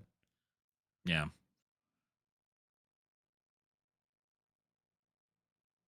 Yeah, 15 still here too. I mean, there's a lot. This is still a third of Matthew's life in the matter of just one attack, and only being able to block with one card is not very effective. But I do think I would have, if I were in Enki's shoes, a double pummel would have been crazy because it's already got dominate. We're already in a pretty okay spot, but I could understand wanting to save it and being a little bit more patient because the game's going to go on for a little while longer. Well, I mean, think about the gamesmanship here, right? If your opponent does the math, knows you could have, and you didn't, they're not going to think that draw a card off peak. Wait a minute. Wait a minute. Double pummel is live. It's just live. Give you the card anyway. Never mind. That's crazy. Ooh, that's a little. Yeah, the blue and everything. Drew the blue. Determining whether or not you want to play the other. Just send it. Hit the button. Hit the button. Hit the button. You can't not do dominate. It. Show the D react. Timber. Fusing. So what are we blocking here now? It's 8 to 10. I mean, he's gonna look if it doesn't strip. I think he's not gonna send it, but I would agree. Yeah, I think at this point, the double pummel is the spiciest possible play, but at the same time, you're not getting that much extra value because you're forcing a discard, and their plan is probably just to try and swing sledge. So maybe you're stopping like a sledge swing, but at the same time, you're just giving them arsenal and they pass. Yeah, because they only had the one card left. So allowing you to just keep on that pummel and be able to do it again down the line is quite nice. Yeah, it'd be a shame, though, if that gets put in and that is a staunch response, for example, because if they just couldn't pay for the D react, that's one thing. And that would have been much better if it got pummeled out of the hand. But if they got to establish something like a staunch in Arsenal, probably pretty rough in that Well, scenario. he just drew a staunch, so the statistics of that just went down. But you are Yeah. correct. We will see here. All right, there's the. Oh my gosh, I love that card. Love that card, baby. Ooh, And and there it is, another heave. Three seismics. We're Should getting be there. should be. Oh yeah, it's a 2 heave. Got it. Yeah. there's so much power coursing through Valda that the stream is now struggling to continue on our end. Chat, summon all your willpower so that we can give energy to Valda and watch yet another pummel play. There it goes. It's starting to come back. See if we can get things resolved here. Now, you pointed out that he drew into that staunch response, but keep in mind he's not going to be attacked on this turn. So now that staunch response kind of just looks silly in the hand, doesn't it? Well, what was put in Arsenal? I do not know, actually. I don't know what was put in Arsenal. Oh, I would only 3 hope it's a card D for a react, sledge. but I don't believe it would have been, but I'm not in the Yeah. top 8, so yeah, it's gonna be a pretty comfortable sledge here. It's kind of all you really want to do over the course of this game. But I don't know. I mean, you're going to be staring down quite a powerful turn. You're getting a pump off of the rights and of the edge of their seats, on top of the dominate that there's going to be put on for this smelting of the old ones, which again also has another on hit. I believe the fun part about the smelting of the old ones on hit is that it destroys all equipment that has a -1 counter on it, if the crush effect happens. So that would force both pieces of equipment that Matthew has, the Civic Peak and Duty, to be destroyed, if not blocked with, and then just getting the full value from. Enki doing some air math here, trying to come up with if he's willing to take the 6 damage, drop down to a 1 life deficit, and pass back on over to his own turn so that he can take advantage of all of these effects popping. The edge of their seats popping alongside of the seismic surge, popping alongside of the new Earth Aura, Rights of Earthlore, which is going to give that +3. And also, by the way, gave that third seismic surge on the previous turn. So this dominated 16 damage smelting is coming in absolutely hot. Yeah, and you have to give a tip of the hat to the math here, right? Because you're not calculating the math of this turn; you're calculating the math of the next turn, and perhaps Mhm. even the one after that, right? Just a casual 16. Casual 16. Yeah, getting the full block from the armor, expecting to take the crush effect here. Just getting everything you possibly can out of this. Although, I don't know that you entirely. Well, I guess you still want to get any point of value you can off of a dominate there. Staunch is in hand, so you can still. There's 2 blues in there. You can pay for the whole thing. That's an instant, right? So he can do the instant with. Oh man, he's in a great position here. So blocking 10, taking 6. Yeah, but yeah, there you go. Yeah, both players there forgot that the block of the Civic Peak before reactions was indeed going to draw the card on Enki, Yeah. which could, have drawn him into a pummel. But we have seen at least 1 red. We've seen 2 yellows pitched, I believe, or maybe at least the 1. And he is going to play out the tension in the air, paying the excess cost there that was required, and he's choosing to pitch into the magmatic carapace, one of the best named chest equipments for Guardian ever. I know that's a narrow margin, but I still think it wins. And tension in the air comes in with those 2 counters alongside that seismic surge. Oh, come on now. Tectonic and seismic? That's pretty good. That's pretty good. Oh, magmatic. That's the way. When was the last time you said magmatic in a sentence outside of Flesh and Blood? Never. I think that's, that esoteric usage is probably the reason that I like it so much. Well, in my previous life as a geologist, you don't know me. Come on now. Okay, scratch that. You're right. I sold you short, my studying the friend. flows of lava. I sold you short. Here's the casual hammer for 7, not 6. And no, you But can't 7. say it. This being a 2-card swing is so limiting. Mhm. Yeah, it's very, very rough. I mean, usually it pairs out pretty well to where you're still sending far more towards the late game. But I think when you're met with all of this dominate, it's hard to convince yourself that a sledge attack is going to be enough to really threaten such a large amount of your opponent's life total. That's right. El Bricky says 7-6 is actually correct. Pitching. Oh, so the teacher can say 7-6, but not the other way around. I see how Nope. it is. You can't truly, do it. Truly. Can't do it.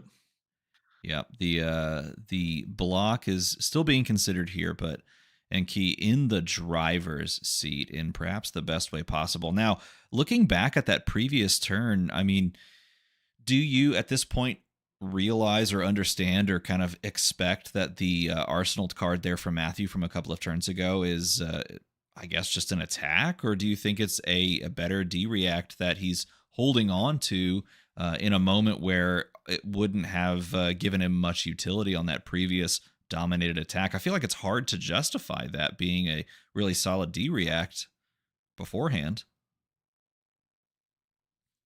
Yeah, not entirely sure what's parked down there.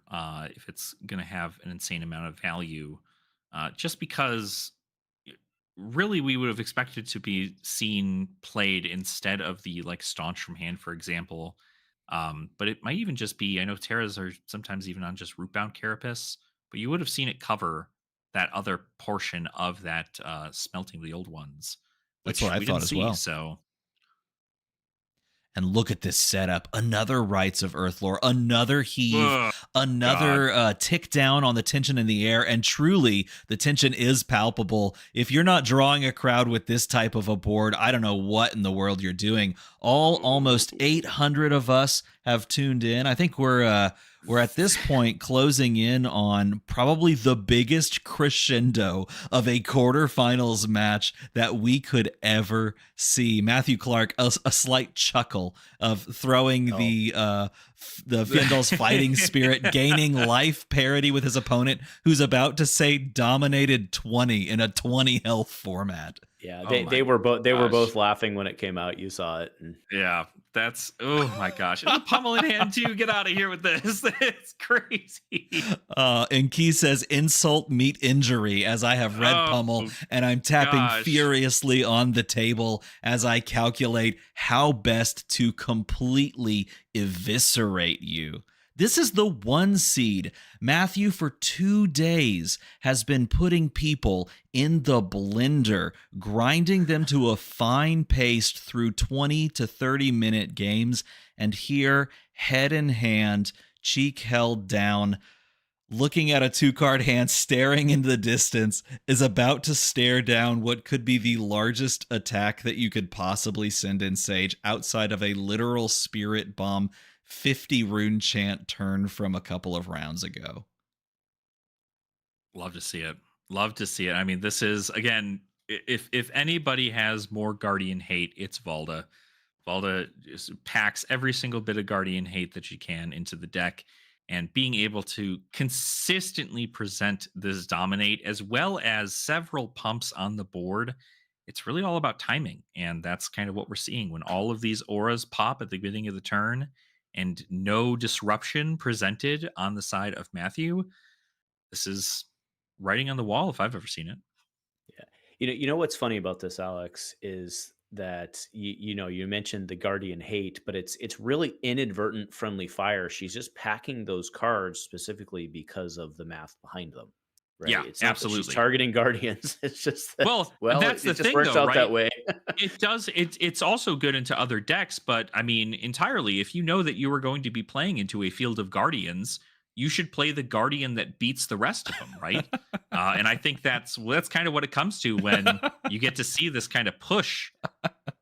Speaking of a push, I'm sorry. It's just Enki takes a wad of cards, what can only be described as a literal pile of blocks, and presents them on the board to try and play around some sort of a pummel play to steal this massive victory that, he's worried about, but I don't think Matthew Clark has it. Maybe he's thinking that that's a pummel lurking in the arsenal. It could be that maybe he's pinned it on that or worried about some sort of a double pummel.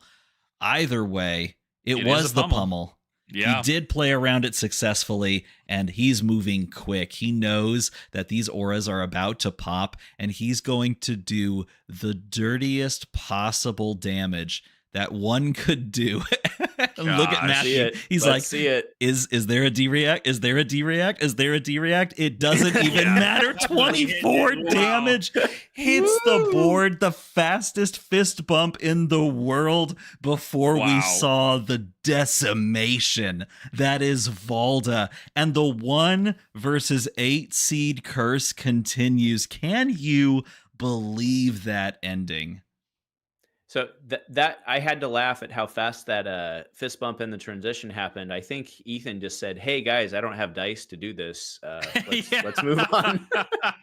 Let's get a different number rolling here because it's we can't go that high on the dice."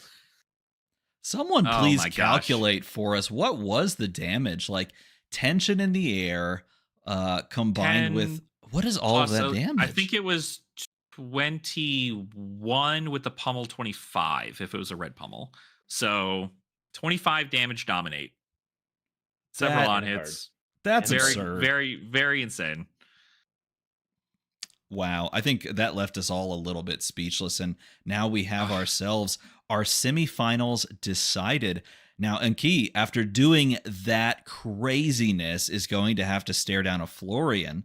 And on the other side of the bracket, Steven Young, who managed to squeak their way through the Ira matchup yet again, is now staring down the barn burner style deck that Chris Iaali brought to this event in Briar. What are your picks for either of these matchups? What do you think, Alex? Oh, God.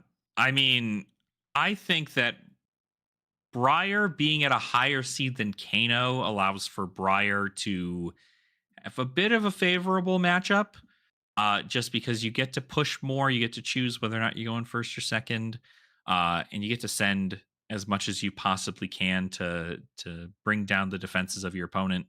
But so my vote is definitely on Briar, unless of course Steven rolls incredibly hot with the draws off the top of the deck. But when it comes to Florian Valda, it is kind of rough. Having dominate on attacks is going to be very difficult to stifle a lot of those D-reacts that'll just end up be sitting in hand. I would hope that the process here is just to park as many of them in an arsenal as possible and push there, but it is more of an aggressive match. So you're probably going to see a lot more damage being dealt to Florian from Valda's end, especially if the hands are lining up like they did into the Terra match there. Andrew, what do you think? What is your pick for both of these matchups? So, I was going to throw it back to you for the Kano match. What's very interesting about the first match is that the Florian stack depends a lot on being able to use defense reactions. And if Valda does kind of a stall thing, I wonder if Florian doesn't actually end up chunking their hand. So it's going to be very interesting to see how this plays out. And then your thoughts on Kano? My thoughts on the Kano matchup. If you have the capacity to pick who goes first or second, I feel pretty comfortable playing the race game.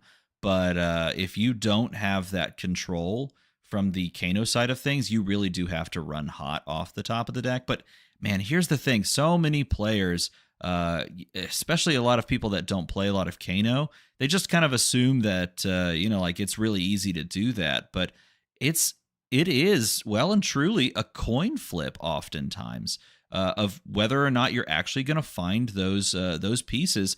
And you don't have a lot of time to set it up. You kind of have to, just go face and play very consistently with regards to like managing your life total on the board, trying to get your unyielding grip value, and then when it's time to pull the trigger, to just have the courage to go and do it, or to be able to sculpt the top with a lucky cindering that you found in really only 2 turns, because you don't have a lot of turns to try and make it put it together. So for me, and I'm a big Kano fan, and I've played Kano at my ProQuest.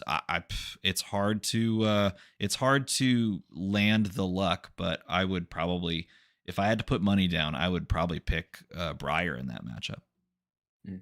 I mean, but if we take ourselves into the, I was going to say Wayback Machine, but like the 3 week ago machine, Kano was actually doing pretty well into that early meta where Briar was ruling, and this is pre BNR or pre BN. Yeah, I mean, define pretty well, because I played a lot of that matchup. Acceptably well. Yeah, I mean, it reasonably well, but again, you kind of have to flip into it. They aren't going to be able to present something like AB3, but if back then they were presenting Spell Void as well, which is much harder to play into. Here we're going to expect what AB1, if we're thinking back to what we saw in Chris Iaali's list, and AB1 is much more comfortable to be playing into, and one polarity, sure. But oftentimes you didn't even factor in polarity in that matchup, because they just put, like 20 damage on the board twice. It's 4 into 4 into 4 into 4. Okay. And then 4 into 4 into 4 into 4, and then you're dead. Though, I will say I am. No, but you have your flex slot, because you saw the Sigil of Sufferings, and that was how it always was before. Was the Sigil of Sufferings came out, you put the Arc polarities in, it gave you the 8 life. I mean, that's a big deal, right? Well, yes and no. I mean, if they don't find it, it doesn't matter. They're still possible to just win the game on the spot, because they can put the damage down. But I will point out that the matchup does get significantly easier when the opponent no longer has access to, Lightning Press and your Burn Up and Shock. So if you take those 2 away, it does get better for Kano. So I do need to concede on the point that the matchup probably is better, much better for Kano than when I was playing it like every day. Yeah, so it's a walk down scenario, I'd imagine. At least here, you're not dealing with as much initial burst. You still have the unyielding grip in being able to block out a decent amount of those larger attacks. If they're sending a snatch for 10, odds are you're going to be able to at least block out one of those, which is going to be pretty effective. But it probably is just hopeful that a walk down occurs. If you get them below probably 7 life, probably in an okay spot. But I would enough of my games of Briar v Kano. I do think that a lot of it comes down to who drew hot first. As we look at that exact game we're talking about, Stephen Young, the record yet again, losing to a round 5 opponent in Ira, as well as a round 10 opponent in Ira, and yet winning in the quarterfinals against Ira, as well as a smattering of other Iras there in round 8 and 9. The tail of the tape, in my opinion, is that matchup if you're sitting down to play Kano. And, Stephen made his way through that matchup well enough to find himself in the semifinals. And on the other side of things, you're looking at 2 wins against other Kanos on the day from Chris Iaali. So if we're just focusing on this one semifinals moment with this matchup, like at the zenith of our focus, it seems to be pretty good for Chris. Indeed. Yeah. We have to acquiesce to Mr. DM Armada for his statements, I think. I mean, yeah, I would acquiesce to the scoreboard. I mean, you're 2-0 as Briar on this deck, and you get to pick who goes first. And it looks like the pick is in, because I think Chris chose first, as the graphic there shows, and has the ability to put 16 damage on the board, which is nothing to scoff at. Trust me. Yeah, being able to push that kind of damage, of course, it gives Kano the ability to block a decent amount, can keep their life total as high as they possibly can. But if it is quite a large presentation of damage and not something that might lead to maybe a setup turn in being able to go first, sometimes I'd imagine you could also see Briar just go Arsenal Pass in an attempt to send an even burstier turn next. But it all depends on how many non-attack actions are in the hand and whether or not Kano starts to send Arcane on your opponent's turn, being able to block a little bit of that out with some Arcane barrier if presenting something like AB3. Yeah, but again, we know they're only going to present AB1, so Yeah. Briar's going to go first here, I Yeah. imagine here, right? So yeah, Briar is going first. At least my knowledge of this, the graphic in the middle there, that little diamond in the bottom of the middle thing there shows who's going first. So it looks like Briar is going to go first into the Kano and really just kind of put on the pressure as far as this goes. Yeah, with regards to AB1 on the board, you actually are pretty comfortable Kano going second because your opponent going first. And there indeed is the, actually, is that, scratch that, it's AB1 Spell AB2. Void 1. Because that... AB2. AB1 It's Spell AB2, Void AB2 kind of, sort of Spell Void 1. Kind of, sort of. Because, yeah, okay, that's actually a big deal. That's actually a big deal. Yeah, so but there's a little the bit embodiment. more. Oh, the snatch already immediately. So 10 goes, baby. 10 goes, threatening draw. Casual. Yep. Yeah, usually you want, and by the way, these life totals are not correct because Kano, correct, right? Kano would be absolutely cracked if they started at 20 life, but no, 15, which represents 3/4 of Kano's life, 10 on the board, I should say, representing 3/4 of that 15. But he's gonna look anyway. Oftentimes, when you start this game off like this, you don't necessarily want to look, but here is Arcane twining off the top, and that's, again, you have to run hot, and here we're running literally cold with a blue damage spell off the top, probably the worst spell in your entire deck to find. Blue, and like now you're only really threatening 10 or 9 on blocks, which still gives 1 over, and then of course a draw on Iaali's side. So you could give gloves here also, or a piece of equipment, but looks like that's what we're going to see. The other option there was to, Kano, find something, pay for it, and then use Unyielding Grip to cover the rest of that, which you oftentimes do want to do on turn 0, is just get Unyielding Grip value because you're going to refresh your hand when you go second, and you're feeling pretty good about that. But here, not getting that value, oh my gosh, but finding an E-Pot off the top. Okay. Unfortunately, an E-Pot in the hand, but maybe we see double E-Pot resolution. That's the real question mark, because you don't want this E-Pot to stay in your hand at this point. You're going to pitch it and try to throw a spell, or you're going to play a second one and use Kano activations to try and find your damage. And let's see, what do we find off the top? Is that a red or a blue Voltic Bolt? It is a blue. Oh, it's blue. Yeah. Seeing the blues on the top, I mean, if you're trying to do a little bit of a walk down, not the end of the world, but setting up at least the energy potion for a more of a power turn. Not all this damage is going to be soaked up through any AB. As a matter of fact, I think none of it is. Just going to take the damage, and Iaali's going to say go next and send some back. And I want to say, I do find it quite interesting to banish the Voltic Bolt blue. Oftentimes I see a lot of Kano players, both new and very experienced. Obviously, Steven here being incredibly skilled on the deck to make his way into the semifinals.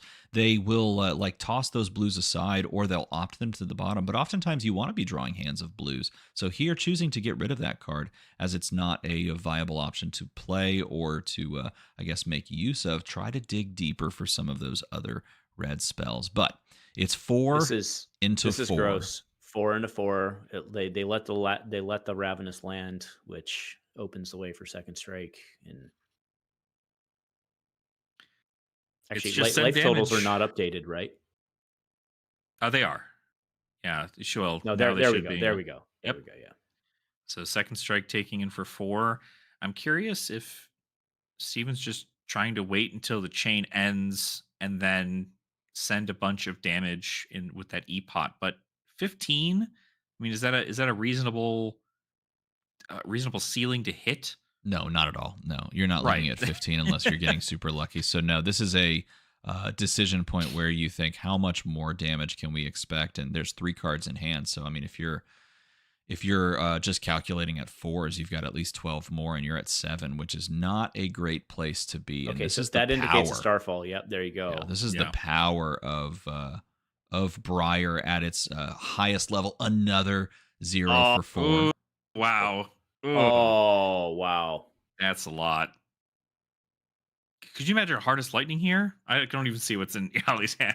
That'd be crazy. So that is a fascinating play because it could have just come with the second strike. So interesting to pop this. Interesting. Yeah, choosing to break the chain instead. I'm not too sure what the reasoning would be for that. Well, I mean the resource, but Yeah. you could have come with the second strike before this. I'm really interested to see how this plays out. Well, I think you can make this play because the information is already on the board for that play. Like a lightning card's been played. You are revealing that this turn was a casual 4, 8, 12, 16, 22 damage turn. Hey, do you realize why I felt scared about this matchup? This is a 15 health hero, and this is a 22 damage turn. Yeah. Jeez. That's a lot. I'm almost curious whether or not maybe just because we're at 1, we just ship everything into Arcane and then Is hope Kano to going to get kill. Kano'd here? Is Kano going to get Kano'd in terms of taking 1 on his turn? No, the Could pop happen. of the E-Pot here, floating a resource. And Oh my gosh, yeah. Could you ping? You can ping with Volterras because there's no Right. AB on the side of That's Kano. right. That's what I'm saying. Yeah, Reverberating. that would not be the first time I have died to an opponent's arcane damage from a Briar. It would not be uncommon, but never from this new sigil Not this card. turn. Yeah. Not this turn. Yeah. But wait, there is no AB period, which means all you have to do is go to your turn, play Arcanic Crackle, and then you have like lethal on the stack, as it were. That's it. Choosing to AB. Are there a lot of photos being taken, or am I having a stroke? There are indeed. There are and a lot, yes. Do not worry. The flashes are not on your end. Rightfully so, as this game is about to flash out of existence with a single point of arcane damage, most likely going to represent lethal as we move on to Chris Iaali's turn. Wow. Yeah, 10. I mean, you just got to send the crackle and you kind of have it. Now, the other point of contention is that you don't even need to start with Crackle. You can almost just start with any other starter because you're basically pricing the Kano into either full blocking your turn and hoping you don't have Arcane yourself or committing. So maybe it's even better. I mean, it is strictly better if you have a go against starter to just go like 0 for 4 and move on with your life.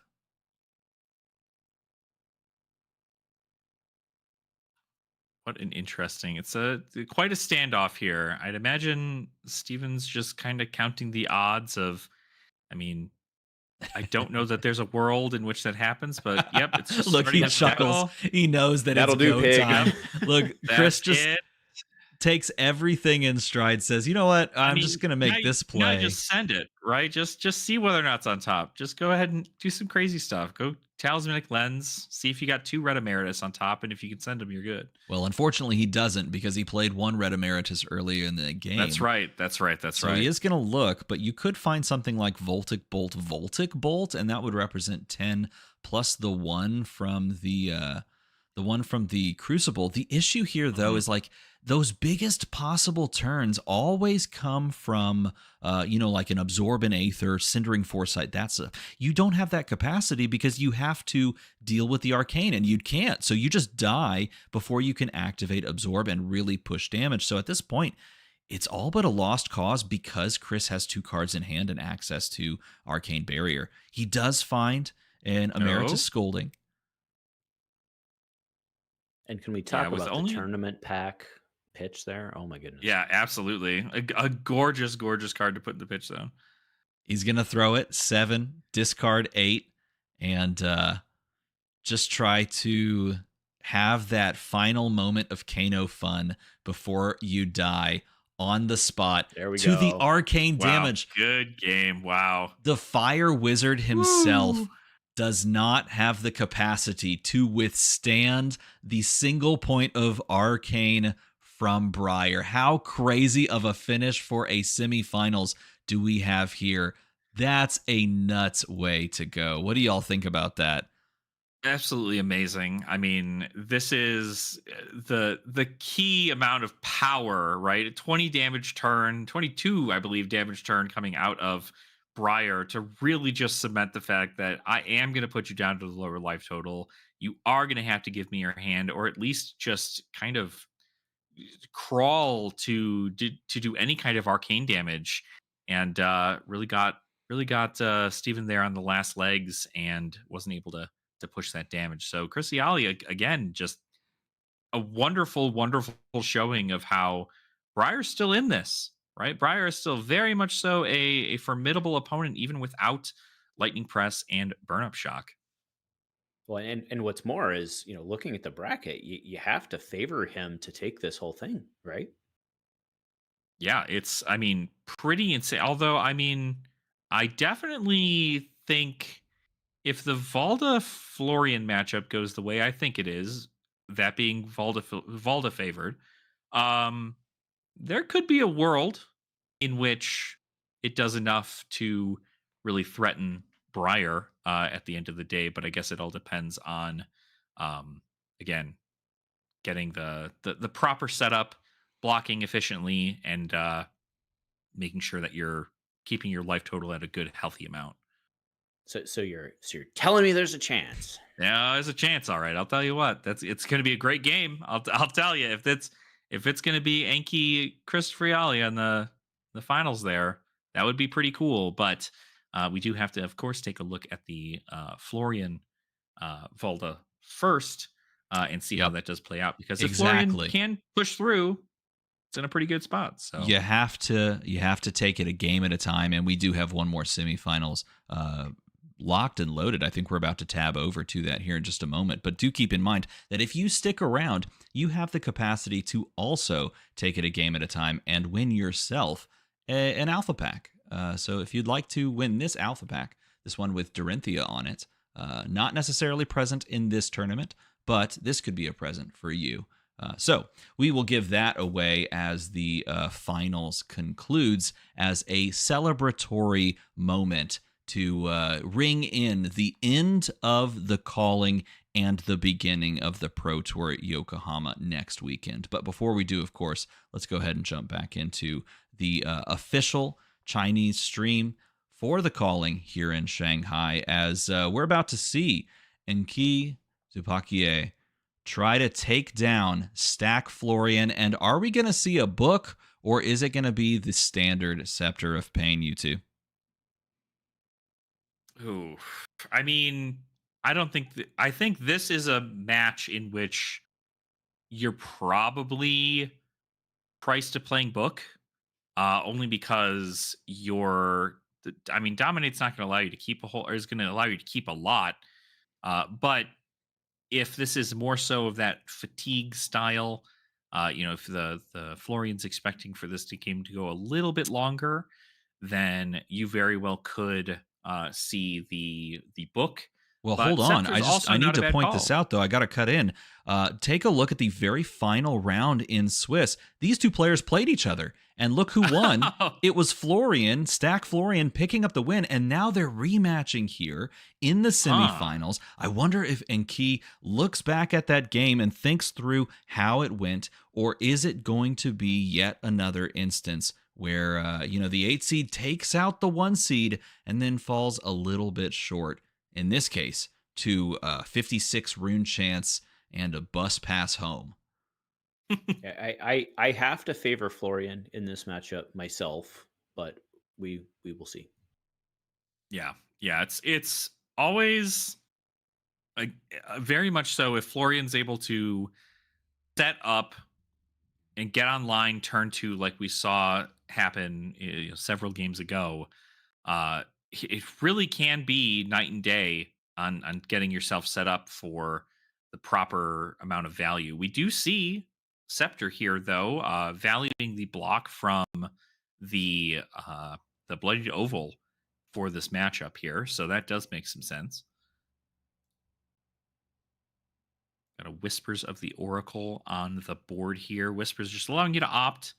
I'd imagine getting you some information, getting you closer to those Earth cards for you to go ahead and get into the grave, and then of course closer to your Chorus of Rotwood to be able to get yourself online as quickly as possible.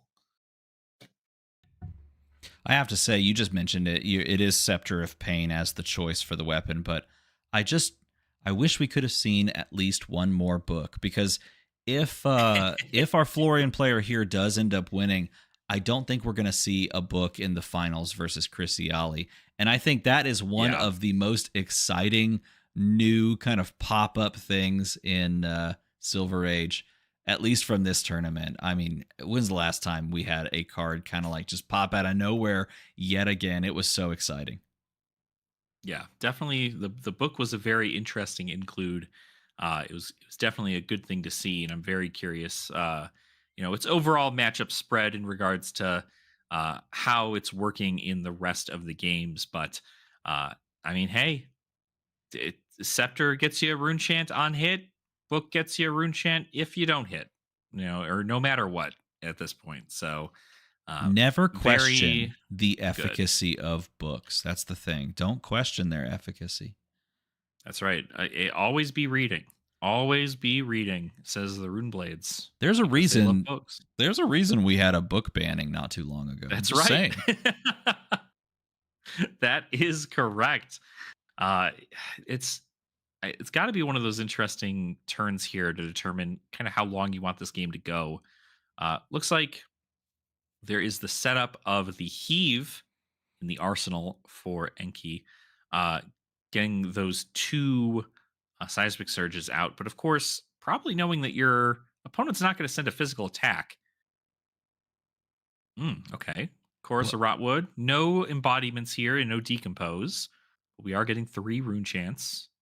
Now, this is a far departure from the last time we watched this matchup, because if you were watching just a few rounds ago when this Florian took on Oldhim, we saw Chorus of Rotwood on turn 1 with a decompose, and then Chorus of Rotwood on turn 2 with a decompose. And yet here, we don't necessarily have the same amount of gas. So does this slower start lend itself more towards an opening for Enki to make some headway in the matchup, or is this all just going to be stymied yet again by another set of D-reacts? Yeah, the downfall is that obviously this is not a dominated smelting of the old ones, only 2 seismic surges popping at the beginning of the turn. So a lot more cards are able to be played in response, therefore getting more value. Of course, I see a reduced rune chant in hand. But I think it really is just, I only expect that Enki's main goal in this entire game is to send damage where possible, but it's really about going through all the cards in your hand until you can establish a smack of reality in your arsenal and several pumps, and then forcing all of those rune chants to go away due to giving it dominate and pumping it up and getting it ready to go.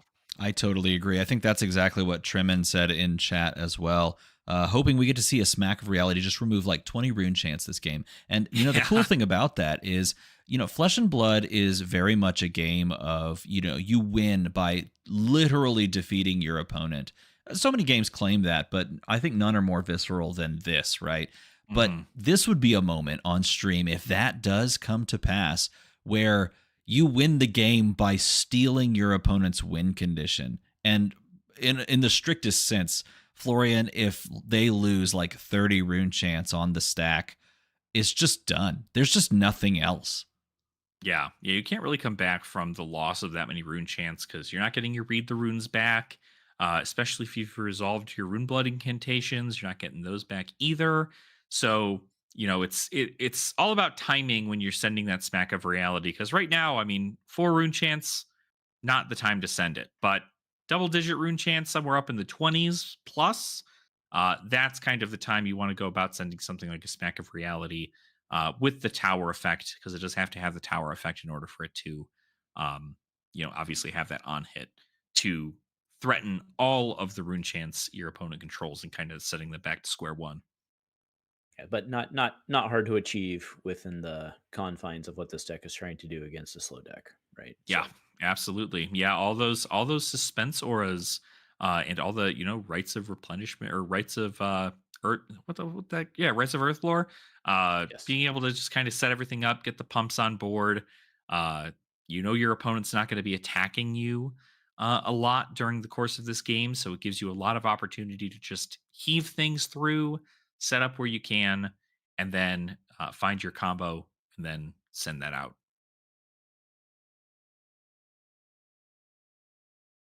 Sure. So we've got Blinding of the Older Ones here. It's just coming through. So again, just another comfortable 10. No Dominator on this one here. So kind of this is giving the actually opponent here. opening the window for Florian, Yeah. right? I mean, it helps purge the hand.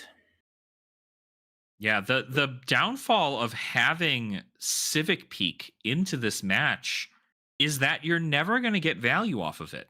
Normally you would make those two seismic surge tokens and then block with the Civic Peak in order for you to get that third seismic surge token to make these get dominate. But in this There's a scenario, your decompose. opponent's never going to do it. So Yeah.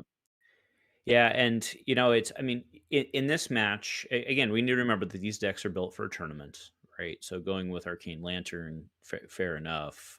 Probably in this particular match, you'd like to have the headpiece instead. Not that the shield's going to be super relevant when they're swinging for 400, but you yeah, know, it's hard to choose. It's hard to choose exactly which arcane barrier piece you want when the arcane damage is 50 plus anyway. So, but I do think that that's kind of where the again the setup of Valda is incredibly important. Getting those three seismic surge tokens is just as important as making rune chance over on the side of Florian. And if you're unable to make those three to kind of leak that damage through and push more, eventually you're going to find yourself at the whim of the deck that can go towards the end of the game and send that amount of damage. yep. It is There it we is go. interesting here though, putting the ball in their court with the decompose, right? So Yeah, absolutely. Yeah, getting them all set up there because obviously now being able to decompose on defense with the rootbound carapace, very much so a closer to victory that gets Florian there. But of course, we do see some auras hit the board here for Enki. Those three seismic surge tokens finally coming together. So we know at least this next attack they send through is going to have dominate. So there's some life gain on the table, right? But so what's Hmm. interesting with grindstone being the weapon here is that it really doesn't come into effect until in game when you can really start to do the counting because Florian actually has a fair number of pretty high value cards, especially compared to the auras and such that Velda's running. Absolutely. I mean, if you go through all the D reacts and that weapon's able to hit, you're certainly going to be getting value off ripping a card from the top of the deck. And if it's anything else that can make rune chance, uh, then you're in a good spot. But you have to make sure that that never happens and that you're destroying all the rune chance first before you even think about sending the hammer to threaten something on that end. Yeah. Well, I mean, my point was more that, if you could actually be losing your own cards on the clash, right? Oh, for In the Velda sure, if for you hammer sure, for fire. sure. I think the highest damage card that this Florian's on is, I mean, Autumn's Touch Red. I think is Yeah, it's kind of 7. it, It's right? 7. So Well, yeah, and, so is he running Fruits Red? I don't remember. Fruits Blue only.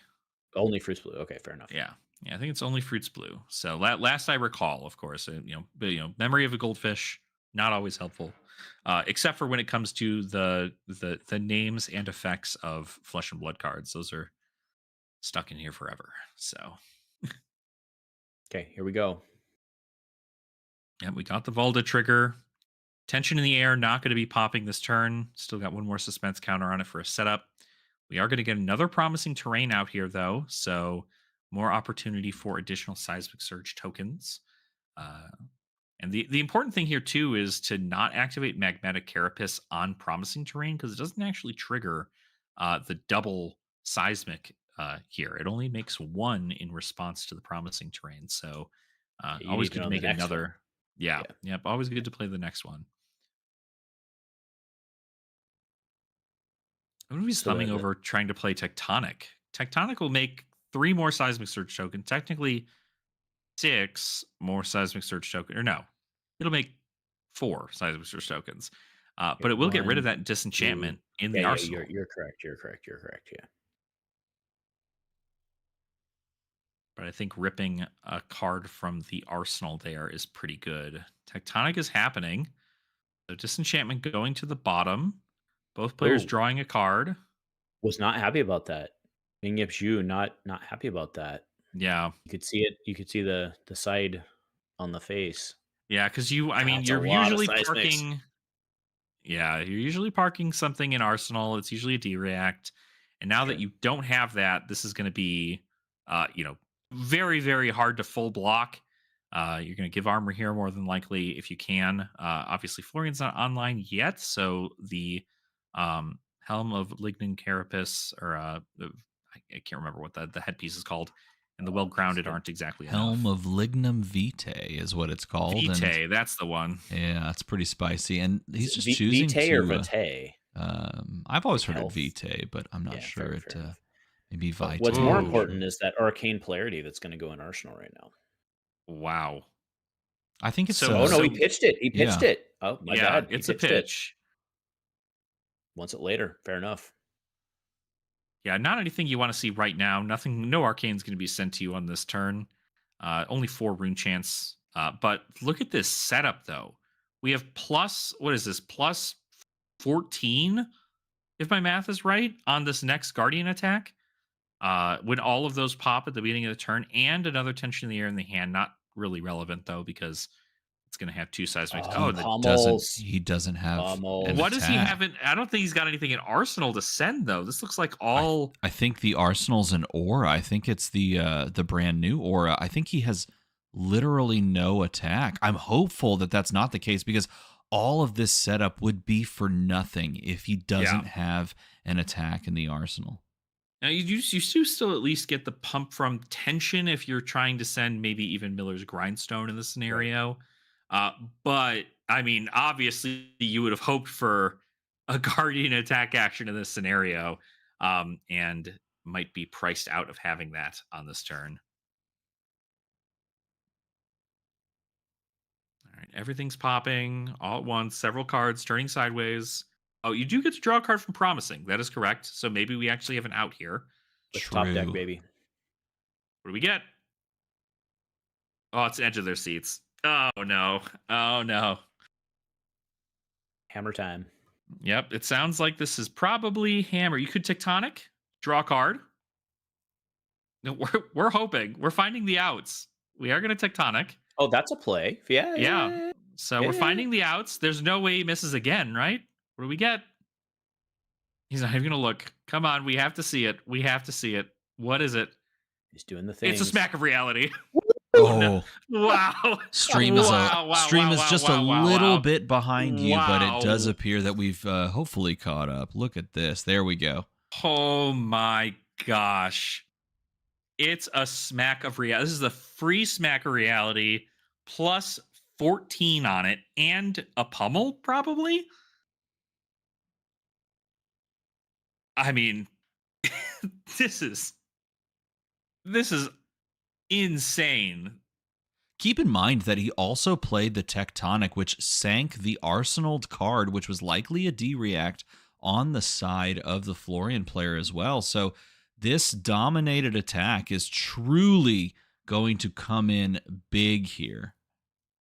Yeah, and it's big here because it's the reason you're running the Crater Hoof here in the scenario too, is that Smack Reality does not have Crush. So it does not actually get dominated off Valda's ability in this scenario. So you have to find another way to do it. And this is it. I mean, it is just send 17 dominate if it hits at all, because it's got more than 13 or more power. You're going to lose all of it. Five card hand though, right? So, but it does not seem mathematically in his favor. Yeah, absolutely. I think you're losing all your embodiments. You're losing all your rune chants in this scenario, and quite a large portion of your life, if I were to guess here. Oh gosh. Oh my gosh. Even more. Rough. Rough. Even more. 21 21 damage damage. on offer. Your opponent blocked with a single card and sits at 22 before the damage comes through.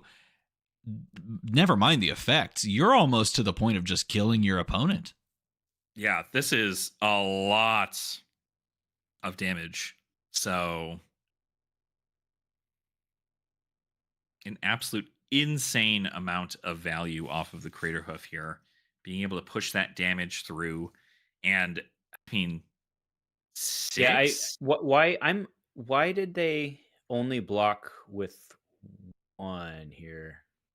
Dominate off of the Greater Hoof. It's hmm. Yeah, they only blocked with the Dominate off the Crater Hoof there. I mean, I would have at least given Beckoning Haunt in this scenario, just Oh to get wait, a little bit more. this but gives Yeah, but this gives this Dominate isn't on Arsenal this cards. isn't. It's not an Arsenal. Yeah, this is not dominated. So I'm a little lost here. Ah, there we go. There is, in fact, a misplay there in which Crater Hoof would not have given something Dominate because that Smack of Reality did not come from Arsenal. Oh yeah, and if you go to chat, look, chat's on top of it. So as you would expect, of course, chat is on top of it. So we need That's to always the one. go into the rewind machine here. Yeah, and that's probably what's going to happen here. Certainly, they're going to have a judge come over and rewind the game state here. Present the same amount of damage. No additional value or cards have been shown or anything of the sort here. But it is still going to be what I'd believe to be 21 after all said and done. But a lot more is going to be blocked out by the opponent. Yeah, Looks like our the camera's value dead. is the value math is solid. It's the question of the blocking, right? And to be clear, we all Yeah. know how it's going to play out in terms of the reaction and the hits and the damage dealt here needs to really be changed. Yeah, And, absolutely. Yeah. Give me just a moment, gentlemen. It does look like the entirety of the stream, our cameras have disengaged. So take a look at both of your cameras, and if it's on my end, I can always reconnect as well. But as they are sorting out the judge call going forward, let's see if it looks like we are back to normal. Let me double check. Yep, Perfect. bouncing back to us. Looks like we are good to go. And it looks like they are. I do have to make also an admission to good you. to I had go. to duck out to take a potty break earlier, and I shut off my camera and then neglected to turn it. So that is not a technical issue. That was a user error. Good. I only slightly panicked to find out what was going on. But no, rolling it back, 17 non-dominate, 5 cards in hand. So you don't have to really worry about just stymieing with one card. You can now actually calculate this out. And unfortunately for Enki, in making the misplay, has also revealed that the pummel is indeed in waiting. But Yeah, pummel in hand. I don't think it matters though, right? And then actually, there's some gamesmanship here in that, like, if you throw the full block, the pummel can go in Arsenal, and then the pummel's there, which is actually in your head now. So I don't know that that's the end of the world.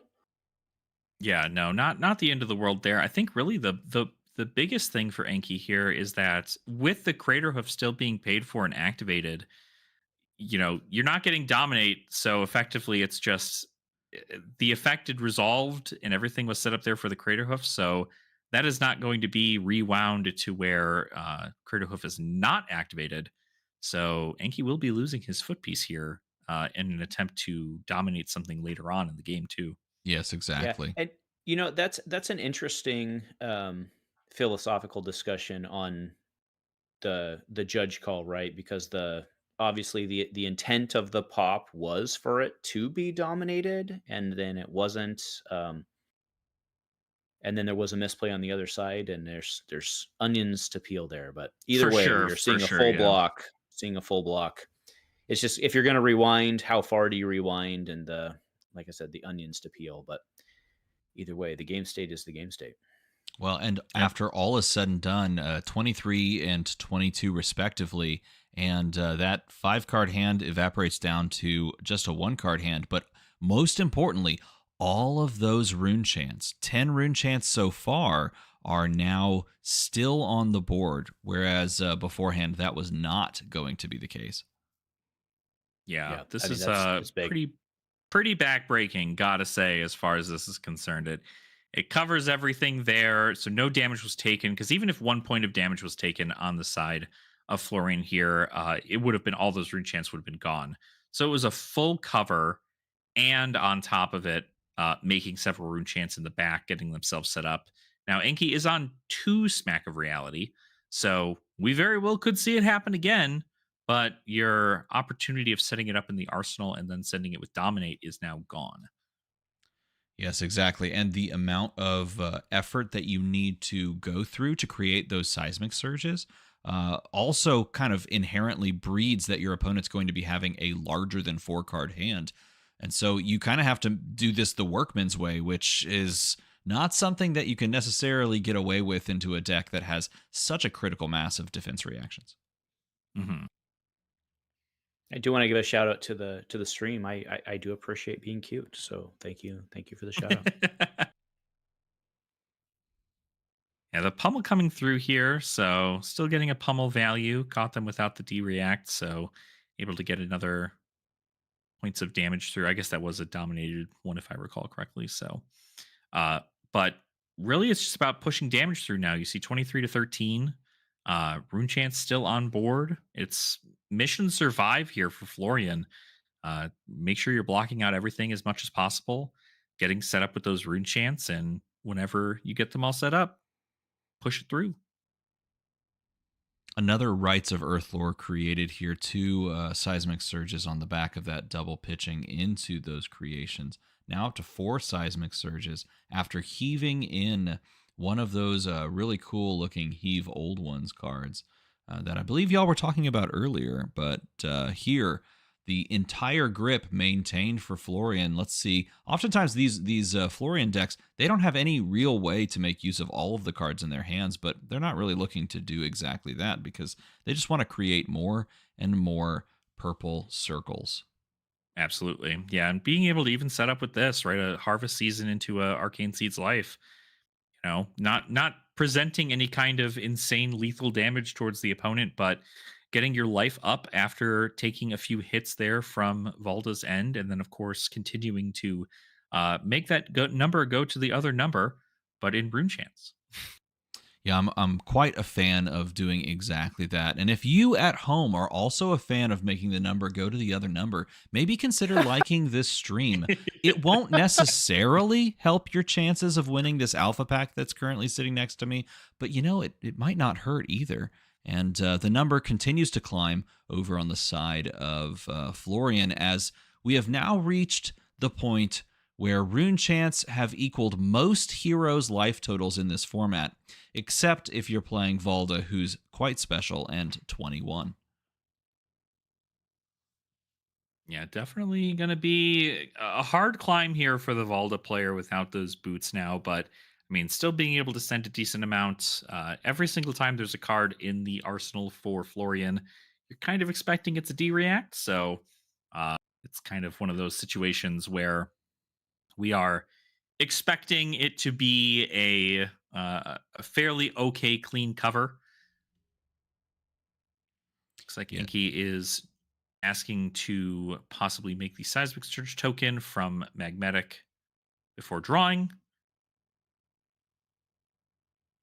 Yes, by the way, chat asked, is Enki on 2 smacked realities? We do believe that is the case. Yes, Both he is on red 2 Smack pummels. Reality. Both red pummels are indeed in the graveyard, though. I do think that there's at least 1, maybe 2 in the list, the yellow pummels floating around there. So that could be something that you would have to keep your eyes out for. But at this point, with your opponent at 16, you really do have to put together 2 massive turns in order to close the gap.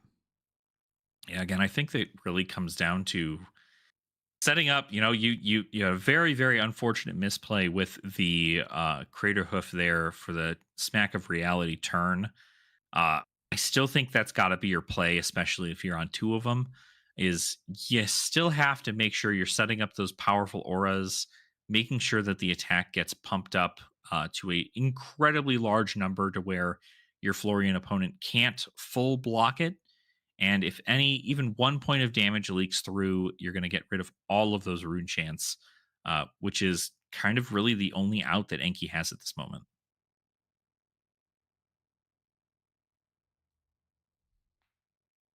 Sending the Dominate, though, of course, D-React and Arsenal. Still taking some damage here, but no crush effect because Florian is not a Guardian.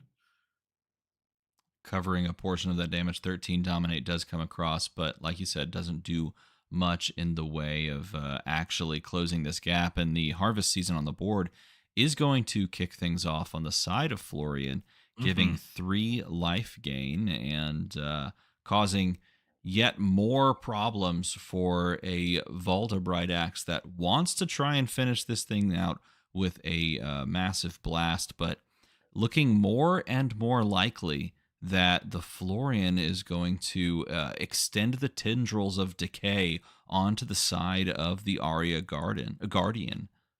Yeah, absolutely. And I think it's really about just trying to set up here again. You've got there's the Smack of Reality. There's that second smack. I believe we're due for a pretty nice setup turn here on the Florian's end. Obviously, we've got the Root Blood Incantation coming out, so a lot of rune chants due to be made off of that. I believe I spot a Rootbound Carapace in hand to what I believe just park in the arsenal and get ready for another dominated attack. For those that are wondering about the Alpha Pack, I don't plan on doing anything with it except shipping it to you. You can take it and do whatever you see fit. Daily Played Investment wants me to open it because one time I opened a cold foil Eye of Ophidia and then mailed it to Daily Played Investments because it was their card as they purchased the pack on a pack opening stream. There you go. I was curious about that comment. The only self-preservation there. The only time I've touched a cold foil Eye of Ophidia, my white whale card, it was that moment. Oh man, but the Emperor too, man. That was a pretty good pull. I'm not saying it's a bad pull. I'm just saying that a white whale card in the form of Eye of Ophidia was indeed pulled and held in my hands. Ship it out. And I took care to ship it carefully. So bringing us, I would like to chat about that, but bringing us back to the game, actually, we have what feels like a losing prospect here for a Valda player. It's hard pressed. I mean, I think that there's, these are very, very good players, and I'm almost certain that Enki has the brains to find an out.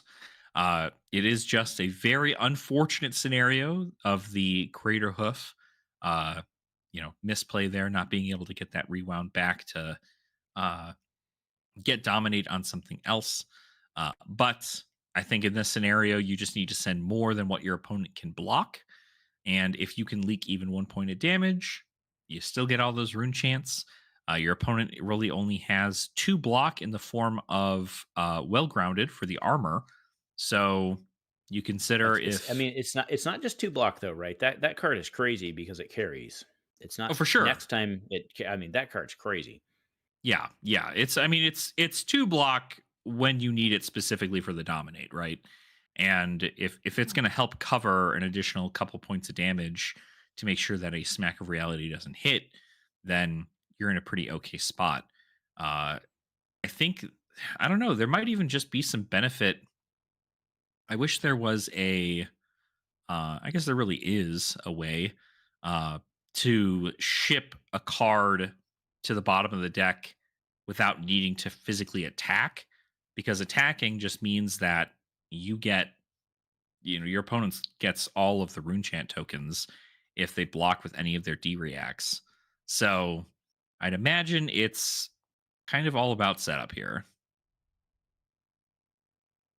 Players conferring on what's remaining left in the decks. I mean, trying to calculate through how many D-Reacts are still in play, and then, of course, how much rune chant generation you have going forward does end up mattering. Here, this Scepter of Pain is going to be covered up by the pitch, but more life gain on the side of Florian. And, for a hero that is all about the decay, this is a lot of life gain that he has disposal of. Yeah, that card at a quarter of your health. Wow. Yeah, bringing your rate back up. Fertile Ground is definitely just a way better sigil of solace for Florian to get them online. But we are seeing the shipping of the Smack of Reality right now. So 17 on offer, no dominate. And I don't think it's enough, is it? I don't think it's enough either. We've got a couple 2 blocks in hand. Some 3. Actually, I don't know. It might.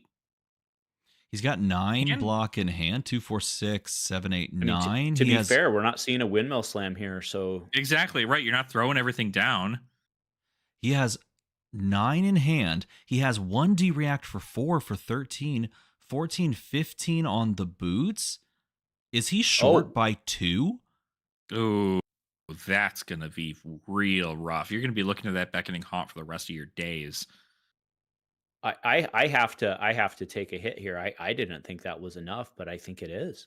It sure didn't feel like it was enough, but I guess you just kind of assume that there's a bunch of 4 blocks in Florian's hand at all time, right? Well, I think that's why he deliberated so long on calculating how many D-Reacts have been used, and understanding that this is not a matchup with something like Staunch Response. Everything that you're playing towards is 0 for 4 or worse. Now, if you can see that multiple 0 for 4s have been played and made their way through, then you can reasonably say that there's a chance that you could get there, and maybe that's what he's gambling on, the chance.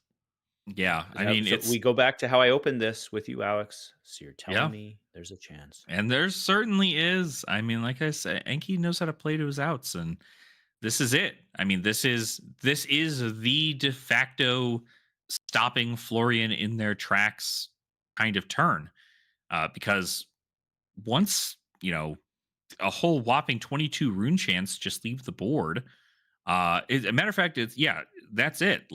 22 rune chants are going to leave, and that's a lot of life that to get to save. That's it, right? And if you're on Enki's side of the table, you're like, all right, this is what I have to do. He doesn't. He does not have enough to cover this. He has 9 block in hand, 3 in arsenal, and 2 on the board. So he's officially short. And at this point, I think he's trying to decide whether or not he even has the gas to do it all again.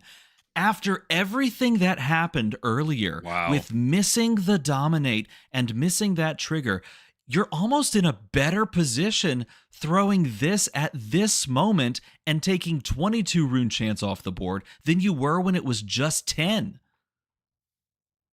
Wow. Yep, there it is. It's delivered. Yep, that's it. So the rune chants are going to go away. Ooh, wow. That was so impressive, right? Because if you're Enki, you're like, all right, I'm going to ship this, and if it works, it works. If not, well, c'est la vie. Right. And then after 2 minutes of deliberation, you're starting every second that clicks, you're getting more and more confident. Now, right? And you got to say, though, Florian, maybe not out of it. You do have some amount of rune chant generation still in the deck, and the Scepter of Pain does have to be respected. You are going to be creating 2 rune chants off of these verse counters turn over turn, but at this point, you just have to survive, and maybe Valda just closes this out with 1 more dominated crush effect. Yeah, I have to say, without having a weapon, like a physical weapon, I think that's the difference here. But yeah, we also know there's still an Arcane Polarity left in the deck, so we've got a bunch of AB Arcane Polarity. I mean, you're making 12 rune chants effectively off of these 2 Runeblood incantations, and then you have to go through I don't believe there's any more Chorus of Rotwood, because you're playing Helm of Lignum Vitae instead of Plume of Evergrowth, so you don't get those back. It's now immediately with just the matter of one card, this is a completely different game. I'm flabbergasted. What is this top 8 we're watching? If you're just tuning in, if you've just woken up on the other side of the world and you're here to watch this top 8, these are some of the craziest flesh and blood games I've ever seen, and we're in Silver Age. This is a format that everyone thought was a one-deck KO format 3 weeks ago. It's a 7 out of 8, top 8. This is and here's bonkers. 10 floating 2 with 1 in hand, baby. Ooh, I mean, to be clear, we already know where the pummels are, but is there a yellow pummel? Maybe. Right. Maybe there's a yellow pummel. Yeah, there's a read the runes in hand, so that's at least 4 rune chance to go through. You don't really want to give up the Amplify the Arknight because that's the way you're going to try and send these rune chants. And you're at 6 life, so you kind of have to ship your whole hand because you can't just casually take a bunch of damage here. I'm surprised he's checking his own yard here.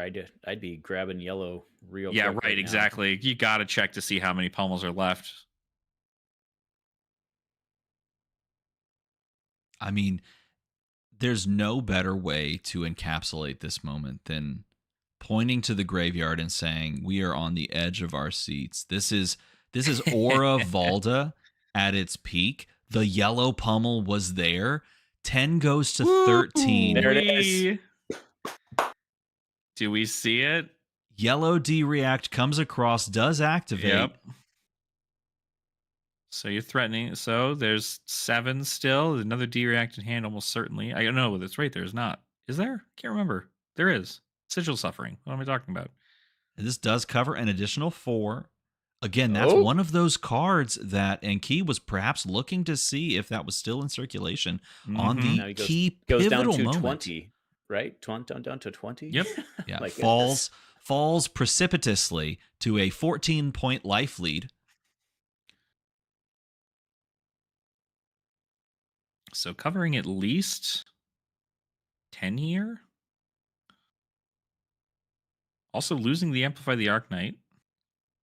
Discarding a card to pummel. Choosing to discard read the runes. That's the key point there. And not giving up the other card in hand, which I can't recall what it was, actually, now that I think about it. Back up to 8 rune chance. Now there's a chip, a chair, and maybe even a prayer, but at this point, Enki has a lot of ways to win this game in a game that I think we all thought maybe was just over and perhaps a formality to close out.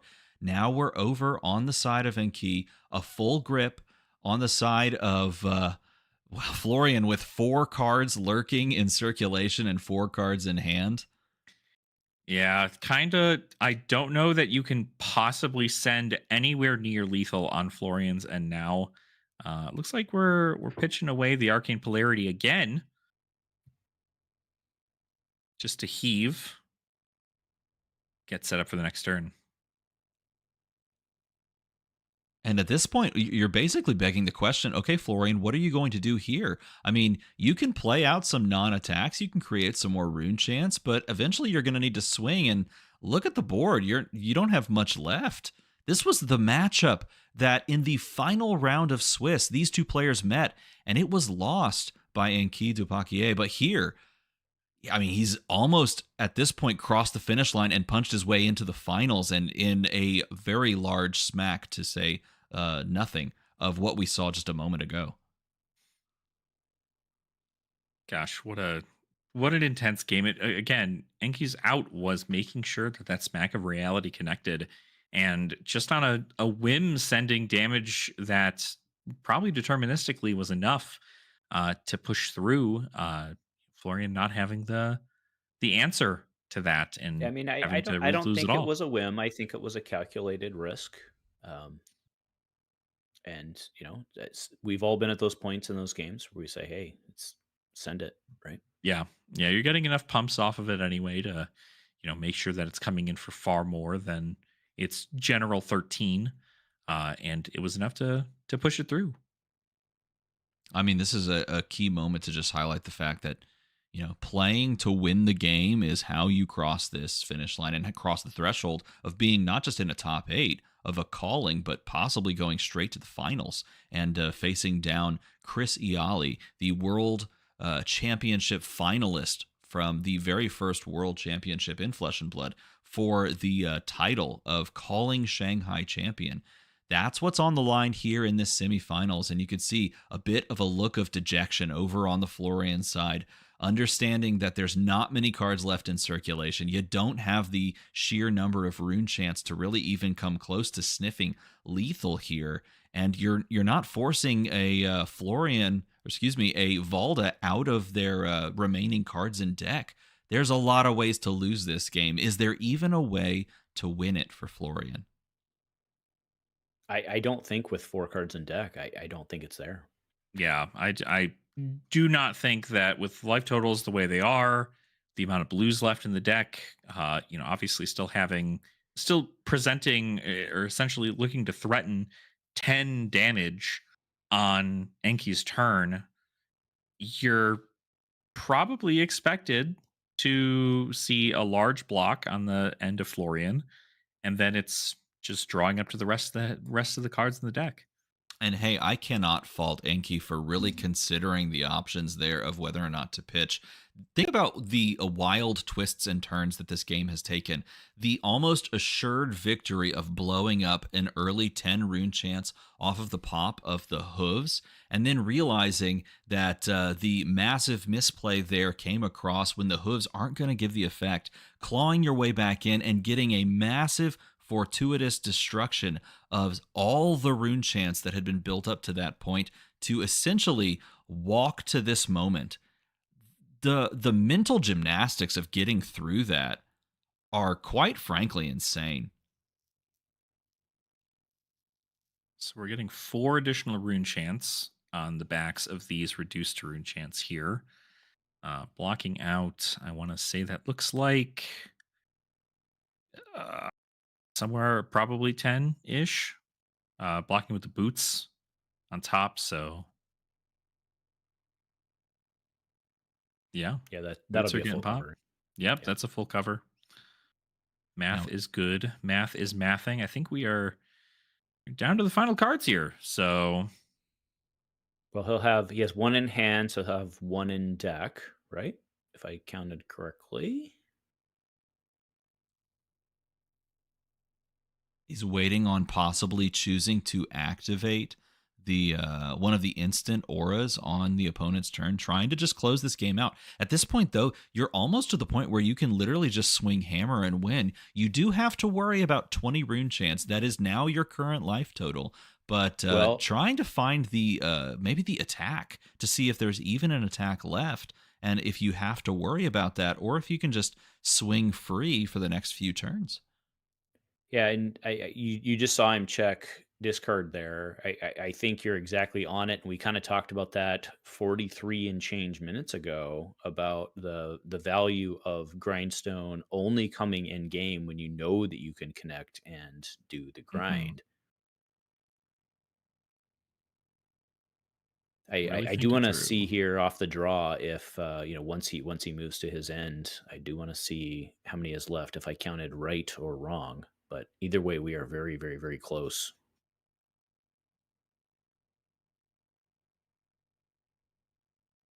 Still barreling down 20 chance, obviously, on Florian's end. Looks like we're just going to go ahead and pop the haunt. Imagine it's probably getting back Sure. Yeah. Makes sense. imagine a rune blood incantation or Yeah. even a arcane seed's life. No, it'll be it's an aura. It'll be incantation. Yeah. I think some They are deliberation currently- upon what player's turn it currently was. I think that's the question mark there. Nevertheless, I see. as they Is this a continue wizard to- game? What? It does kind of feel like that at that point. I mean, you're literally sitting on whether or not you're going to play an instant aura from your hand, and maybe that's shadows and shades of future Ziggy games that we might be seeing here pretty soon.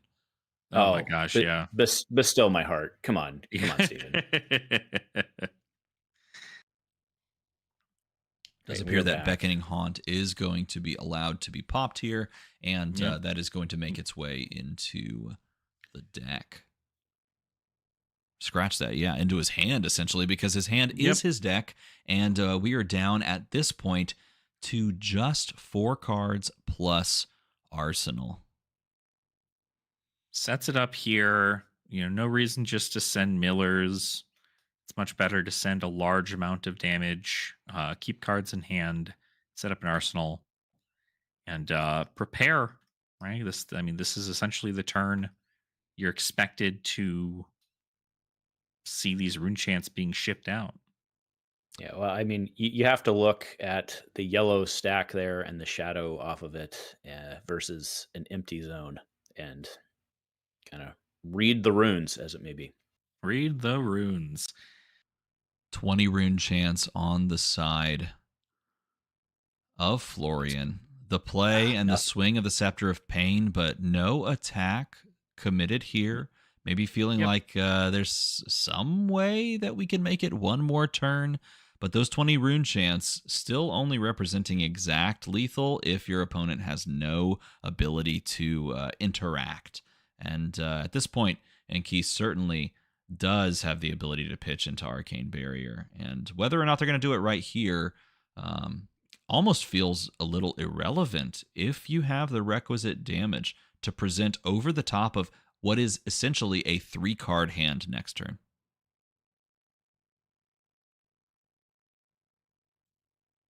Yeah, I think they're just trying to set up. Yeah, there's the tension. I think there's no way they don't pitch, obviously, into Arcane Barrier because you don't want that rune chant number going up any more than it needs to. And then you're just able to send Dominate on your next attack, especially with the Rites of Earthlore popping as well. Right. Well, and it's good value if you're pitching anyway. You get that aura out there. It's good value. That's it. That's a disable. Good old 10 Dominate. And that's it. All right. That'll do, big. You believe it. Absolute insanity, twists and turns all the way through that game. But at the end of it all, moving into the finals of the Calling in Shanghai is Enki Dupaquier on that upstart deck in this format. Can you believe we see Valda herself in the finals and staring down a deck that so many of us, perhaps myself included, thought was dead on arrival? Yeah, it's aggressive Briar. Aggro Briar still exists. How do you feel about this finals, gentlemen? I like Briar. I like Briar.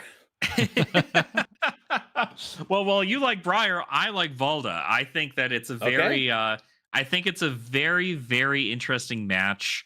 And my gosh, like just being able to successfully navigate the same matchup that you lost in Swiss, and even after the big misplay with the Crater Hoof, still able to make it all the way to the finals. And it's going to be Briar versus Valda. I mean, this is definitely going to be a very, very high skill game. Again, more so up in the area of making sure that every point of value matters and that you're not making, hopefully not making any kind of misstep moving into this match here. It's been 2 days. It's been 10 rounds, and we're left with just one. 2 players are sitting down just moments away to play the finals of this calling. And after all is said and done, 800 of you are sitting here watching alongside of us. And that is definitely worthy of an alpha pack. So if you would like to win this alpha pack, I need to come up with a question that we can share together. The first person to answer that at the end of the finals, we will give this away. And someone can message me so that they can get themselves a nice little alpha pack. But until we get to that point, we have one more game of Flesh and Blood. After 263 players sat down to play in this calling. Only one will reign supreme. Is it going to be Chris Iaali on Briar, or is it going to fall to Enki Dupaquier on Valda? Only time will tell. And the stream's not going to tell us either, because they're talking about national championship competitor packages. But we'll get there eventually. Just going to have to be patient. They're going to keep us on the absolute edge of our seat. You didn't have to pay anything. You have 1,600 eyeballs watching. This is free for you. Now you just get to sit back, or maybe sit forward, who knows. Grab that final bit of popcorn that you've been eating all morning or all night, or really at any point of the day, and figure out along with us who actually ends up winning this whole event. I would just like to point out, it is on the Pacific Coast. It is, the morning technically, and for all the kids out there, it's probably morning for all the other kids. So, what is morning? What does that mean? Like super real morning. And by me, I mean to say like 12:30 is morning is false. That is still middle of the night. But you're approaching, I could get on a plane and fly somewhere time. So yes, it is 2:30. It is 2:30 in the morning, currently where I am, and I am absolutely awake and ready to go. This has been absolutely electric. Not to say anything about the hero that's in the top 2 right here, but it has been truly electric. Shout out to both of these wonderful casters, which we unfortunately aren't listening to. You're stuck listening to me, and thankfully 2 other better players that are sitting alongside of me. And for, of course, the Flesh and Blood stream itself for putting on the event and allowing us to watch along. I hope everyone's enjoyed this opportunity over the past 2 nights of staying up late, hanging out, and watching games of Silver Age, because I know I have. Yeah, absolute blast. Very excited. I just like to put a plug in for our boy Steven here, who, again, very early in the morning, jumped on the grenade to make sure that we all could get the restream, and very much appreciated. Thank you for doing that. And, make a number go to another number, all the things. So that's right. True. Everybody like the stream. Go ahead and subscribe to DM Armada if you haven't already. Go ahead and get that all that stuff all set up. He's coordinating a lot of this here, and making sure that we're able to bring this to you. Well, in the words of Chick-fil-A employees everywhere, it's been my pleasure. So I've got to enjoy alongside of both of you. Thank you guys for hopping on with me. And we have one more game to go, which I am very much looking forward to. You both said that, you think Briar, you think Valda. And so if it's a tie game, I get to be the deciding tie-breaking vote. And you know what? I'm just going. That's how it works. I think that is. Yeah, I guess I just decide who wins the game. No, I'm just going with Briar, man. I got to go with my boy Chris Iaali. I'm so excited to watch him play yet another game on a list that no one I'm just going to say I didn't think still existed, but here it is. It's one of the things, death was greatly exaggerated for Briar, and I think it definitely does come down to, it shows a lot that while the deck lost some things to the BNR, really a pilot that is able to bring that deck to the forefront is kind of a huge boon to any cardboard that is able to be registered for these events here. Xena Beans says, out here in Singapore, my entire LGS was watching the match, and you can feel the despair when the smack landed. Yeah. Yes, you could. You could feel it here. You could feel it there. You could feel it around the corner. It's one of those moments where it's like, honey, wake up. Smack just landed, and new smack just hit the airwaves. That was pretty crazy.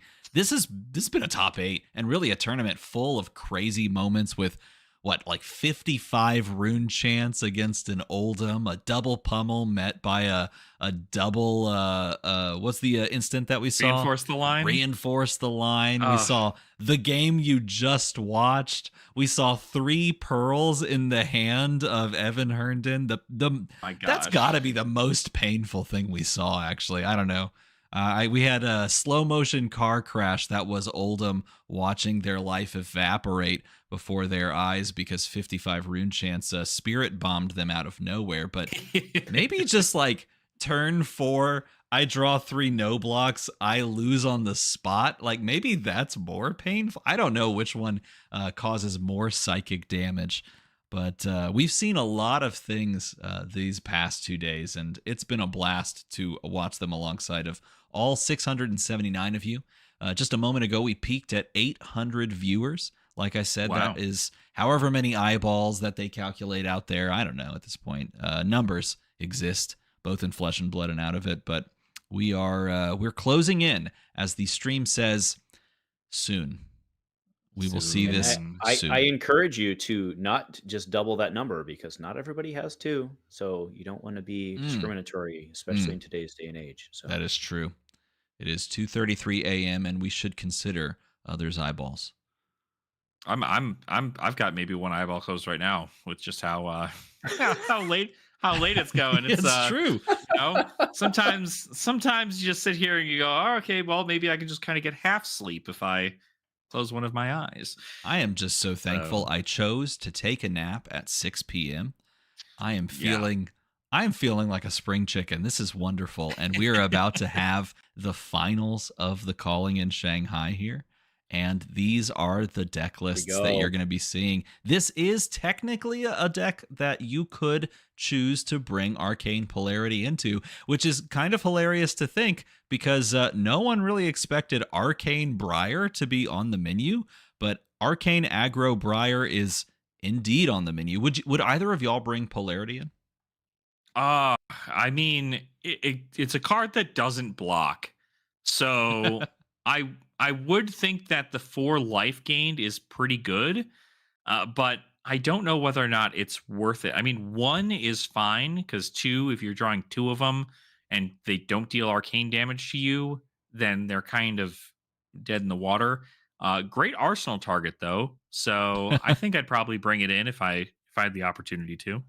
I'm sorry. Is the question, would you bring Arcane Polarity into Briar? Yeah. Yes. Oh, 100%, especially because it's open deck list. You know what's going on here. You know you're going to take 3 at some point, that you can only prevent 1, because you would be crazy to bring more than maybe 1. Well, Absolutely. surely Chris Iaali is not going to choose to go first. And surely Chris is not also going to absolutely land the Harness Lightning turn 0 again on stream. But if that did happen, it would be a fantastic pickup to have Arcane Polarity in the back pocket.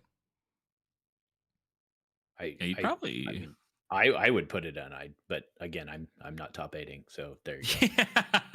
That's a special tech for Enki specifically. But I mean, I think it definitely, with it being a one of, again, if it pops up, you're able to block out a decent amount of stuff, and especially if you see it early, just park it in arsenal. Eventually a rune chant's going to be coming at you, or a 1 ping from the arcanic shockwaves and things like that. Sure.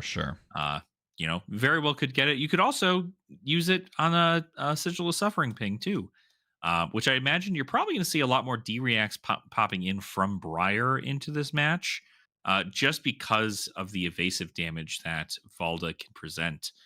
So you're going to at least see the Unflinching Footholds come in, on top of probably both of the Sigil of Suffering, if I were to guess. Well, and also keep in mind that this is this aggressive arcane version of the list with Sigil. Now, this Sigil is one that, again, before this event, no one, at least I know of, was really talking about.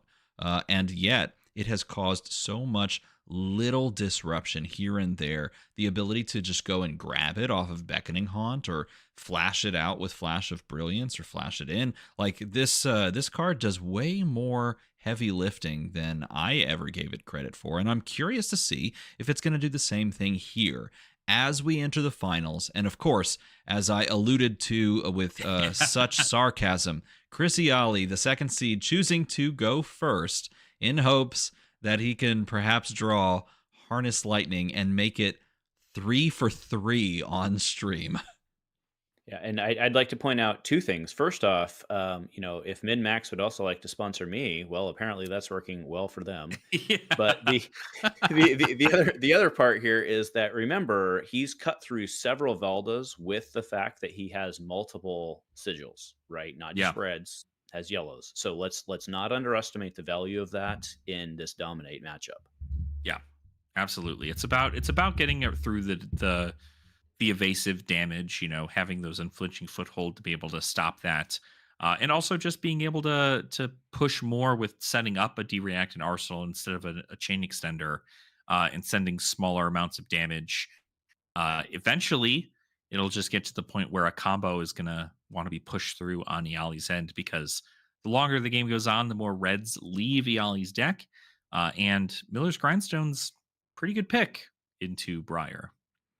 Keep in mind that this is not technically an LSS stream, so we definitely interact far more with chat. I think that is a good a benefit to this type of stream, and it means that I can also say Tome of the Orc Knight says, I was talking about it a lot, so vindication for Tome of the Orc Knight. Also, for those that don't know, Tome of the Orc Knight is I would call them the premier Talishar Lexi player, maybe the only Talishar Lexi player, so I don't forget.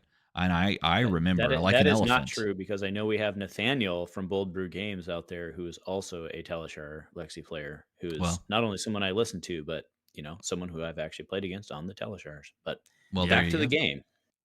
Yeah, we come across with Debilitate Blue, not necessarily what you want to see, but wasn't given the opportunity to actually filter on turn 0. Chris didn't find the nuts like we talked about, and all is lost. Except we just Arsenal and passed, and it turned out to be pretty fortuitous, because that meant that all we saw was a blue 6 on the other end of things for Enki, and now turn passes over to Chris, and the true opportunity for this game to really kick off is here with the Electrostatic Discharge, plus the Flourish. That is an instant, though. Note, that is an instant, so we do have to fuse here. Plus the Flourish, but it is still 10 with Go Again on the face of it, and we do know that this could be followed up, of course, by that second strike. Love the second strike fuse. Second strike is just so good. I mean, showing it and just saying, hey, by the way, this is going to be your nightmare either this turn or next turn, which way do you want that, is pretty good. Being able to send large amounts of damage and then set up a very wonderful chain extender. You just got to get a ping through some of your arcane, and you're in a good spot. I love it. I love the psychological play there. And if not, it goes in Arsenal, and you're like, hey, guess what's in Arsenal? Exactly. Choosing to block here with Magmatic Carapace, plus 2 cards from hand, and that Steel Braid Buckler means that this is fully covered, and exactly what you both described happened. We have the second strike making its way into the Arsenal, where it awaits another 5-card hand. But before that could take place, we have the bread and butter red boulder drop, the brand new, I can't even really call it brand new anymore, because it did come out at this point, like 6 months ago? Red MPG, we're closing in on what, 9 months at this point? Yeah, almost something in that ballpark. Be a year before you know it, buddy. Crazy to think it's been that long. Oh, and here's our first sighting of the game. We have ourselves a ping coming across for the Sigil of Voltaris, and a subsequent block after the fact, but this Sigil is going to also ping on its way out at the start of the action phase for Chris, and this is going to force a card to be pitched from the hand. Baby. Otherwise, second strike gets the Go Again. But the Arcane Polarity in hand is enticing. Oh, but look at this hand. He's got a red hand. Red. He takes it, pitches Polarity, and then just does his thing. But man, you have to let that pummel go. Oof. Yeah, it's rough. You see the head cock. He's like, oh, no. Oh, and we just got news, everyone. Maybe I do enable the wonderful 0 for 4 Go Again in your arsenal. And I'll cut in here just to say, Fab said Shoma just won the showdown, assuming that Shoma was playing on Ira yet again for the showdown. That would mean that Ira perhaps won the showdown. Yeah, sure sounds like it. Ira took down the showdown. Shoma showing again that Ira has got what it takes to take down an event. Yamamura Shoma, quite the name in Flesh and Blood in terms of disruptive play. Very impressive. Ira was indeed the pickup in the showdown, but here at the top of the top, the calling in Shanghai. The question will remain. And look at this. He sees the smile, flex. the pitch of the arcane polarity, and the turn may continue, but it's going to be a painful one. A 3 red hand. So there we go. So 7 no go again, right? Obviously, just stuffing the second strike by he's gonna keep it there and just keep it in his head, right? I mean, but the polarity pitch is the same, right? Like that's a great chess match. I mean, chess. No, it's not fair, but that's a great play. It's at least there's the one. Iaali knows that Enki's going to be just on the one, but now we know it's at the bottom of the deck, so all the arcane damage that's going to get pushed through is not going to be by a follow-up of gaining 4 life. And I mean, keep in mind this is open deck list, so they know the plays here, so they can count the arcane sources. 7 on offer, no go again. Second strike in arsenal. Enki is really stuck in a hard spot, offering 2 reds here. Doesn't really have a play to make on the subsequent turn unless that's a 0. The pummel's rough. If it's a 0 aura in the arsenal, maybe you're feeling pretty comfortable, but otherwise, this is just a pass type of turn. And it is. Rites of Earthlore. Okay. Does it exactly right. Chooses to arsenal the wonderful second copy of Boulder Drop and drawing into a marginally better hand with a blue. Another Rites of Earthlore. And shipping it back on over, meaning that Chris has full opportunity to just send it, making a rune chant, making an embodiment of lightning token. The double rune chants now being represented because he does fuse indeed with the Arcane Seed's life, and he plays another one. Rune chants aplenty, but now up to 4 rune chants. I guess when when you know they're not going to be shipping an arcane polarity at you after this, you might as well just send it, right? So that is interesting though, right? So because of what was played that your opponent has an all red hand, so statistically you're thinking they have more blues than they'd want. So sending arcane on this turn is interesting. It also could just be what the hand draws up, because you could see he throws second strike as the attack. I'm not sure I know what's the final remaining card in hand, but he's the second strike's very smart because he's banking on the fact that he's going to pitch into it. I think. Well, you say that, but at the same time, it's also consuming the embodiment of lightning. So, I mean, if the card in hand is a 0 for 4 that doesn't already have go again, would it not be better to just throw that rather than the second strike that could be -1 if 4 rune chants are paid for? I mean, yeah, but your value here, right? If they land an arcane, it gets +1 also, right? So it's not just about the go again, that you have the +1 as well. So a single arcane land counts for 2 value here. Yeah, sure. I get what you're saying, but at the same time, like if this is a 0 for 4 that doesn't have go again, and you can meet the conditional of giving it embodiment of lightning go again, then your turn is already wide enough. Maybe starting there and guaranteeing the go again and forcing the damage through is perhaps the better play. So all this to say, Chris has made the probably right choice with the hand, and from Enki's side, he's probably trying to kind of suss out what the card that is remaining that could be going into Arsenal is. Maybe in that case, it's something like a Sigil of Suffering. Yeah, could very well be a D-React in hand, so it's probably just keeping something in the arsenal for the possible dominate. Of course, if this gets blocked by Civic Peak, you're getting another seismic off of that. There's no real way, I don't think, to make another seismic unless I believe Crash and Bash is probably the other choice, but I don't know that I see one in the hand for Enki at this moment.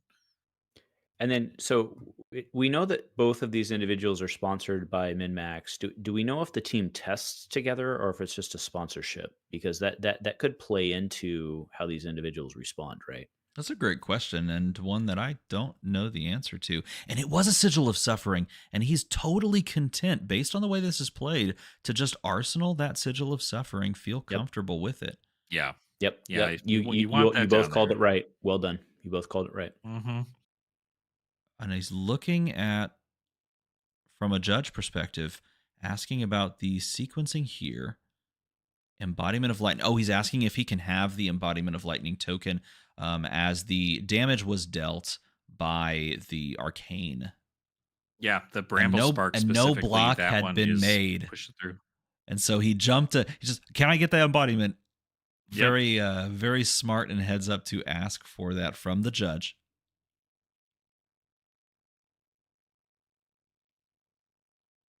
The block still on offer here.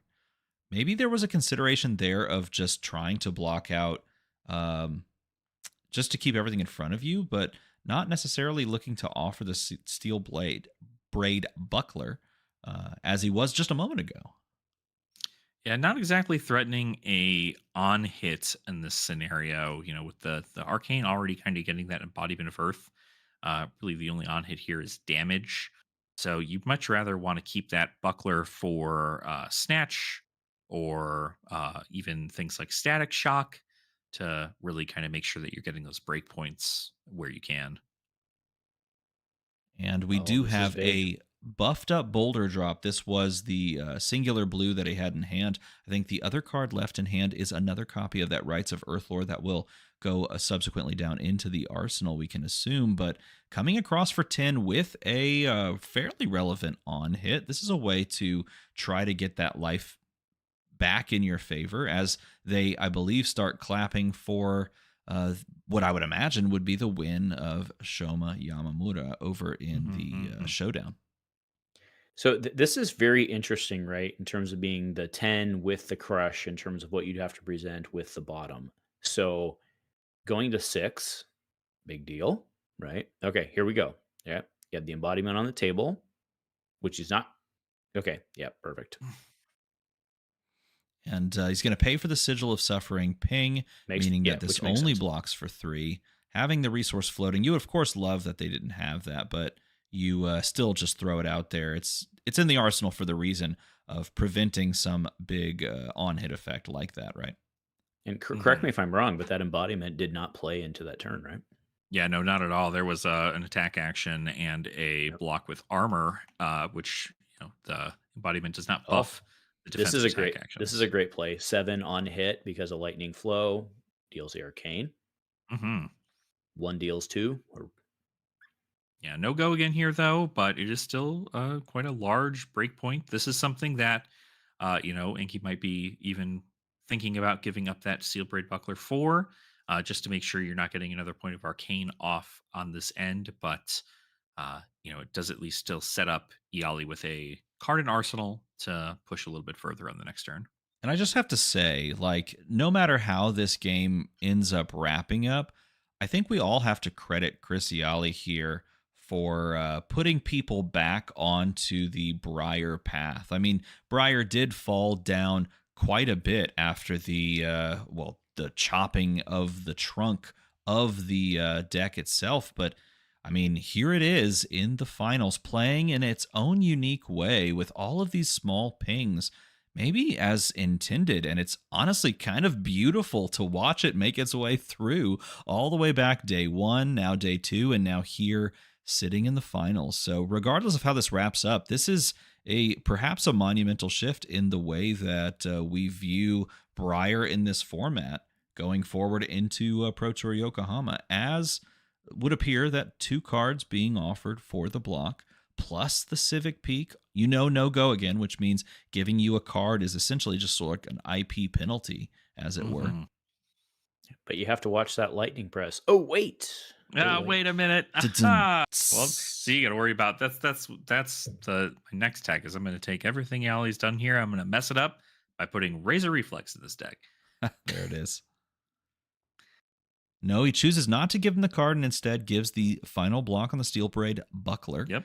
And the pass on over is going to trigger the play of the Rites of Earthlore plus the trigger on the Magmatic Carapace to make another seismic. Ooh, and then what a good curve.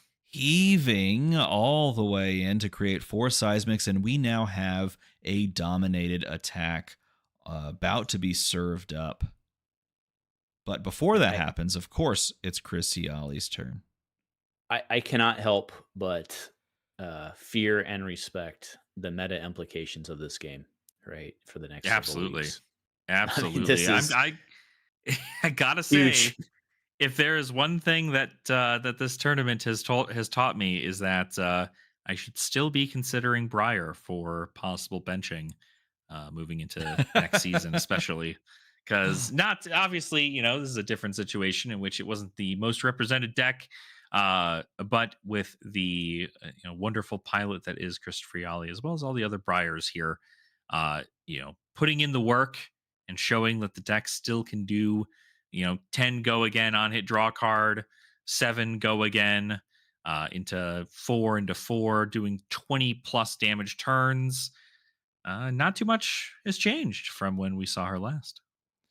That being said, I mean, like, just looking past Briar, I think this tournament overall has done a massive service to how, if you're watching these games, how you can engage with this Silver Age format. I mean, this is a format that truly is still wide open with regards to looking at the top 8 and seeing that there's 7 heroes represented across the board. And yeah, there's powerful heroes, and yes, there's going to be meta mainstays, but when you have 7 heroes and these 2 in the top with 4 go again hitting the stack on second strike after damage has been dealt, I mean, there's a lot to be still explored in a format that is first and foremost to be engaged with a new player. A lot of new ideas that can be injected into a format like this.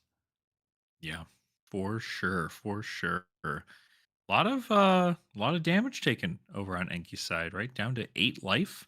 I imagine obviously we're doing a lot of checking as a pivot turn. To say pivot turn's not necessarily technically correct, but this is a critical turn, shall we say? Yeah, it's a make sure to try and keep your hand turn, right? Because you want to be able to send that 13 dominate at your opponent, just because it's a decent amount of their life. Now, of course, if this is really that big of a turn, there is the unflinching foothold still over on Iaali's end that he can pop to remove that dominate, but 13 damage is still 13 damage.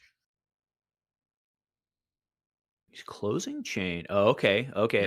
This will be a Starfall play, I assume. Yeah. And this moving into Starfall. And this is just so smart too, because again, this is all represented on board. So, Enki can calculate this. He could say, okay, well, let's just assume that those cards are 4 value respectively, and he can play at least 1. I know I'm going to have to block on that, but Starfall is already on the board, so force him to make a decision first and then throw the next attack. And that's exactly what we see here. And if you calculated that you were going to be doing a heavier blocking, now you know what is on offer, because this does not have go again. Yeah, so what I love about Iaali's play style here, and granted he's had the cards to do it, but every unknown card Enki has to assume, every unknown card that goes into Arsenal, Enki has to assume is an arcane source. Yeah. I mean, right? On his turn, on our turn, whatever you want to call it, Steven. Yeah, some kind of sigil of suffering or something of the sort there to get set up. I know the biggest thing that I'm going to walk away from this tournament with is that I really need to evaluate yellow sigil, because that's I mean, very strong. Very, very strong. Still, most of the defensive, Guardian decks are even still taking things like Lay Low, which is just a 0 for 3D react, and that's enough for them. So well, just lays it down. Yeah, don't blink, because I think he realizes that this isn't as out of it as you would think. There is a lot of damage on the stack, and I do believe a pummel perhaps lurking and now in the arsenal. Well and truly, there's always the possibility, especially with 2 floating. You might as well just lay the hand and throw the 0 for 4. In this case, it's a perfect one because it is Snatch. And that can refresh the arsenal and allow for yet another 5-card hand.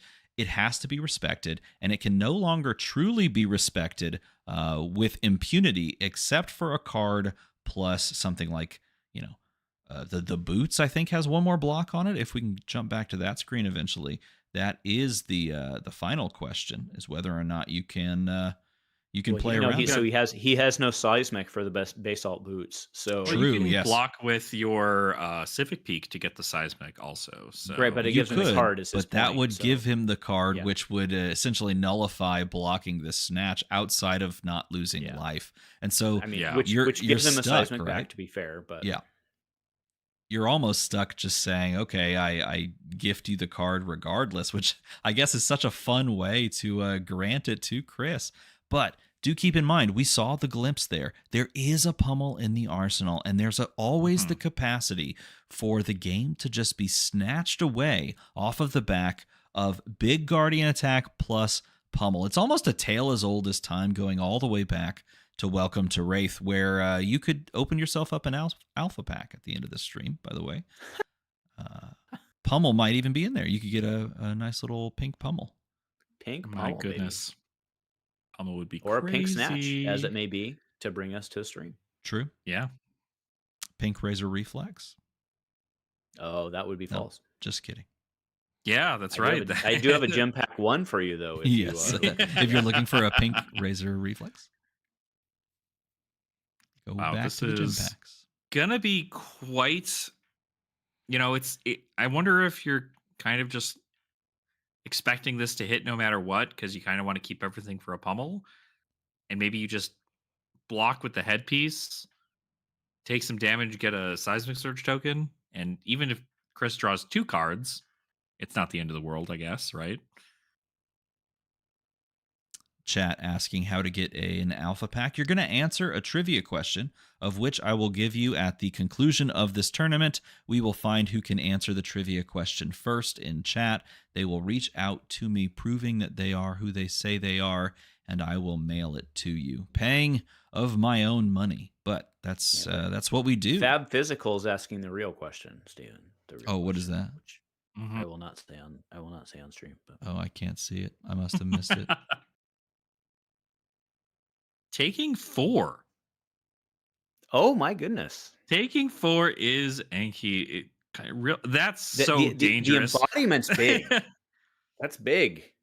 That's so dangerous. The embodiment's huge, and then worst case scenario, this next hand is Sigil of Suffering. Like you're trying to get the full value, and obviously having the seismic is going to be helpful to keep you have 1 float. It's not scenario. even just Sigil of Suffering. You also have to worry about the sigil that can blink in. And I think that's what we see in the hand. He does, in fact, have in the hand. And he can blink it in. He has an awful lot of instants in his hand, though, right now. Oh, he does. Yeah, he can blink it in. No blocks. A lot of no blocks in that hand. But he can also blink it out as well because of the block on the Flash of Brilliance. So maybe there's a line, but I think Enki has played around it by keeping a card in hand and honestly blocking the way that he did and having the extra buffer to pay through any arcane. But if he wants to pummel, what's the math here? I can't see his hand. If he pummels, he would have 2 floats. He's got a blue. Does he get? Okay, so he's okay. Okay, fair. He's got a blue in hand. So in 1 float, which would leave him with 2 floating, which if he got hit with 2 points of arcane would cover it. So Ardelian, you're asking where he got the seismic from. It's because of the card draw on Snatch. Yeah, Snatch hit. So Iaali drew a card and got a seismic surge token. Yeah, this is interesting with so many instants in the hand. This is almost like the Kayo game we saw. It is. I was going to say the same thing. I think he has to just give both cards, wait for the pummel response. I mean, this is for 5. That would come across for 9. He would be alive at 1. No. That's rough. 2 floating. Oh, my goodness. 14. Currently blocking. The triple nose swipe. He's just taking it. And I do believe he falls all the way to 1 with the discard here. The 1 courtesy of the extra block coming from the embodiment of Earth token on the Weave Lightning. That was the saving grace there. The only reason that he could survive that turn with the 2.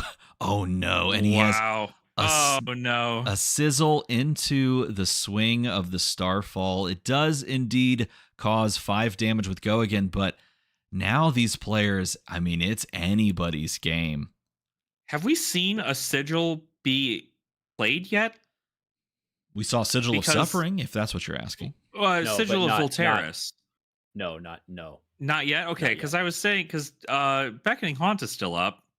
So if there is a Sigil of Volteris in the grave, it could be an opportunity to try and get another card from Enki's hand here after blocks.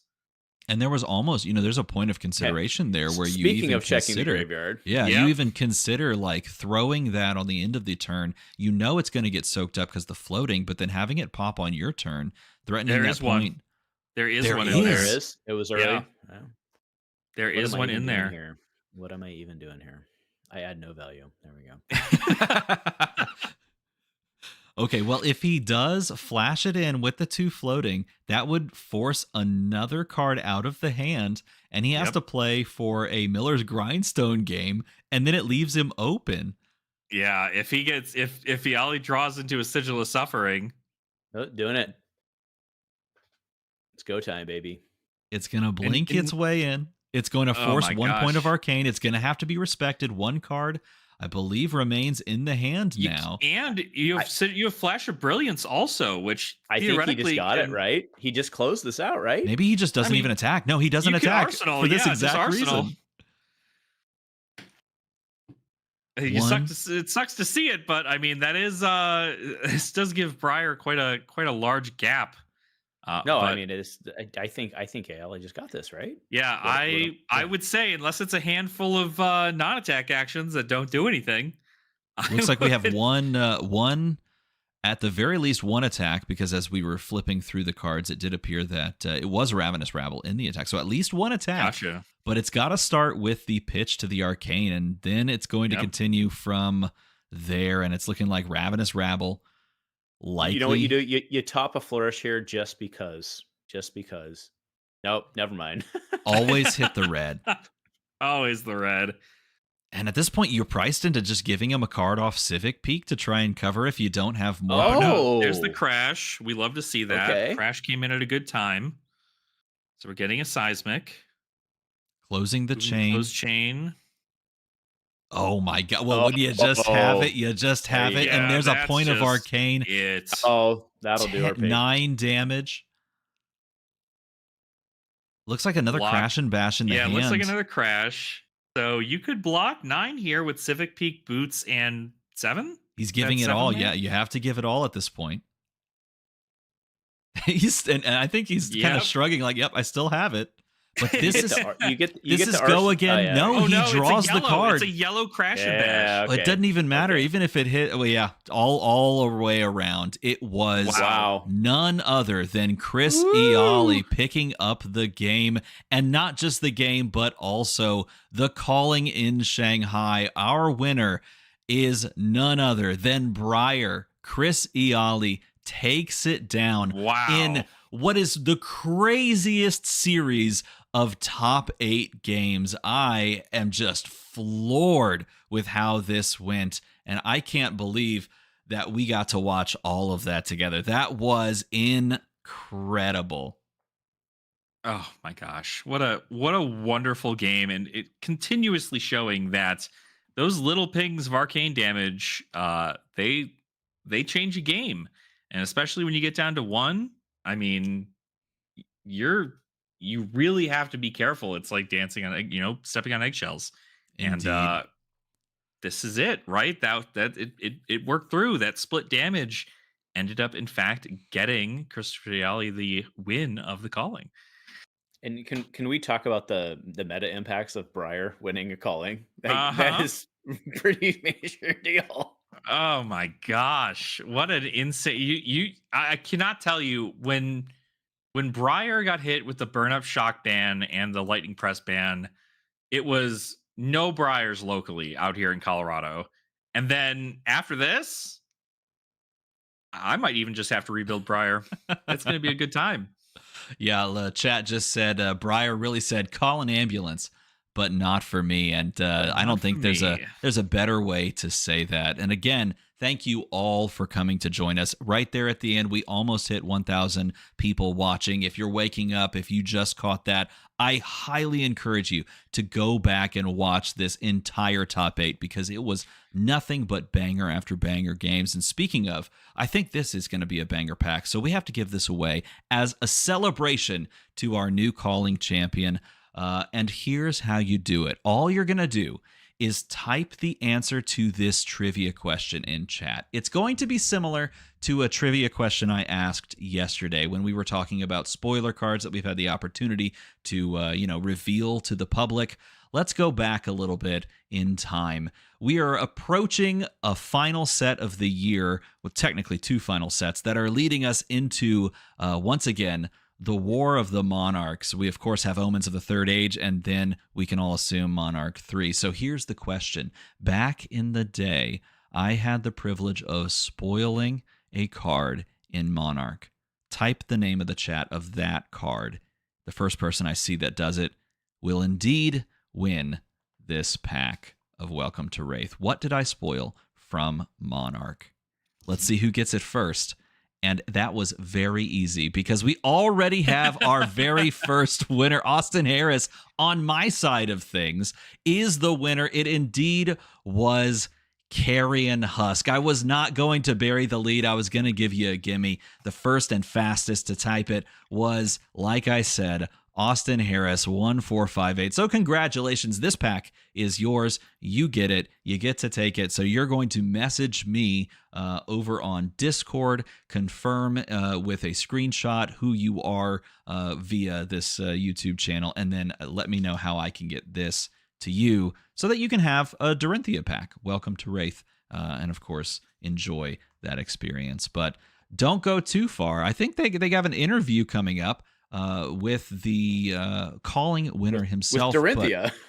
But before that takes place, I do want to throw it to these two. I just want to say thank you so much to both of you for coming and joining me. I do not think I would have made it all the way through, both today but also yesterday. 11 hours of streaming over the course of what is probably like 26 hours. So thank you both to stepping in and joining me along on this crazy ride, I think is the best way to describe it. Yeah, thank you for having us. I mean, my gosh, I'm just excited to be continuing to, take a look at the Silver Age meta and enjoy the format that's I like to touch on the most over on my channel. And so I'm very thankful for the opportunity, and it's always a pleasure hanging out with fellow friends in the Flesh Blood community. Yeah, and Stephen, and again to Alex, you both have just rocked the house in terms of setting the stage, and I just came in here as, like I said, the JV, but it was a great time hanging out with both of you, and I'm loving it. So thank you. Again, I appreciate you both for joining us, and I appreciate all of you for watching along as well.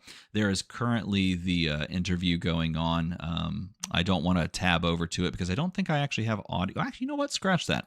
I might have audio. Let me see if I do. You might have audio. Depressingly, time for some feedback, baby. For some feedback. Regardless of being, I can't. Yep. Can y'all hear that? I don't think you can. Sad day. But shout out to Chris. Chris, a fantastic player and perhaps an even better person. And that is saying something because obviously we have ourselves a calling winner. But I highly encourage you to go to the stream link. I posted it there if you'd like to see this final interview. And again, I would encourage you to do so because you get to hear from the man himself. Otherwise, it's time for us to say goodbye. So at this point, make the number, go to the other number. And if you want to see more of this, follow along and sail the high seas of TCGs. Until then, we'll see you next time.